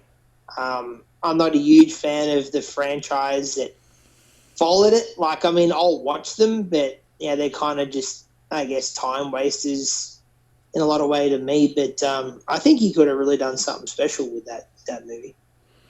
Yeah, one of the many, we'll never know what would have happened, the what ifs of Tom McLaughlin directing Scream. Yeah, yeah, but yeah, always thought that was interesting. Yeah, I mean, there's a lot of stories like that, like certain people that could have done certain movies, but just never happened. I guess everything happens the way it's supposed to happen, and at the end of the day, I guess. Hey, okay, yeah, and then we get the scene where the cops are recovering, some of the bodies and stuff, and something that I've just now, like right as in right now, of recording this, notices, folks, the little Volkswagen Bug that is in the background of when Sheriff Garris is talking to his deputies and stuff. That's the Volkswagen Bug that the two head councillors are in earlier in the film, and I've never noticed that before. And I guess it's just a testament to what you can notice in a purely looking at it when you're not listening to it. But yeah, that's very cool. Yeah, for those who do not know, Jesse, in a lot of cases, I don't think he did it with New Beginning necessarily, but with the Friday films he likes, while we're doing the discussion, he's got it playing in the background on mute, so he's watching it to, which is a really good idea. I'm glad one of us is doing it to kind of that way we have less of a chance of forgetting of what the hell we want to talk about, or that way we won't hopefully forget to mention stuff. No, I keep a continuity, man. I was watching part five. Oh, okay. I wasn't sure if you were watching that or not. Yeah, come to think about it, yeah, I guess you were. Okay. Yeah, but that's yeah, it really is kind of astonishing what you can notice, man. When yeah, you're just looking at something just purely visually and not listening to it, man. It's interesting because I guess when you're watching the movie, you're more focused on I guess what Sheriff Garris is saying more than you would be what's happening around the other parts of the shot and stuff.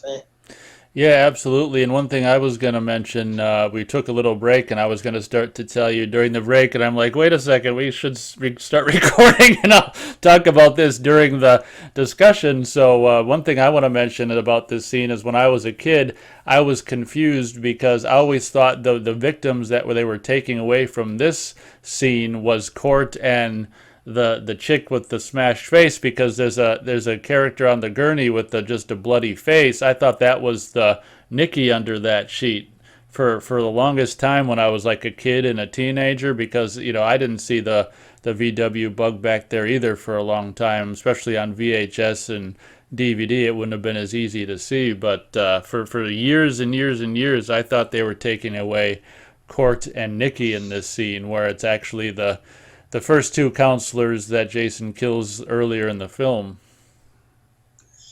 Yeah, very good point. And yeah, I always thought that that was Nikki's body as well. But now I'm guessing it was the girl because she copped it in the head. He got Jason put the spear through her head, so I'm guessing that's her body. Yeah.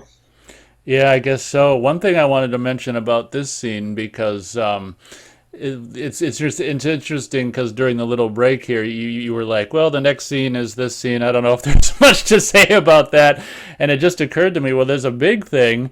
I don't know if you were going to remember this or not, but regardless, I'm going to mention it first, which is for the very first time since the very first film.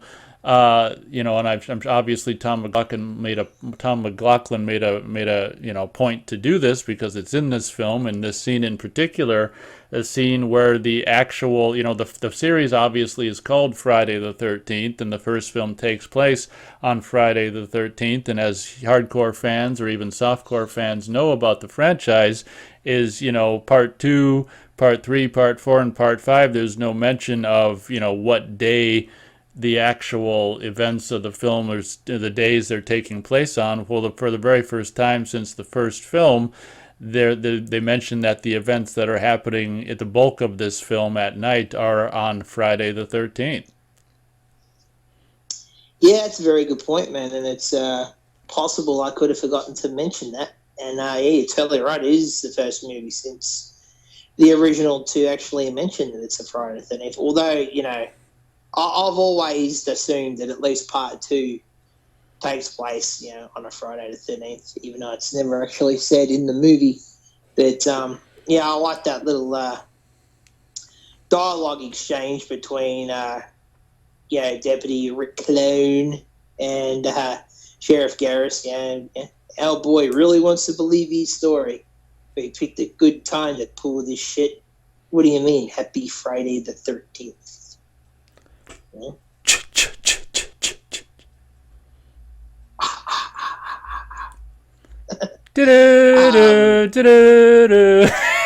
Stop that!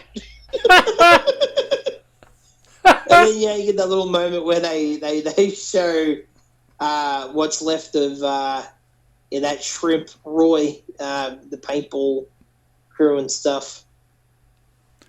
Is that all you found? I wish it was. I'll order up some body bags.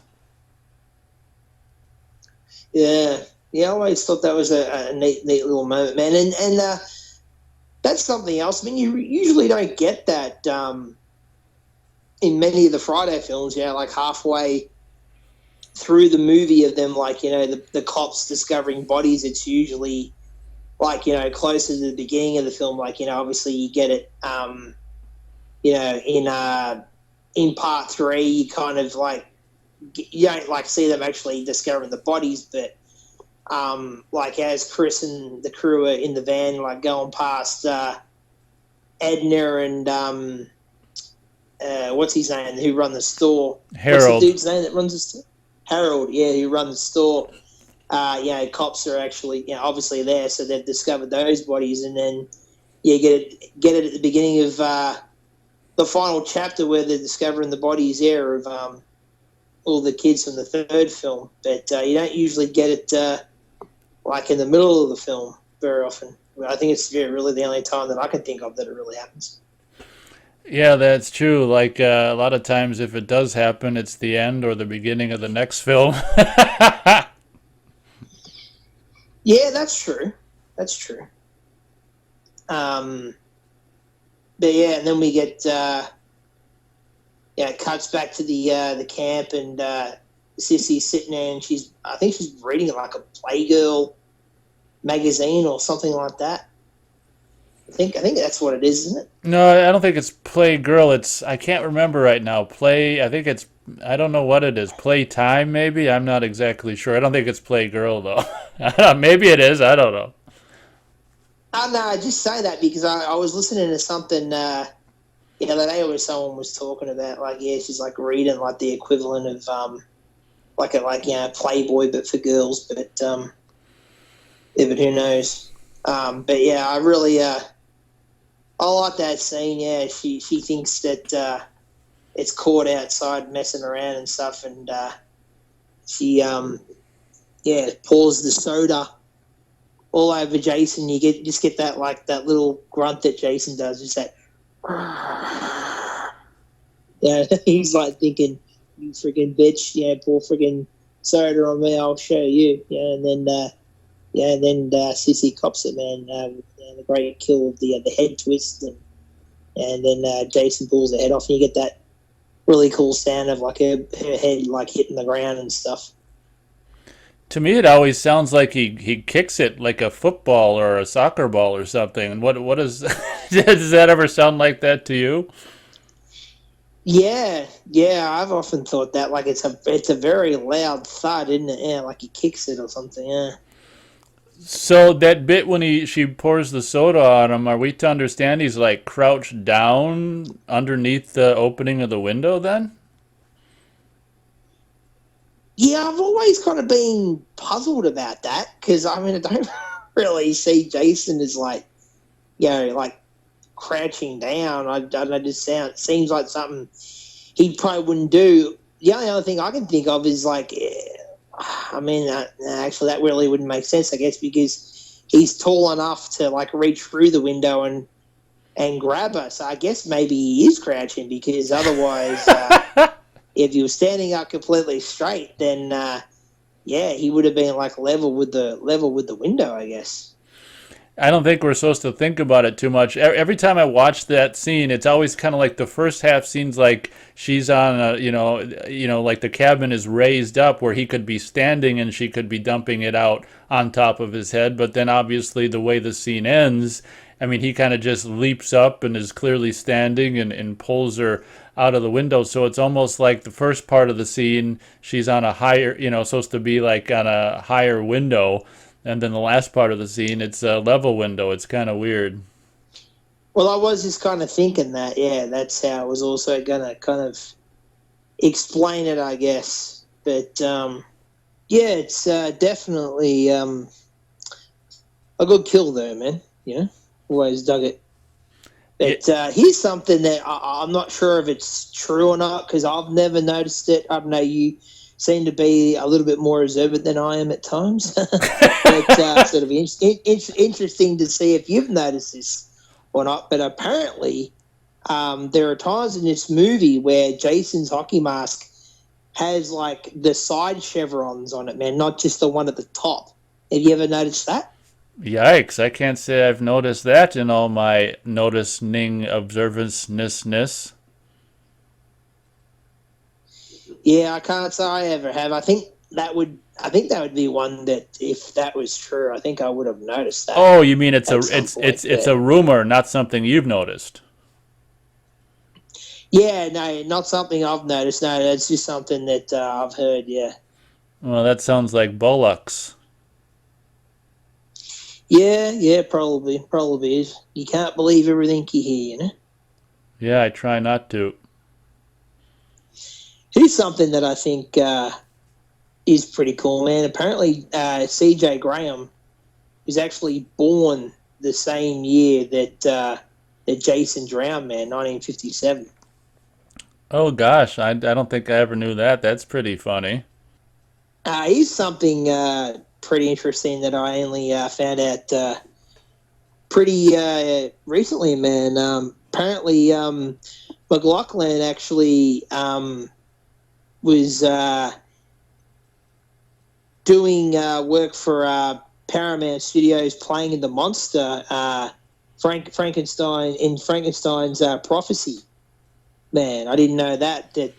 I have heard like rumors that he did like monster work and stuff like in his early career, but apparently, yeah, man, he was in that movie as the monster, and that was where he met his wife, who's in the film also, like we mentioned earlier.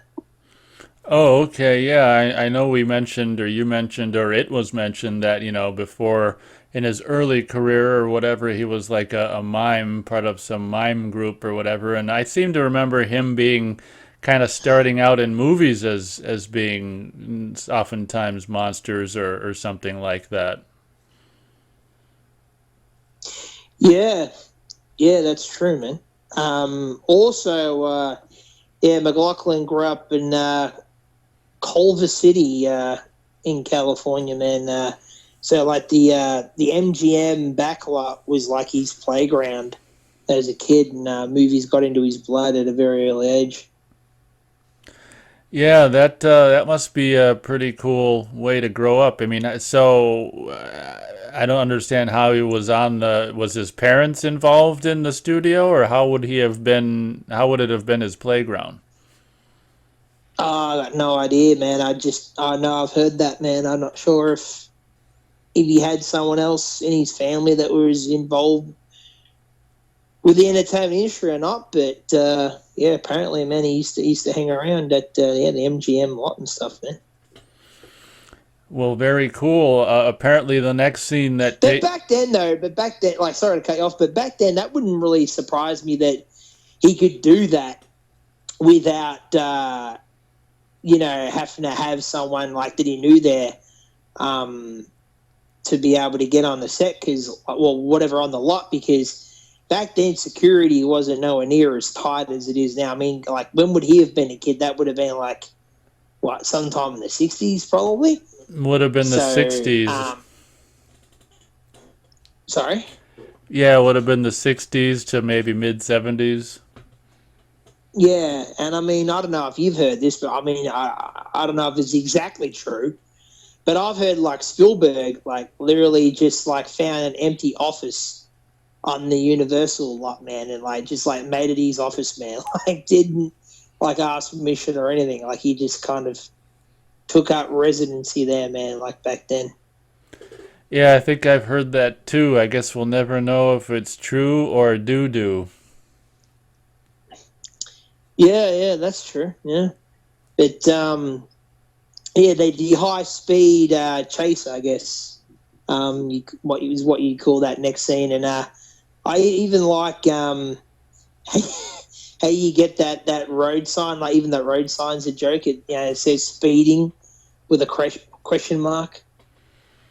Yeah, speeding with the question mark as she speeds by it, and yeah, that's so funny. I get it would have been funny to kind of like with Phantasm 2, obviously in the final cut of Jason Lives, it isn't in there, but it would have almost been kind of funny to see them go shopping, or I guess she says I got you your supplies, so maybe I don't know if they got the supplies together or if she took down his grocery list or what, but the chain and whatever else that he needs to bury him in the lake. Yeah, that's interesting, man. Um, like it's things like that, like that sign and like Jason like earlier ripping off the paintballer guy's arm and stuff. Like there's a lot of things about this film that are like right out of a comic book. Like it's kind of got that comic book feel about it in some ways. Oh, that's true. And what about the song that permeates this? Is that Alice Cooper or is that someone else? Yeah, it's Alice Cooper, man. I think it's called like "Summer in the USA" or something like that. I don't think that song has actually ever officially been released, man. It was just something that he like recorded for that scene, but I'd love to have that like on my Spotify or something like that. Yeah, Be maybe awesome. maybe it's like Good track. Hard Rock Summer or something like that. Summer in the USA. Yeah, yeah. That's it. Yeah, Hard Rock Summer. Yeah, yeah. Good little track, man. It goes to the scene very well. But yeah, that I remember like that scene kind of. I don't know, man. Just weirdly in a way, kind of being uncomfortable, man, to watch like as a kid, man, like how Megan just stuffs Tommy's head like between her legs and stuff, like and even it's awkward even for Tommy, even though Tommy's into her, man. He's like, stay down. He's like, whatever you say, and then she's got all the dialogue. The next corner is going to be a hairy turn, and like Tommy's just looking at her like, really? Yeah, can you imagine the absurd or the awkwardness of shooting that shot of her crotch? Knowing us, knowing our luck, it's a shot of some guy's crotch. Just had to ruin it for me, didn't you? No, I don't think McLaughlin would have done Tom Matthews dirty like that. I think it really probably is Megan. Well, I want to believe it's Megan. Yep. But I think the beginning of that chase scene is funny where she's like, if you see any roadblocks, tell me. And he's like, okay, there's one. Yeah. I mean, it's something that if you really think about it, if you were like, someone that was going to see these films like in their initial release in theaters and whatnot, like I guess a car chase is like the last thing you'd probably think you'd ever see in one of these movies, eh? Yeah, and then there's two of them in one movie. Yeah, that's true. Yeah, you get the one earlier, eh, with Tommy and the cops. Yeah, that's true, man. That'd be so funny if the movie ended with Jason driving chased by the cops. I've always kind of found that fascinating, man. Like, we can accept that Michael can drive a car, but not just like for some reason it's so much more outlandish and goofy for it to be Jason, man. Like if Jason was in a car, man, like in a movie, like they made a new movie and Jason was driving around a car, dude, I would literally leave the theater. Like that is just so bogus to me. Oh, that idea it would make you mad as a Friday fan. Yeah, like I think I mentioned it, man, when we did our discussion on part 4, man. Barney Cohen, who was the writer of Final Chapter, he wanted to have a scene, man, where Jason was driving a car for some stupid reason, man, and Zito just looked at him like, "Are you fucking nuts?" Like, Jason doesn't drive a car. Like, maybe Barney was a big Halloween fan. I mean, who knows? Yeah, that while you were talking, it just occurred to me that what I can see, like, teenagers or 20 somethings arguing about their favorite horror icons and saying who's the best. Well, Michael can drive, so he's better. Well, Jason can do this, so he's better. Well, Freddy can do this, so he's better. Ah, yeah, there was a lot of banter about that, like in the playgrounds back in the day. I'm sure you were privy to that just as much as I was. Yeah, but unfortunately, old age has washed most of that into the memory hole. Yeah, I mean, I think the biggest memory I have of like talking about like these films like at school was when Freddy versus Jason was coming out. Like, because like I mean that came out my last year of high school, so yeah, like we were all talking about that movie and stuff, and because there were like people that knew that I was a big horror fan, like there were people that had just seen that movie, they hadn't seen like all the Elm Streets and all the Friday, so they're like picking my brain, like asking me like, well, like what happens in the other movies and stuff. Yeah, I can imagine that was the case with Freddy versus Jason. I would imagine a lot of people saw it who had never seen a Freddy or Jason movie. That's interesting. Yeah, and he's something that I've only just pieced together like recently. Um, I remember like me and my old man talking about this like all the time, like whenever we would watch this movie. But the next scene where you get that shot of there's someone carrying that machete, and they carry it right into the cabin where that counselor is. It's that chick that, like, we can't be bothered to remember her name. She's that forgettable, sorry, in a lot of ways.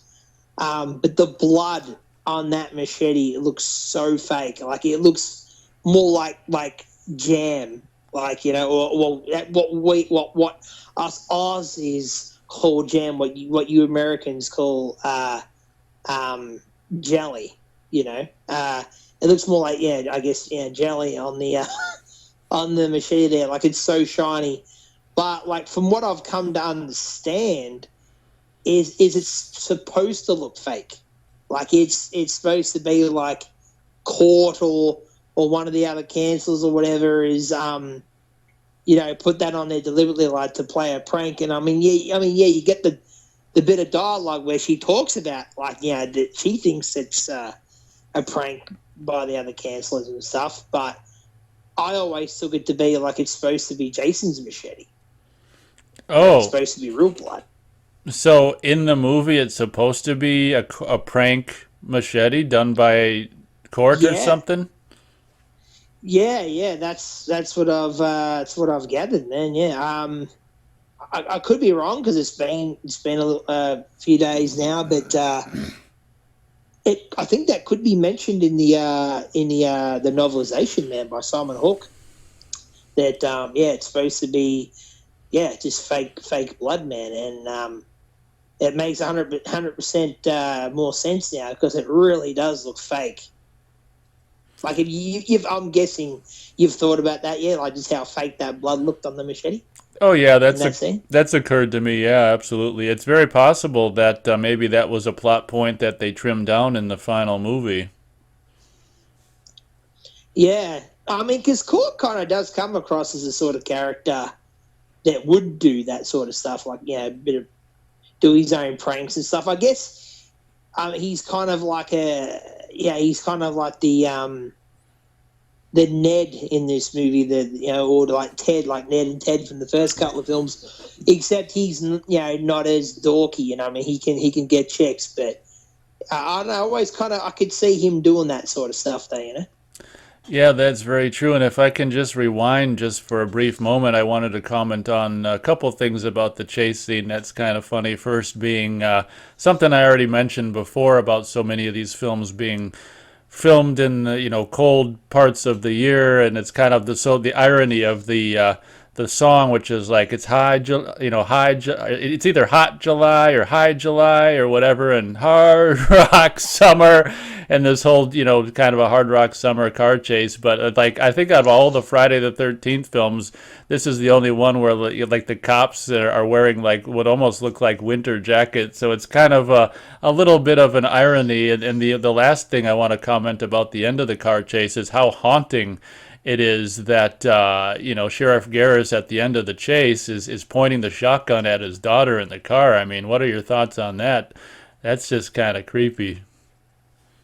Yeah, it is. I mean, I guess he's just trying to really put the fear in not only Tommy mainly, but also his daughter. And you're right. That is a nice little moment. Just the way like Tommy lifts his head off Megan's lap, and he just looks right at Sheriff Garris, and he's like, "Oh shit!" Like it's a. I always thought that was a pretty funny little moment, man. But yeah, man, that's it's definitely a fun little sequence, that one, man. Hard rock summer in the USA. See, yeah, like you're really making me want to like have that on my Spotify, man. And I can't get it.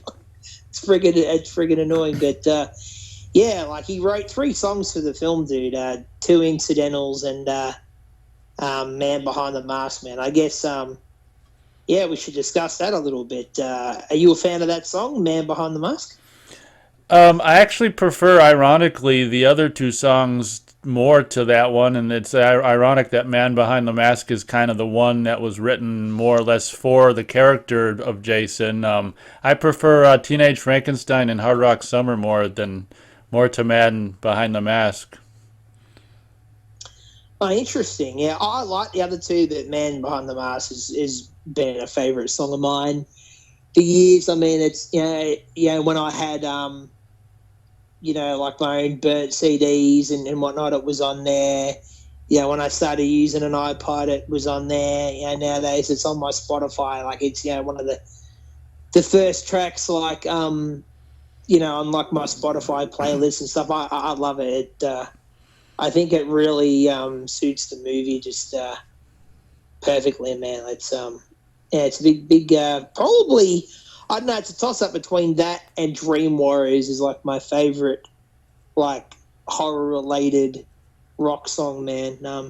I really dig it. But the other 2 are really cool too, man. I have Teenage Frankenstein on my Spotify and stuff. That's a good track. But I remember like years later, like obviously after being a fan of this movie for many years, like when YouTube became a thing and stuff. And I remember like one of the first things I ever looked up was like, was there ever a music video for Man Behind the Mask? And I found it, man. And there's I don't know if you ever seen it, but yeah, there's a pretty cool little music video with Alice Cooper and stuff, and he's wearing the Jason hockey mask and stuff. It's pretty goofy, but fun.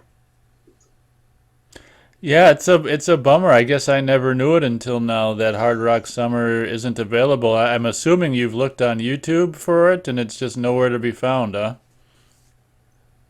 Um, I mean, it's been years, but I believe so. Yeah, that I have. I do remember doing like a search at one point, and I mean, yeah, to the best of my knowledge, I couldn't find it. And I have heard, like, in certain places, yeah, that it was like, yeah, it was never released, like, on any of his albums or anything. Like, don't quote me, I could be wrong on that, but that's my recollection.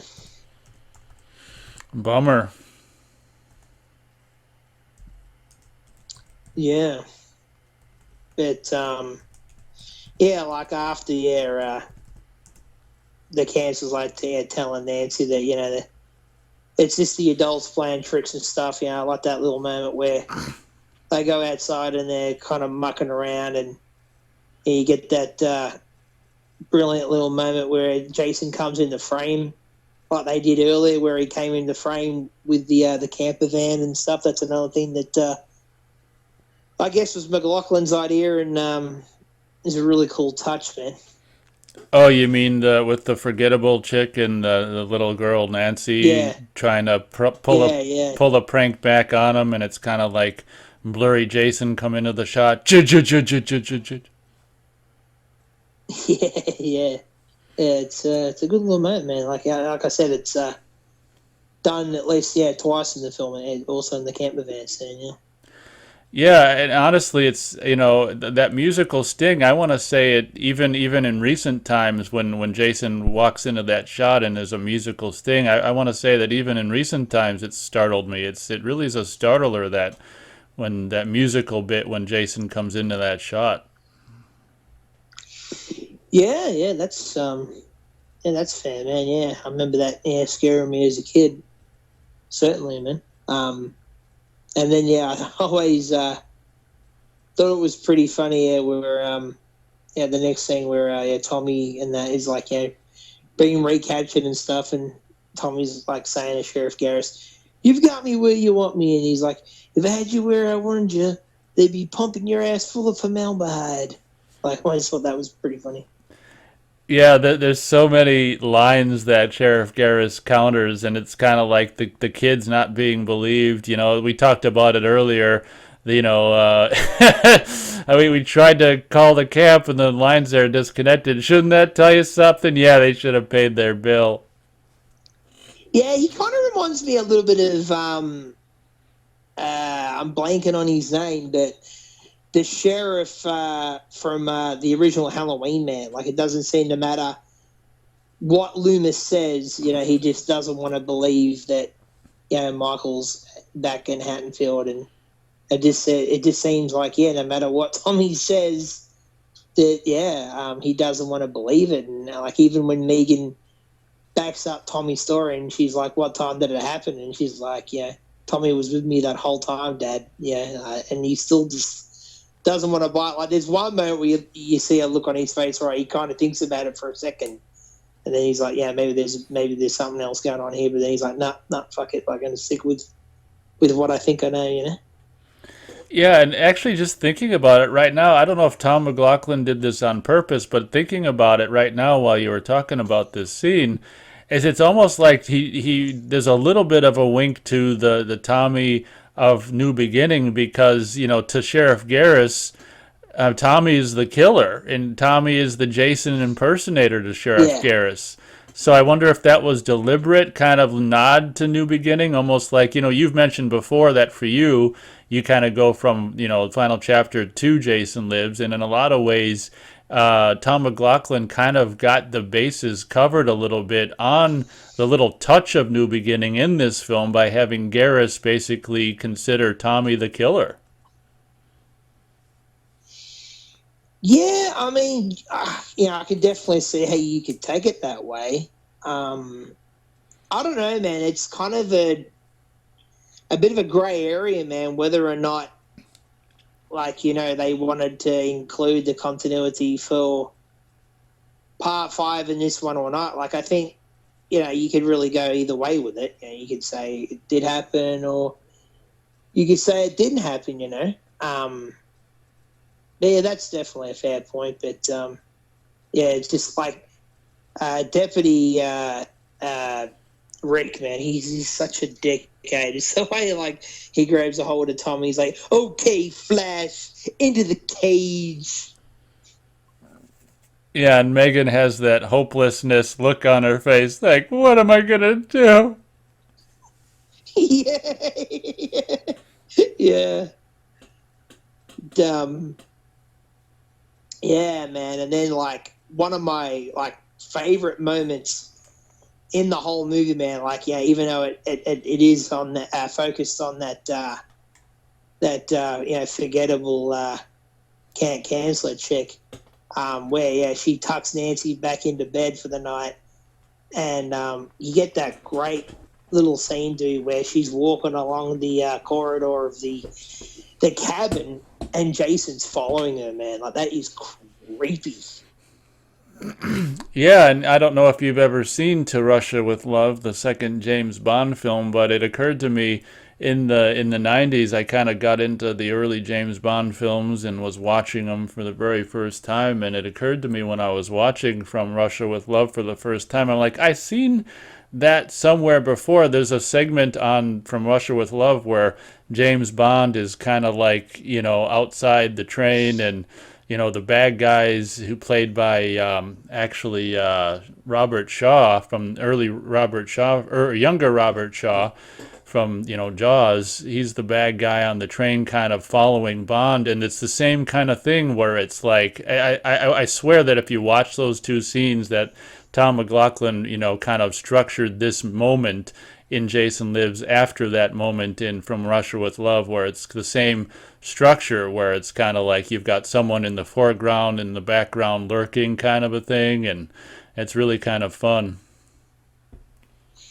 Interesting. I have seen that movie, but it's been like years, man. I did that myself, man, like years ago. Went back and watched all the earlier Bonds, but yeah, I don't recall that moment. But I mean, it definitely makes sense. I mean, you got the James Bond nod at the beginning, so that wouldn't surprise me at all, man. To be honest, but yeah, I mean, yeah, definitely one of the standout moments in the movie, man. I mean, the movie's full of like standout moments, but yeah, it's definitely one of the more creepier ones as well. Oh gosh, and I don't want to forget to mention before we exit, go further past this scene. We're already a little bit past it, but that reminds me of the scene earlier where Jason's walking. How creepy would this to be to see as a kid? Jason's walking out past the windows with Sissy's headless body, and Nancy sees that, and it's like, ree, ree, ree, ree. Yeah, that image, yeah, where Nancy sees, yeah, it's yeah, the stuff of nightmares, man. Pretty nightmarish imagery right there, and like you said, yeah, being a kid, man, if you saw that, you really would piss your pants, eh? I would. And then yeah, we get pretty I think like a tense scene where yeah, that female counselor, we can't remember her name, uh, bites the dust, where yeah, like the wind keeps blowing the door of the cabin open, and it scares the crap out of her, and like she finally, just as she just finally like seems to calm down, Jason just comes bursting through the door and just really goes to town on this chick, man. I don't know what his issue was with this girl, but he just really wants to really like kill the hell out of her, man. Like, he smashes her through the window and stuff, and then like, yeah, you see like when Sheriff Garris turns up a bit later on in the movie, you see kind of like the aftermath of it. Like, they're just like wall to wall blood, man. Like, Jason's pretty much done with her in that room. What Sheriff Garris said he wanted to do to Tommy, like, Jason has repainted that frigging cabin with her brain. Yeah. Yeah, it seems like the more nice and more innocent of a character you are, the more rage will come at you. Yeah, that's a very good point. And that's a nice little scene, yeah, where Tommy and Megan, yeah, they start to devise their plan to for Tommy to escape and stuff, man. And she writes down. You can never read that whole note. Hey, like even on the VHS, I don't think you can see that whole note of what she's writing down there. They actually mention exactly what I think they're supposed to say in the novelization, man. But yeah, it's basically just her saying like, yeah, I'm gonna draw something and comment and say that it sucks, so we can get you out of the cell. Yeah, what a great way to just communicate with the little sketch pad, and he's opposed to it. He's like, no, and she's like, yes. I just love that moment where it's like this kind of banter and silence. I don't really get Tommy's reluctancy though, man, to like say no, man. Like, doesn't he want to get out and and try to put a stop to Jason at this point, or is he like given up at this point? Yeah, that's understandable. I guess the way I always took it is that he just doesn't want to get in any more trouble. But I can see your point too. I mean, he should want to be gung ho to defeat Jason. Yeah, yeah, pretty much, man. But yeah, like when they start to kiss and stuff, it's a pretty cool moment where Tommy opens his eyes as they're kissing. He like it's like kind of that expression on his face where like he can't almost believe that he's kissing this beautiful girl, you know. Yeah, I mean, I've always assumed, and maybe get your thoughts on this. Are we to assume possibly that this is Tommy's first smoocheroonie?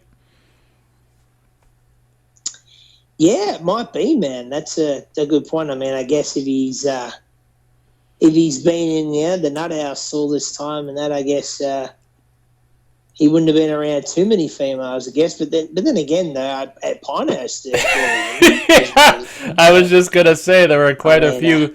There was just because you were at Pinehurst doesn't mean you ain't getting it on. yeah, that's the thing, man. Like, yeah, I mean, I don't know, man. I had never been a patient in one of those places, but I actually like come to think of it, man. I think it probably would be a pretty easy place to probably get laid if you think about it. You know, I mean, if it's a mixed they don't have men and women in separate units and stuff, and I imagine it'd be pretty easy to meet a girl there, you know. Yeah, after I slaughtered my whole town when I was 12, I spent 10 years in institution, and I was doing women right and left. Righto. I'm Too much personal information there, no? Oh, okay. We'll cut that out. Did they find you standing over the body of another camper, pulling a really twisted, weird face while you were standing there naked, too? Well, I was at the drive-in with my twin brother, and he did the killing, and then put all the blood on my face and put the hatchet in my hand. Yeah. Blood rage. I've only ever seen that movie once, man, and it's been like probably 5 years, and I still remember that whole scene. I actually have the Arrow edition of that, man. I get around to watching that again. Oh yeah. But yeah, I love how Tommy gets Deputy Rick back, man. Yeah, she's got Megan's got the laser pointer right on his nose, and he's like, "Don't clown around, Megan." She's like, "I'm not the one with the funny red nose." And then Tommy has to really put the little finishing touch on it by saying, "You better do as she says, because remember, wherever the red dot goes, you bang." Yeah, I know. If I were Tommy, I would have moved over to one of the sides, but I don't think the intention was to ever blow his Rick's head off. Yeah, that's something that always kind of puzzled me a little bit about that scene. Like, wouldn't Rick know that Negan wouldn't shoot him? You know, like I think it's mentioned in the novelization, like at that point, that Rick might have actually thought that she might have, because she was just so attached to Tommy at this point, and she'd kind of he might have thought that she might even kill for him at this point. So I guess that kind of explains it. But I remember watching it as a kid thinking I don't think he would really think that she would actually shoot him. Yeah, that's a good point. But after all, she says, "I'm not kidding." Yeah, that's true. But I mean, it can't really be helped because all these films basically are all shot in different locations and stuff. But I'm guessing when you get outside the police station and you get that kind of really nice master shot of the town and stuff, I'm guessing that's supposed to be downtown, Crystal Lake, and I love how now there's a big clock tower building and all these other buildings that looks like more of a bit of a built up city. But then again, I guess it's been a long time. How long do you reckon time's passed between the original film and this movie? That'd be like what, 15 years maybe. Yeah, that's a really good point because after all, we mentioned this in the New Beginning discussion, is that, I mean, because they made the jump from Tommy being younger to Tommy being older, you have to take that into consideration. That's a good question. I'm not too sure I'm smart enough to do the math, but yeah, it'd have to be at least 10 years or so later than the movie came out, so like 90, yeah, 96 or something at least. Yeah, well, that's more like, I guess, yeah, around 15 years or so. Then, yeah, like I said. So, I mean, I guess there could have been a more development in the town, but then, I mean, just because we only saw that one little that township area in the original film where Annie's walking through, like, I guess that's not to say that there couldn't be like other areas like close by that are got more like more like town areas of Crystal Lake, I guess. Well, yeah, and since as we've already discussed, I mean, the camp obviously is a different camp filming location anyway, so that we can more easily accept the fact that the whole town is completely different. Yeah, but that is pretty interesting. Hey, like how none of these films ever shot in the same place a second time. Hey, it's pretty funny. Like, I mean, they didn't even do like like there's not. I mean, forget about the first movie, even, but like they never went back to like the Packanack Lodge. Like, I mean, they could have even shot this movie. Could have even been shot there. I mean, yeah, it wouldn't have been Camp Crystal Lake, but it would have been like the Packanack Lodge as well. That's a very good point, and as we've already discussed in our final chapter discussion, the only time they ever revisited a location from a previous film was the beginning of Final Chapter. Well, yeah, obviously, yeah, I remember that, but that's really the only time, and it's pretty brief. It's just in the opening of that film, as cool as it is. Right, I'm just acknowledging how cool that at least it happened, even if it was all very momentarily. Yeah, that's true. Yeah, but yeah, that scene though, yeah, just before they take off is pretty cool. Like, I know you mentioned it a couple of times already, but yeah, Megan talking about yeah, I've got my hiding key and that, and she jumps in the car and she's like, "All right, hot lips, you drive, I'll navigate." And then yeah, the scene that follows where Tommy starts to explain a little bit about like what he's gonna do with Jason and stuff, and Megan's like, "Why didn't we just bring the gun and blow him away?" And he's like, "Yeah, that won't work." So like, Tommy's even aware at this point that like bullets won't do anything against Jason.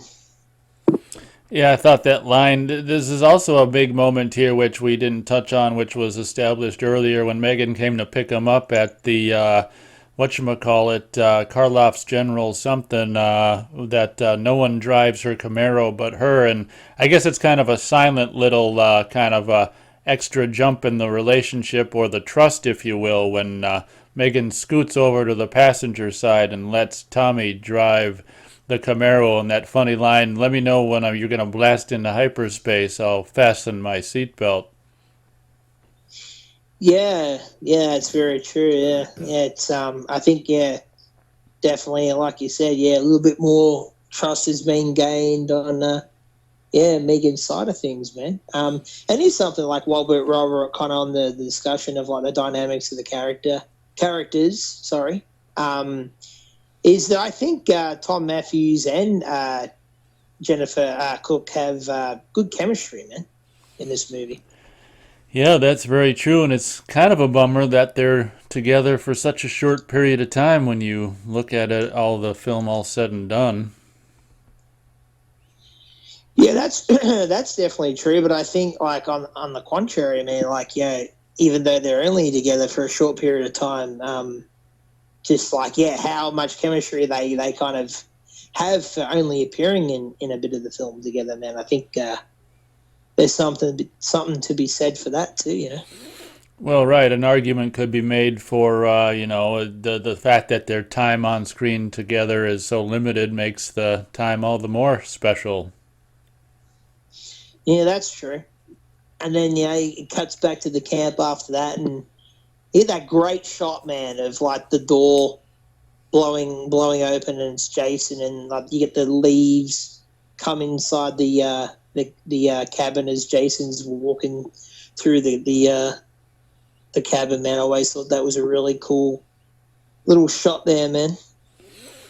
Yeah, I can remember if I was these kids his age, I probably wouldn't have been able to sleep that well at this location, and I probably would have been one of the only kids, possibly the only one to be awake, and it would have been scary as shit if I had been awake and saw that walk into the cabin. I would have been like, probably just would have stayed, silent, quiet, and motionless just because, oh my God, I probably would have wet the You bed though. probably would have been frozen with fear, man.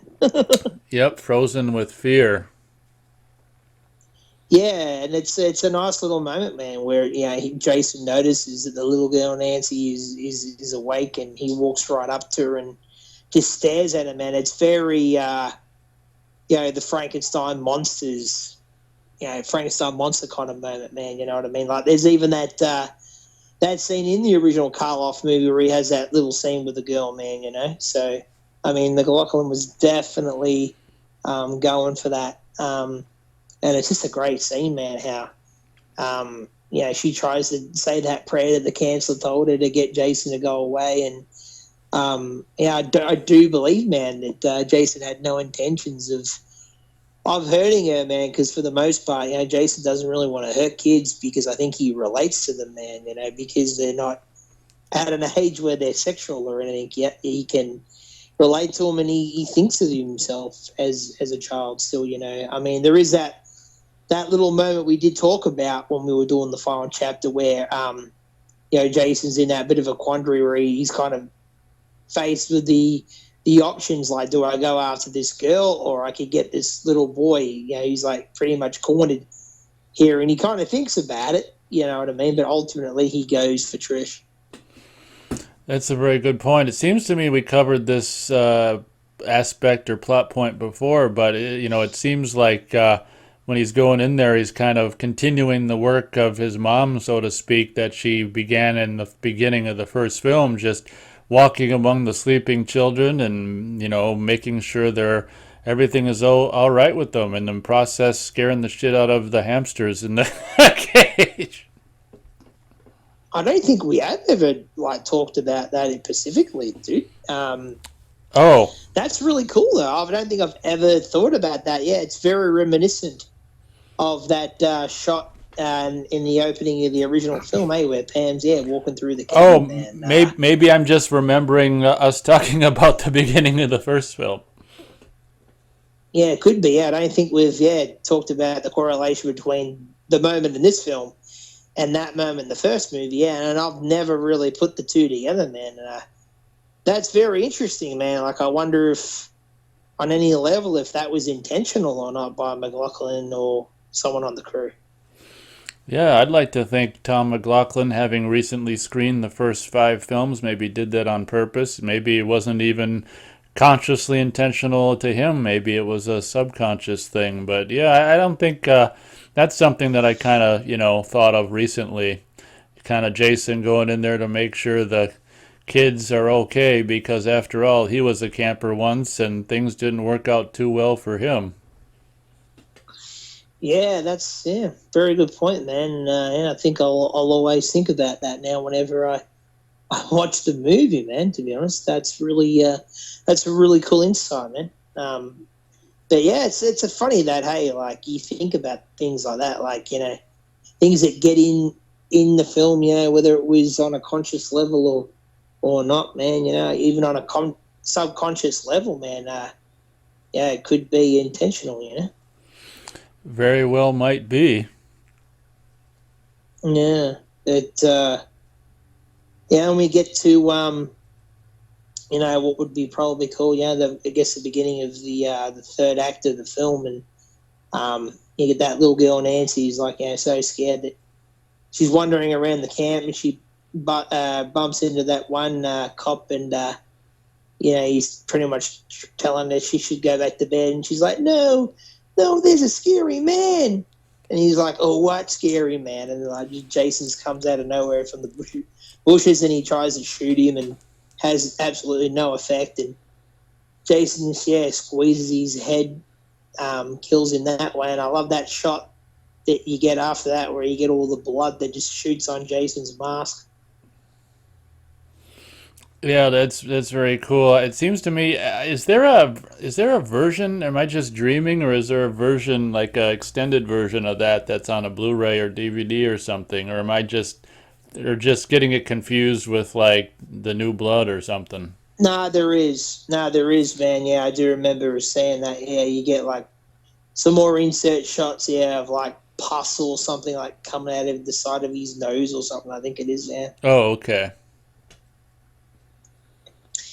Yeah, man, it'd be really cool, man, if Paramount or whatever like took all the footage they have, you know what I mean, and like made like put all the gore back in the films, man. It'd be really cool. Or that would have been like a really good opportunity for Screen Factory to do that. Screen Factory to do that when they did the set, man. I mean, they already included that footage for part two, man. So they could have included the gore for part two and 4 and 6. Since the gore footage for them is all pretty good, man. They could have did new cuts of the film with all that stuff in there. But you do get the shot later on though of him on the ground, and you see like the aftermath of what Jason's done to that cop, where like he's all kind of the stuff's all coming out of his head and stuff. So you might also be thinking of that shot, but yeah, there definitely is a deleted moment there as well. Yeah, and I think we're up to the moment now where Garrus is finally seeing Jason and hopefully at this point believing it, or who knows, maybe he thinks it's Tommy. Yeah, he's something. I guess like it's never really completely realized or anything, but like when he sees Jason, like I'm guessing that CJ is quite a bit taller than Tom Matthews. You would probably assume that, yeah. He's a I taller guy than I Tom guess Matthews. I guess I would assume that. Yeah. Well, he kind of looks at him and he's kind of he's. I guess he's not too sure, but then after he shoots him that first time, and that he might be thinking like if it is Tommy, I guess that he's probably dead. But then I think by the time he fires all the other bullets into him, and he fires that one shot that hits the hockey mask, and all that happens is like Jason's head just goes back just a little bit, and then he just kind of stands there. I think by that point he'd have to believe that it's really Jason and not Tommy, man. Yep. Dun, dun, dun, dun, dun, dun, dun, dun, dun, dun, And dun, dun, dun, dun, dun, dun dun, dun dun. dun dun dun. Also, I've heard McLaughlin say that he was kind of a bit annoyed how that bullet that hit the hockey mask wasn't that noticeable because of all the other holes in the hockey mask. Like it wasn't that noticeable, he said, but I've always noticed it. Oh yeah, and then same here. Even I think on VHS, and the way he had his head slowly come back from the backwards position, Yeah, exactly. he had plenty of time to notice it. Yeah, exactly, man. So I don't know what he's kind of complaining about with that, but I always noticed it, man. Yep, I can say But the same as well, and probably a lot of other fans. yeah, that's true. But yeah, man, and then we actually forgot to mention that one moment where Jason gets that one cop that's on the dock, man. He gets him with one of those little throwing knives he's got. That's a neat little moment, neat little kill. Yeah, that's actually really cool, and the sound design for the thing whipping through the air, and then the impact in the head is really great too. Yeah, yeah. And then Tommy comes upon that body man, yeah, when he's trying to get everything organised to get into the boat and stuff, man. Then you get another cool moment with those two kids that appeared earlier in the film, and that one kid's like, you know what I think? I think we're real dead meat. So, what were you gonna be when you grew up? Yeah, I was gonna say, and then that one follows. Yeah, it's typical kid stuff, man, and probably stuff that real kids would probably say, man, if they were in a situation like that, you know. And yeah, Sheriff Garris's kill is pretty good, man. I love the way Jason just bends him backwards and stuff, and yeah, that was done by obviously there was another guy in the hole, with his legs out, but it's still very effective. And I've heard a lot of fans say, man, that they actually didn't want Sheriff Garris to die, man. And even I think it's Tom McLaughlin himself said that that's like one of his regrets of the film is not getting like a resolve with Sheriff Garris and Tommy, like him not like being able to confront Tommy and tell Tommy like, look, man, I'm sorry, man, I thought it was you the whole time, being Jason. Yeah, that's a really good point, and it's strange because me, honestly, as much as you kind of, Sheriff Garris is kind of one of the more, maybe the most, probably the character that you hate the most in the film, but strangely enough, it's hard to see him die, and I think it's mostly for Megan's sake. You feel sad having Sheriff Garris die because Megan and Mom's already gone and stuff, and honestly, this is.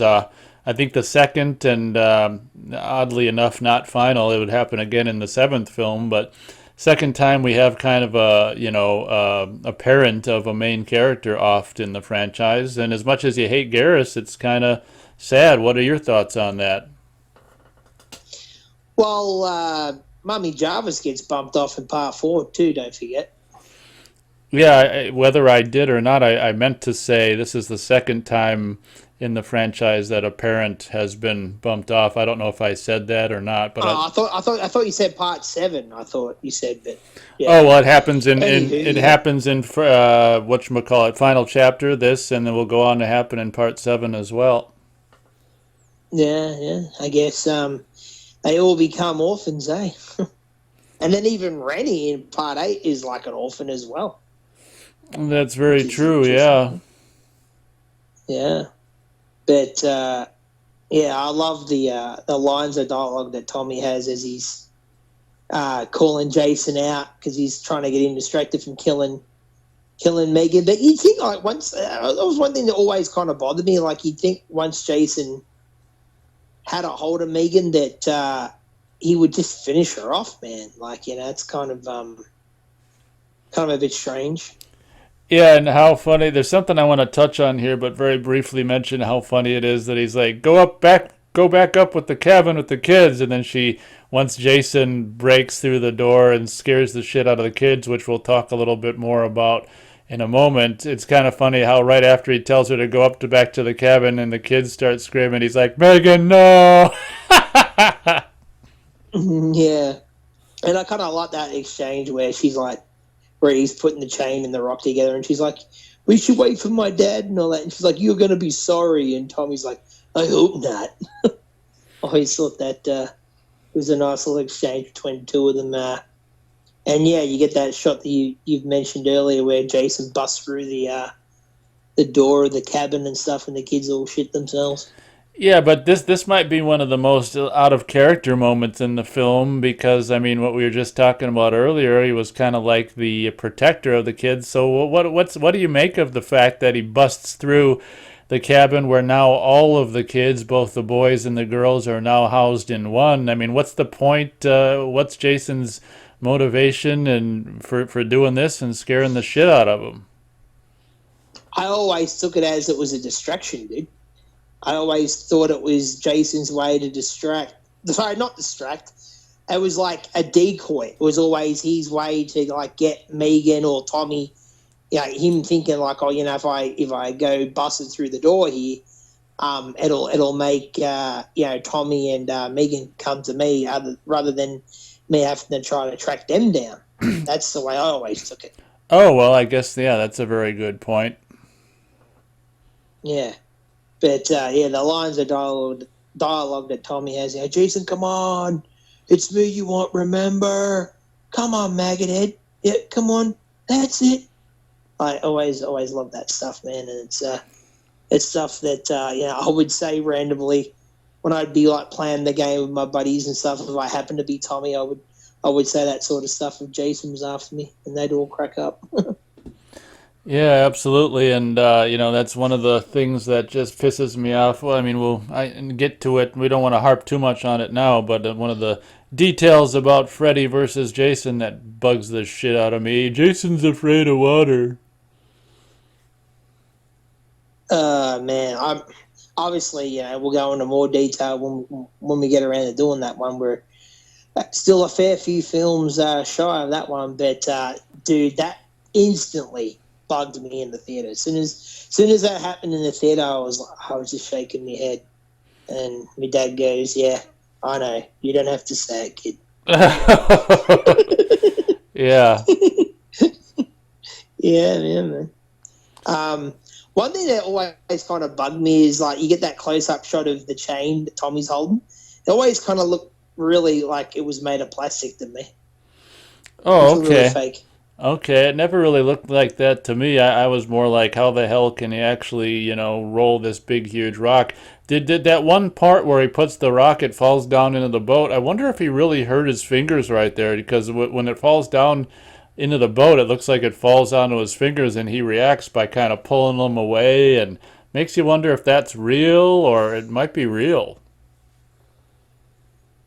Maybe. I don't know. It just kind of had like a bit of it looks too light the way he's holding it. Sort of looks, yeah, like it's too light for in the way he's holding it. But I mean, who knows? Maybe it was a real chain. Who knows, man?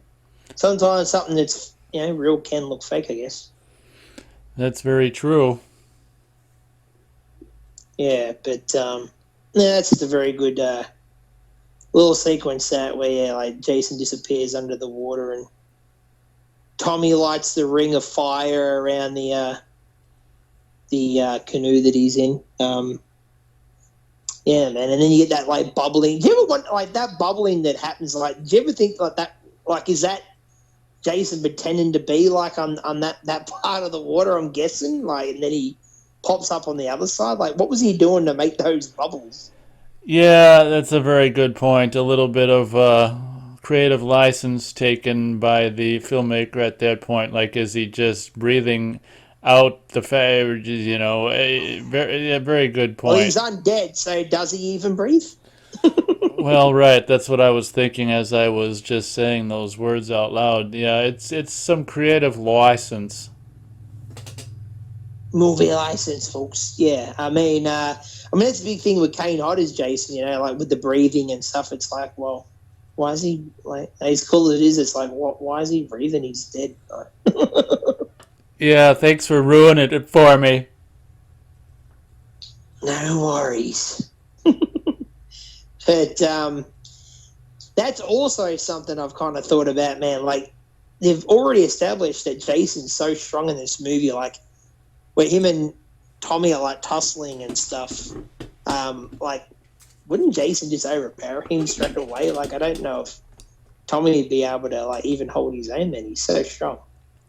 Yeah, again, that's probably another instance of creative license with this particular film. I mean, absolutely, Jason be able to just crack his neck in an instant, but there's this big, struggle between them, make it, dramatic and stuff like that. And incidentally, I wanted to mention something that we kind of began our discussion talking about the rain in this film taking place at the beginning versus the end. And I guess I was thinking about it at the time, but I wanted to save it for the end part of the film, where I guess it makes sense why, one of the reasons possibly why he didn't have it rain at the end is because he wouldn't have been able to light up the lake on fire with his little gasoline fire trick. So maybe that's one of the reasons why there's no rain at the end.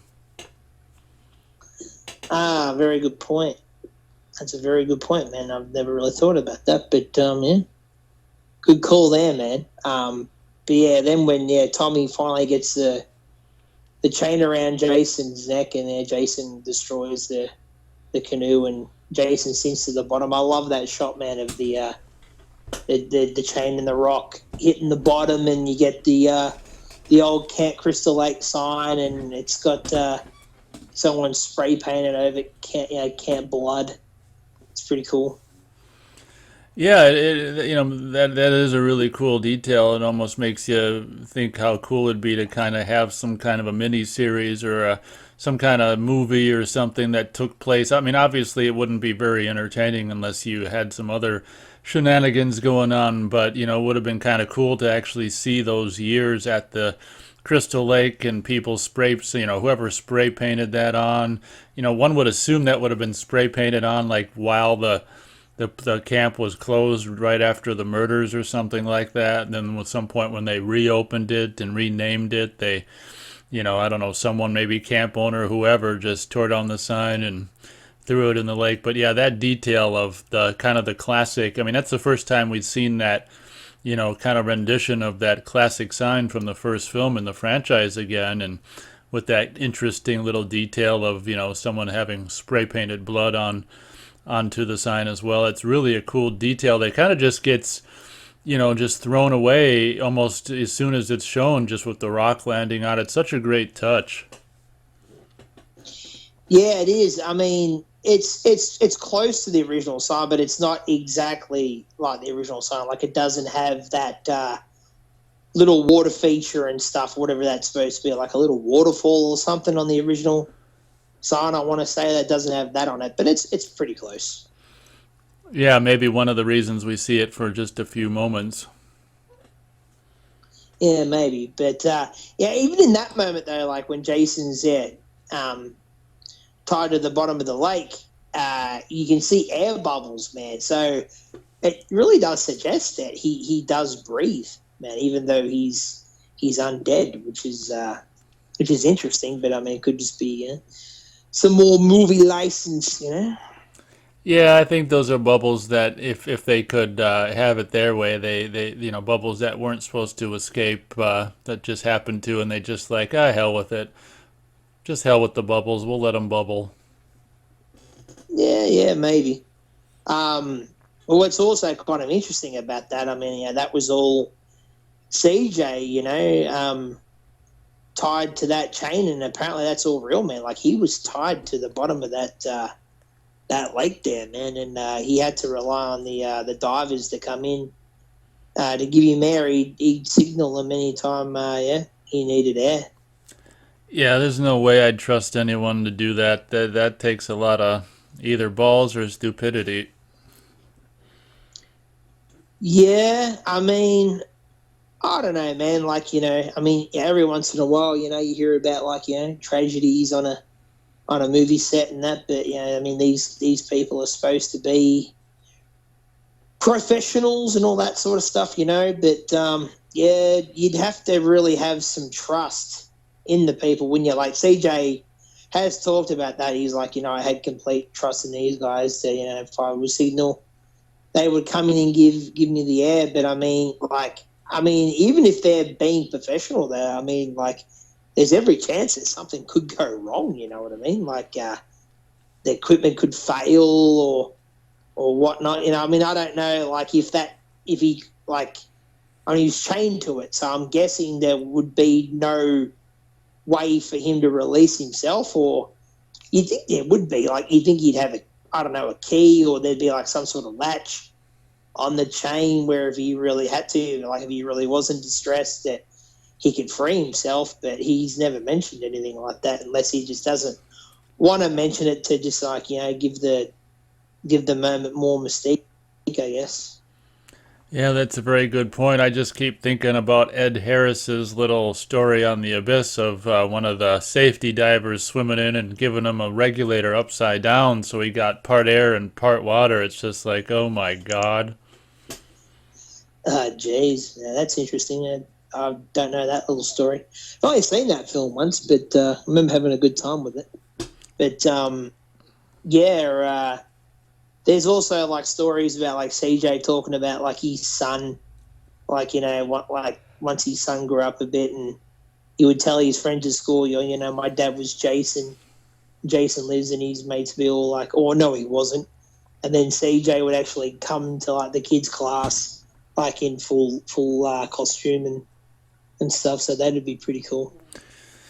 Your dad wasn't Jason. Yes, he was. No, he wasn't. Yes, he was. I'm so glad I'm out of school. Oh yeah, you and me both, buddy. But yeah, man. That whole sequence, yeah, man, where him and Tommy are tussling under the water, it's great. And like we both said, we've both got that. I believe it's Necker in it that made that little diorama of them both struggling together. Yeah. Actually, yeah, it's been so long I don't even know who the hell did it, but we both got it, that's for sure. Yeah. But yeah, like the yeah, and then it kind of transitions into like Megan going out to help Tommy, and yeah, Megan pretty much finishes Jason off with the motorboat and shit. And yeah, some of those insert shots of like the gore, like Jason's gore and stuff, was shot in Tom McLaughlin's like family home now. He went and shot that in his parents' pool, and apparently like he clogged up like the pool pump and everything. And his mum like skitsed at him for doing that, and his dad just thought it was the coolest thing ever. Yeah, it's, hard to imagine a parent's gonna get too mad, it's frickin' their son's making a Hollywood movie. I mean, for the fact that his mom would get mad just seems kind of pathetic to me, but I guess people will be people. Yeah. I guess that's true. And but yeah, I just love like I mean, not to get too far into part 7, obviously, but I love it. Like I think we mentioned it already, but how they carry over that the chunk of the hockey mask was missing from this moment in this movie, man. It's really cool. Oh yeah, but should we mention the little tiny plot point of the fact? I want to say that the other side has got the part taken out of it at the end of part 6, and then it's the left side of the the left side if you're looking at it, the right side if you're wearing it. But yeah, it's like the opposite side's got the chunk out at the end of 6. Yeah, I've heard people talk about that, and to be honest, I've never really like I've heard it in passing. I've never really dwelled upon it. But you're saying that's not just a rumor. That's true, eh? Oh yeah, well I thought maybe you had it playing right now. Yeah, I do, but I don't know. I don't know. It's I just don't have a clear image of how the mask looks like in part 7, like right now in my head, like on what side of it's on. Man, I want to say it's. You said it's the left side in part 7, yeah? Yeah, the left side if you're wearing it, the right side if you're looking at him wearing it. Yeah. Oh, okay. Yeah, interesting. But Yeah, but I mean, just that's another small continuity issue, I guess. that's okay. We'll let it slide. After all, underwater things are completely mirrored. That's how I'm gonna write it off. Yeah, true. But yeah, I would say it's one of the like the better ways of like Jason, I guess, getting his demise at the end of the film. Oh yeah, of like one of the films. Yeah, and honestly, we may have talked about this before, maybe not, but as much as I love part 7, we've talked about, well, I know what we have talked about, the fact that final chapter would have been a great way to, a great place to actually end the franchise, but I would say the same thing about 6, as much as I love part 7. 6 would have been a great way to end the franchise as well. What are your thoughts? Oh yeah, agree, 100%. Yeah, and we did definitely talk about that when we did the final chapter. But I mean, yeah, this one kind of really bookends things for Jason, doesn't it? Like he he started off, drowned in the lake in the first movie, and he's put back in the lake in this movie. So I mean, it does bookend the story very very well there, man. And I will say, like for me, man, like even though I do enjoy some of the later installments, 7 and whatnot. For me, man, like this is truly like the last really good Friday. You know what I mean? Like I like 7, but it's not on the level of this movie to me. Yeah, I could agree with that as much as I do love Part 7 for what 7 is. Yeah, I mean, let's be fair. I mean, 7 isn't anywhere near to the quality of filmmaking that 6 is, but so I'd get on board with that. Yeah, like I said, I'm not trying to dog 7. I enjoy 7, man, quite a bit, but it's I don't know, man. Like everything kind of after 6, in a way, kind of does feel like a bit of an afterthought, man. Like it really, when you really do think about it, it really is like a really, it does, like things feel like they come to a close, man. Like, he's back on the lake. There's really nothing else really to say in a way, you know what I mean? Even though like there was a lot of things that followed it, And I mean, don't get me wrong, folks, if you're still listening at this point, that's coming from someone that really does, like I said, like 7, and I really like Jason X, and even Freddy versus Jason as well, But like we just discussed, you can't really deny, that Part 7 just isn't on the same level of filmmaking as this film. And I mean, I don't want to take shots at John Carl Beekler, but I just don't think he was as much of a visionary filmmaker as someone like Tom McLaughlin.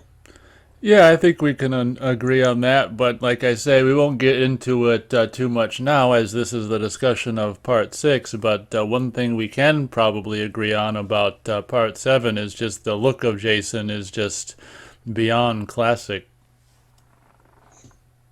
Oh yeah, 100%, man. That's one of the very standout moments about Part 7 is the look of Jason, and that was definitely one of the strengths that Beekler had. Like his background was in makeup effects, so that is definitely a reason why the look of Jason in that movie is such a standout, man. And something else I will say is I don't think CJ gets enough credit, man, for being Jason in this movie in some ways because he was the first undead Jason, and I think Kane had to have seen. Well, I know he would have seen this movie because Kane is a fan of the series, man, even before he played Jason. And I think he definitely took something from what CJ did. I think CJ laid the groundwork. Well, that's a good point, and it is kind of a bummer because, Kane kind of came in and took the spotlight by playing him, 4 times in a row after 6, and it does kind of overshadow what CJ brought to Jason, is like you say, being the first, whatever you call them, undead Jason, and unfortunately because of Kane Hodder's, 4 times out following Part 6, it kind of does overshadow CJ, unfortunately. Yeah, I mean, CJ originally was going to come back, man, for Part 7, but John Cole Beekler just lobbied really hard for Kane, and obviously, we'll talk about that some more when we do Part 7. But like as much as I really love Kane, man, I wouldn't have been opposed at all if CJ had kept carrying on the mantle. If it had been him in 7 and 8 and so on and so forth. You know what I mean? Because I just think he really is a good Jason. Yeah, that's a very good point. One of those things that never will be unless there's time travel. Yeah, need that DeLorean, I guess. But I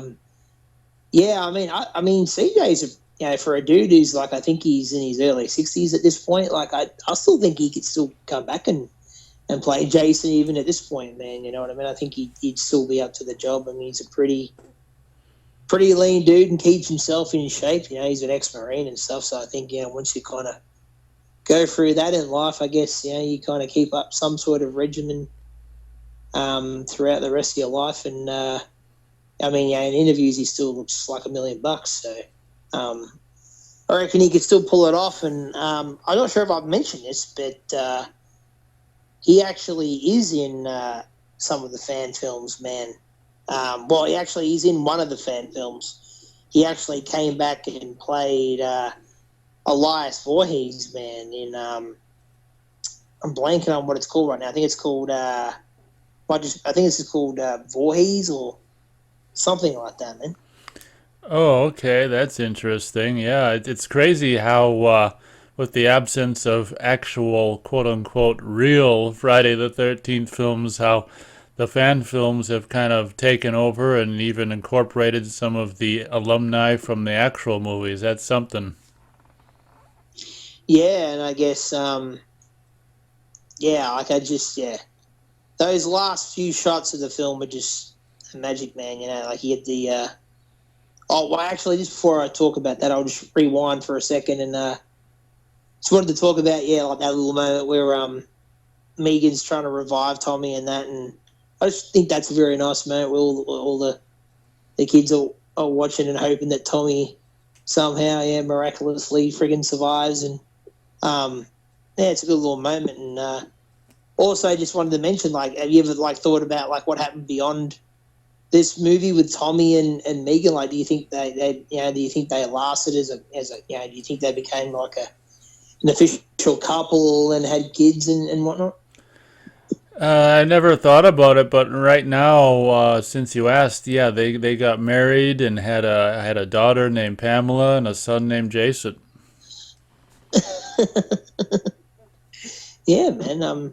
I've always thought that, man. I hope, after all the shit that Tommy's been through, man, that he got some sort of happy ending, man. And that's actually some stuff that in that same fan film that CJ's in, they mentioned that sort of stuff. Like Tommy, I think it's Tommy's. I think it's his daughter and his granddaughter or something like that are in the movie.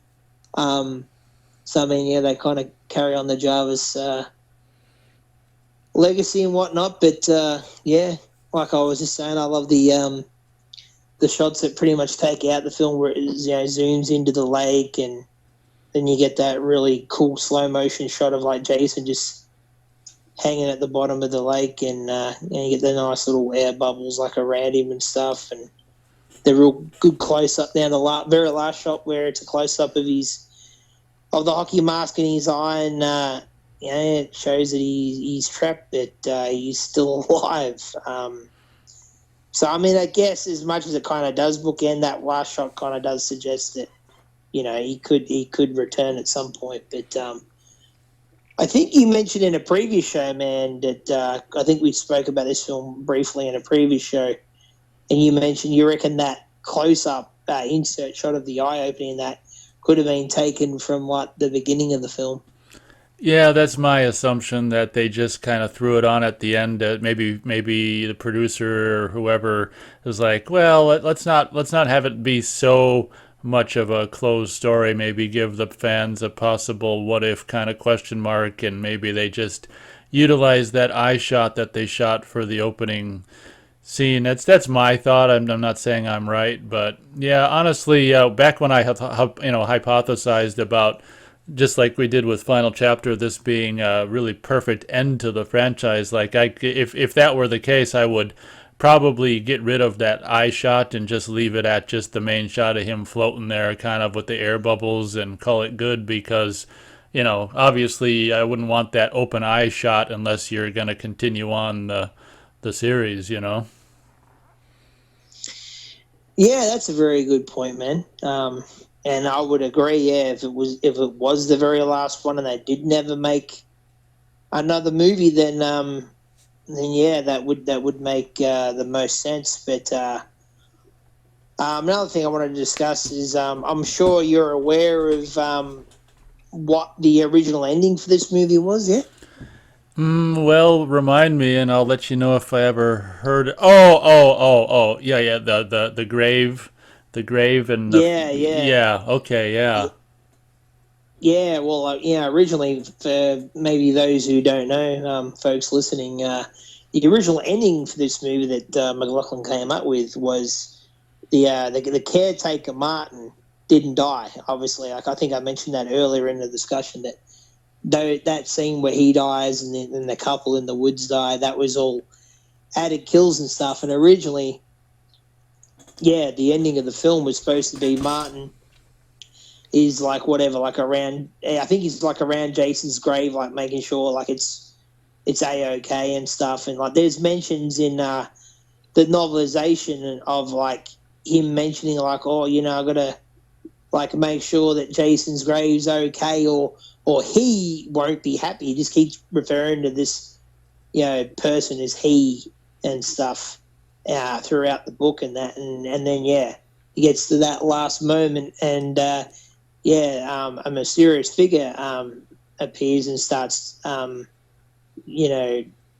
don't think he actually does say anything to Martin, but Martin starts talking about like, oh, sir, Mr. Voorhees, I've been looking after your son and your wife's grave and stuff. So like I mentioned earlier, originally, Pam's grave was supposed to be next to Jason's in the beginning of the film, but so he tells him he's been looking after the graves and stuff, and it's actually Jason's dad, Elias Voorhees, and he's looking at Jason's grave, and you kind of get the sense that he has some sort of abilities himself because he sort of senses or whatnot that like Jason's not in the grave anymore, and then like I guess Martin kind of gets that idea that he knows, and he starts telling him, well, it wasn't my fault and whatnot. Like, I didn't dig him up and all this sort of stuff. Like, and then like, he's been paying Martin to look after them, and he gives him the money and kind of he just saunters off and he looks off onto the lake, Elias Voorhees, and there was supposed to be a shot of Jason's hockey mask emerging from the lake and kind of like a shot of the sun kind of hitting the hockey mask, and then that was I think supposed to be the very closing shot of the movie, man. And there was supposed to be like you don't ever get like a great look at Elias Voorhees. I don't think like you get some shots where like you see just like his eyes, like close up on his eyes and stuff like that, and that was Tom's original idea for the ending of the film, and it was Frank Mancuso Jr.'s, Mancuso's Jr.'s idea to kind of nix that. He thought like, it would give the fans the idea that, the series was going to start following the plot of Jason's dad now, like, and as cool of an idea as it is, like, you want to keep things focused on Jason, but like from my standpoint, man, I think that was a pretty big missed opportunity, if you ask me. So you just as soon have had that ending be in the film? Yeah, I mean, I'm not saying you couldn't still end the film how it ends, but you could have somehow had that scene play before the ending of the film. You know what I mean? Or some variation. Maybe I don't know. Maybe you change the ending a little bit and have that. I don't know that how it's described in the book, man, of the hockey mask rising to the top of the lake and the kind of sun hitting on it, and that seems like a really cool kind of visual, man. I mean, I'm not saying go back and change history. I'm happy with the way the film is, but like I've mentioned in the past already, man, like I'm very fascinated, like anything to do with like Jason's lineage and like where he comes from and like the origins and things like that. So I would have liked for it to be included in some capacity, man. Whether it was like a scene that just took place before the very ending of the film, and you kind of just get like most of that scene, but it just doesn't include maybe the shot of the hockey mask floating to the top of the lake. or whatnot. But I think, yeah, long story short, man, it would have been really cool if you had included that. I mean, not to say, I mean, I still think you could have included that scene with, and have the appearance of Elias Voorhees, and I don't think necessarily. I mean, yeah, people might have been a little bit disappointed, but I don't think necessarily, you'd have to carry on, a plot of Elias in the next movie. You know what I mean? I mean, you don't really get an explanation in this movie of like what happened with when Tommy, had the knife on Pam at the end of 5, do you? So, no, is her name Pam in part 5 in it? Yeah, Yeah. Pam. So, I mean, you don't get an explanation for that, you know. Yeah, that's a very good point. I can also understand though, Mancu. My brain's starting to mush it. Mancuso, yeah. Mancuso Jr. I can understand his point of view as well, like not wanting to end the film with a new element and then feel like people are going to be like, oh great, what's part 7? Like Friday 13th part 7, Elias's return, even though he never was here, and I mean, there's also the element of, I guess, Jason's dad, was never really mentioned in any of the earlier films. I mean, Pam, Pam, or whichever way you want to go with it, Pam or Mrs. Voorhees, never mentioned him either, man. So, I mean, that is what it is, I guess. But, I mean, hey, man, like, don't get me wrong, I like the movie we got, part 7, but who knows, man? Maybe if you had carried on that plot with Elias Voorhees being somehow involved in the plot of part 7, maybe it would have been an even better movie. I mean, who's really to say, yeah, it's really hard to say at this point. But another interesting idea, which I think Tom McLaughlin was like really off the mark with, though, was like it was talked about him returning for part 7, and he came up with the idea of like he figured out that Paramount owned the rights to Cheech and Chong, man, and he thought like, what if we do a movie where Jason meets up with Cheech and Chong, and Frank Mancuso just shook his head at that, and he's like, well, what are you on about? Like, that's a really out there kind of idea, but I guess Tom just didn't want to repeat what he did with this movie, I guess. So, but yeah, I wouldn't have been for that idea at all. Yeah, that makes two of us. That I'm glad that idea was nixed before it ever got any bigger. Wow. Have you heard that before, or? I can honestly say I've never heard that. Where did you hear that? I believe Tom mentions it on the Crystal Lake Memories documentary, I believe, yeah. Yikes, yeah. I'm sure glad that didn't happen. Yeah, I don't see where you could have really have gone with a plot with that, man. I mean, don't get me wrong. I'm a fan of Cheech and Chong. I like some of their movies and stuff, but I don't see how you can really fit them into a plot for one of these movies. I mean, I think it goes as far as the character in part 3, man, who's like the rip-off of Chong, you know what I mean? I think that's as much as of that sort of storyline as you could kind of include in one of these movies. Yeah, that's as far as I want to see it go into that territory. Yeah, another idea that was bantered about even as early on as, Tom McLaughlin's involvement when it was, talked about him possibly coming back for 7, was doing the Freddy versus Jason angle, like even way back then. But yeah, I think they did look into it a little bit at that point. But yeah, I mean, it just wasn't going to be possible, especially from New Line's point of view. I mean, it's no secret that the Nightmare films were like almost double the gross of most of the Friday films. So, their excuse was like, well, we don't really need to do this because, our films are more successful than your franchise. But, I mean, it certainly was in a lot of ways, a missed opportunity when I think about like what the film could have been, Freddy versus Jason, if they had got it kicked off like in the late 80s. You know what I mean, Nate?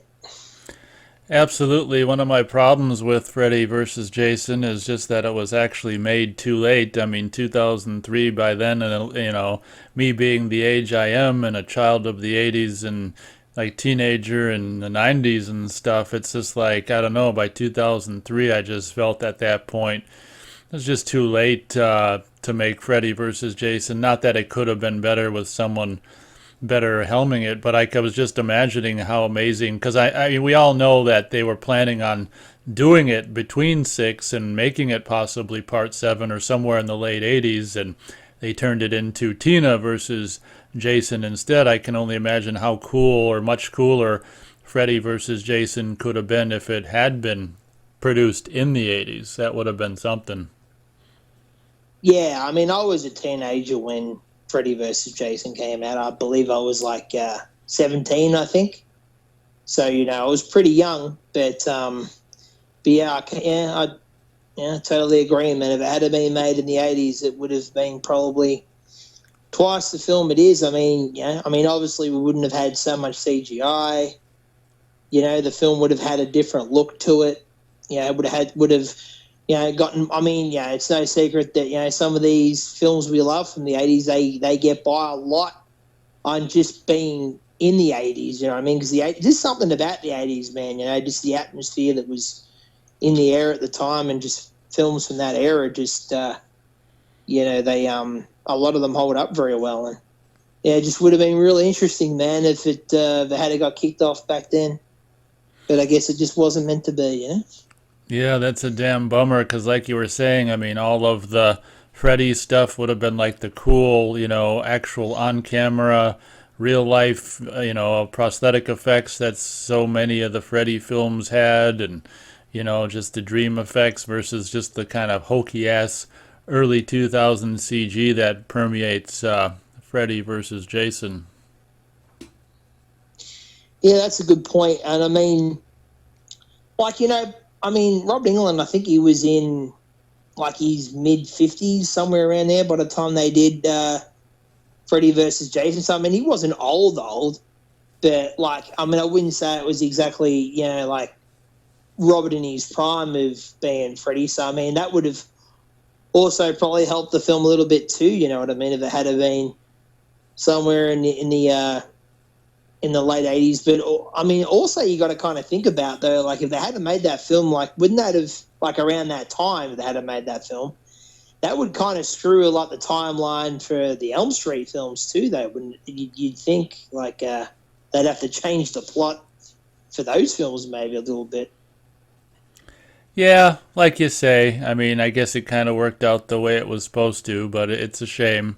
Maybe we could have given them a little bit of leeway, and they could have done Freddy versus Jason in the early to mid 90s before, well, even the mid 90s, though, if you think about New Nightmares, got some hokey ass CG in it. So, anyway, I don't know. Who the hell knows? It's never going to be this way, so, oh well.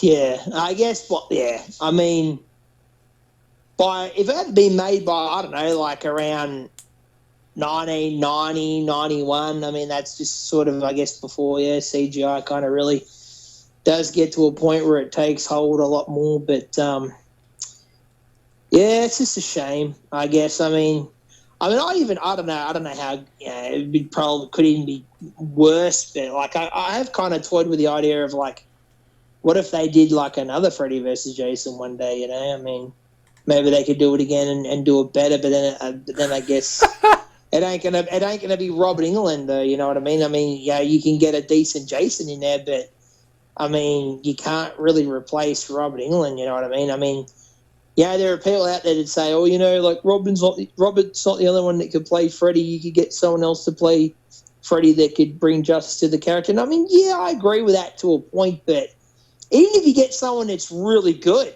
you know what I mean? Like, he's, no matter how good he is, he's always going to be in Robert Englund's shadow. It's like the same way I feel about, like, yeah, anyone else that plays Superman after Christopher Reeve. No matter how freaking good they are, you're still going to look at him and go, yeah, he did good, but yeah, he's not Christopher Reeve.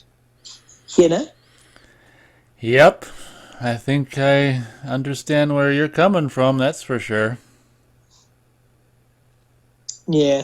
But yeah, it sure would have been something if it had been made in the 80s, folks. Absolutely. Yeah, I just wanted to say in closing, man, that yeah, this is this whole movie, man, just a fun ride, man. Like we said from the outset, man, the whole film's just a blast, and it's just a film you can never get sick of, man. You know, like, it always holds my attention, man. I never get bored of it, you know. Yeah, I think we're in agreement on that. It's and once again, because this is one of three of the Friday the 13th films I saw on repeat as a 12-year-old, this is one that is, holds a even more special place in my heart, with Final Chapter and or not New Beginning, but New Blood rather, as being the three films that got the most viewage from me, when I was at my youngest after just discovering the franchise. So this is one that I recorded off TV and rewatched during that summer when I was a 12-year-old little monster. Yeah, and I just also wanted to quickly mention that I think it's a fitting ending for the Tommy Jarvis trilogy, if you will. You know, for the last film that Tommy's in,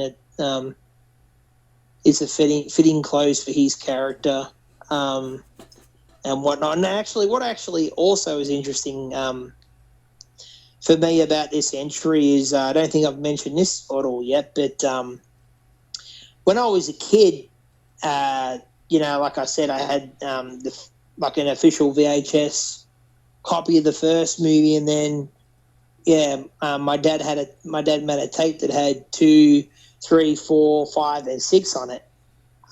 So there was like a good amount of my childhood where I didn't see 7 and 8 all that much, like in the very early part of my childhood. Like, I'd seen them, but I hadn't seen them as much as these ones. Like, I kind of, after Jason Lives, we didn't even own part 7 or 8 for a while. So I mean, there was probably a good period of maybe about 3 to 5 years where I didn't see 7 or 8, man. And I remember getting to see them again, and my memory was pretty hazy on them. So, like, Jason Lives,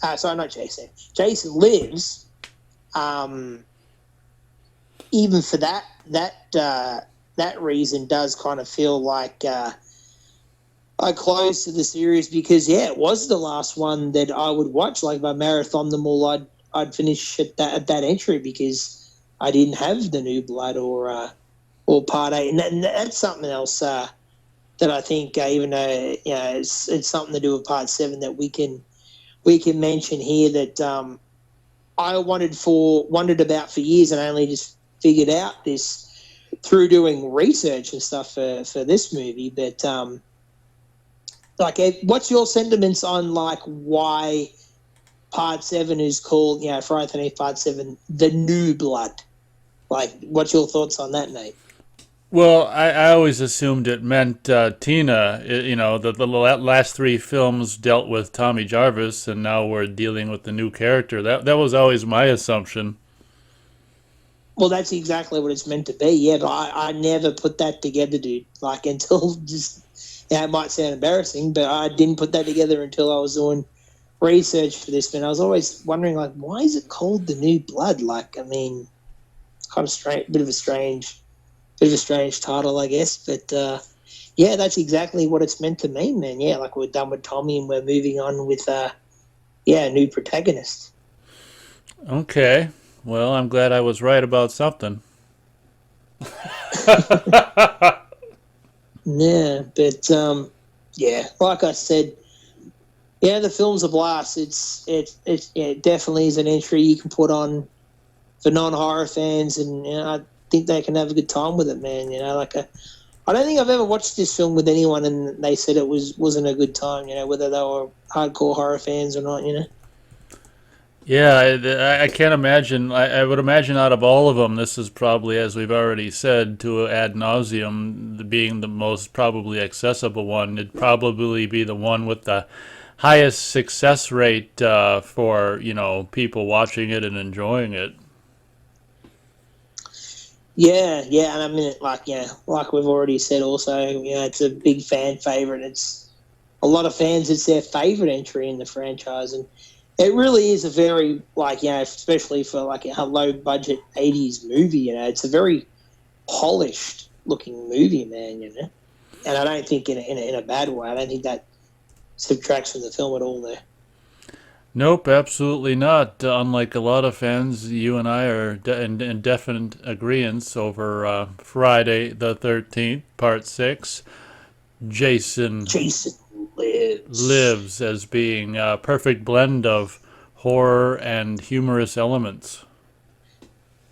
Yeah, but this has been a real blast, man, to discuss this one, and I've been looking forward to it for the longest time, man. Yeah, it's always a good time to be talking Jason Lives, man. Very cool. Well, I think if that's all you've got to say about Jason Lives, that's probably all I've got to say about Jason Lives. Yeah, pretty much. Yeah, come to the end of the road here with this one, folks. I hope you enjoyed the show. I hope you enjoyed listening to the show as much as Nate and I enjoyed discussing it. And probably I'll just keep you on for a little bit of a chat after the recording of the show, so don't you go anywhere, Jesse, if that's cool. That's fine by me, Nate. All right, Jesse. Well, thank you very much for stopping on by for yet another Friday the 13th discussion. And same thanks goes out to all the fans who are listening to these and enjoying these and have hopefully listened to yet another one, being this one all the way through. We obviously understand if you've got to do it in parts. In some cases, we have to record a single discussion in parts, so it only makes sense that you have to listen to them in parts. But once again, thank you very much for listening, and we'll definitely be catching you on the next Friday the 13th discussion. Ch-ch-ch.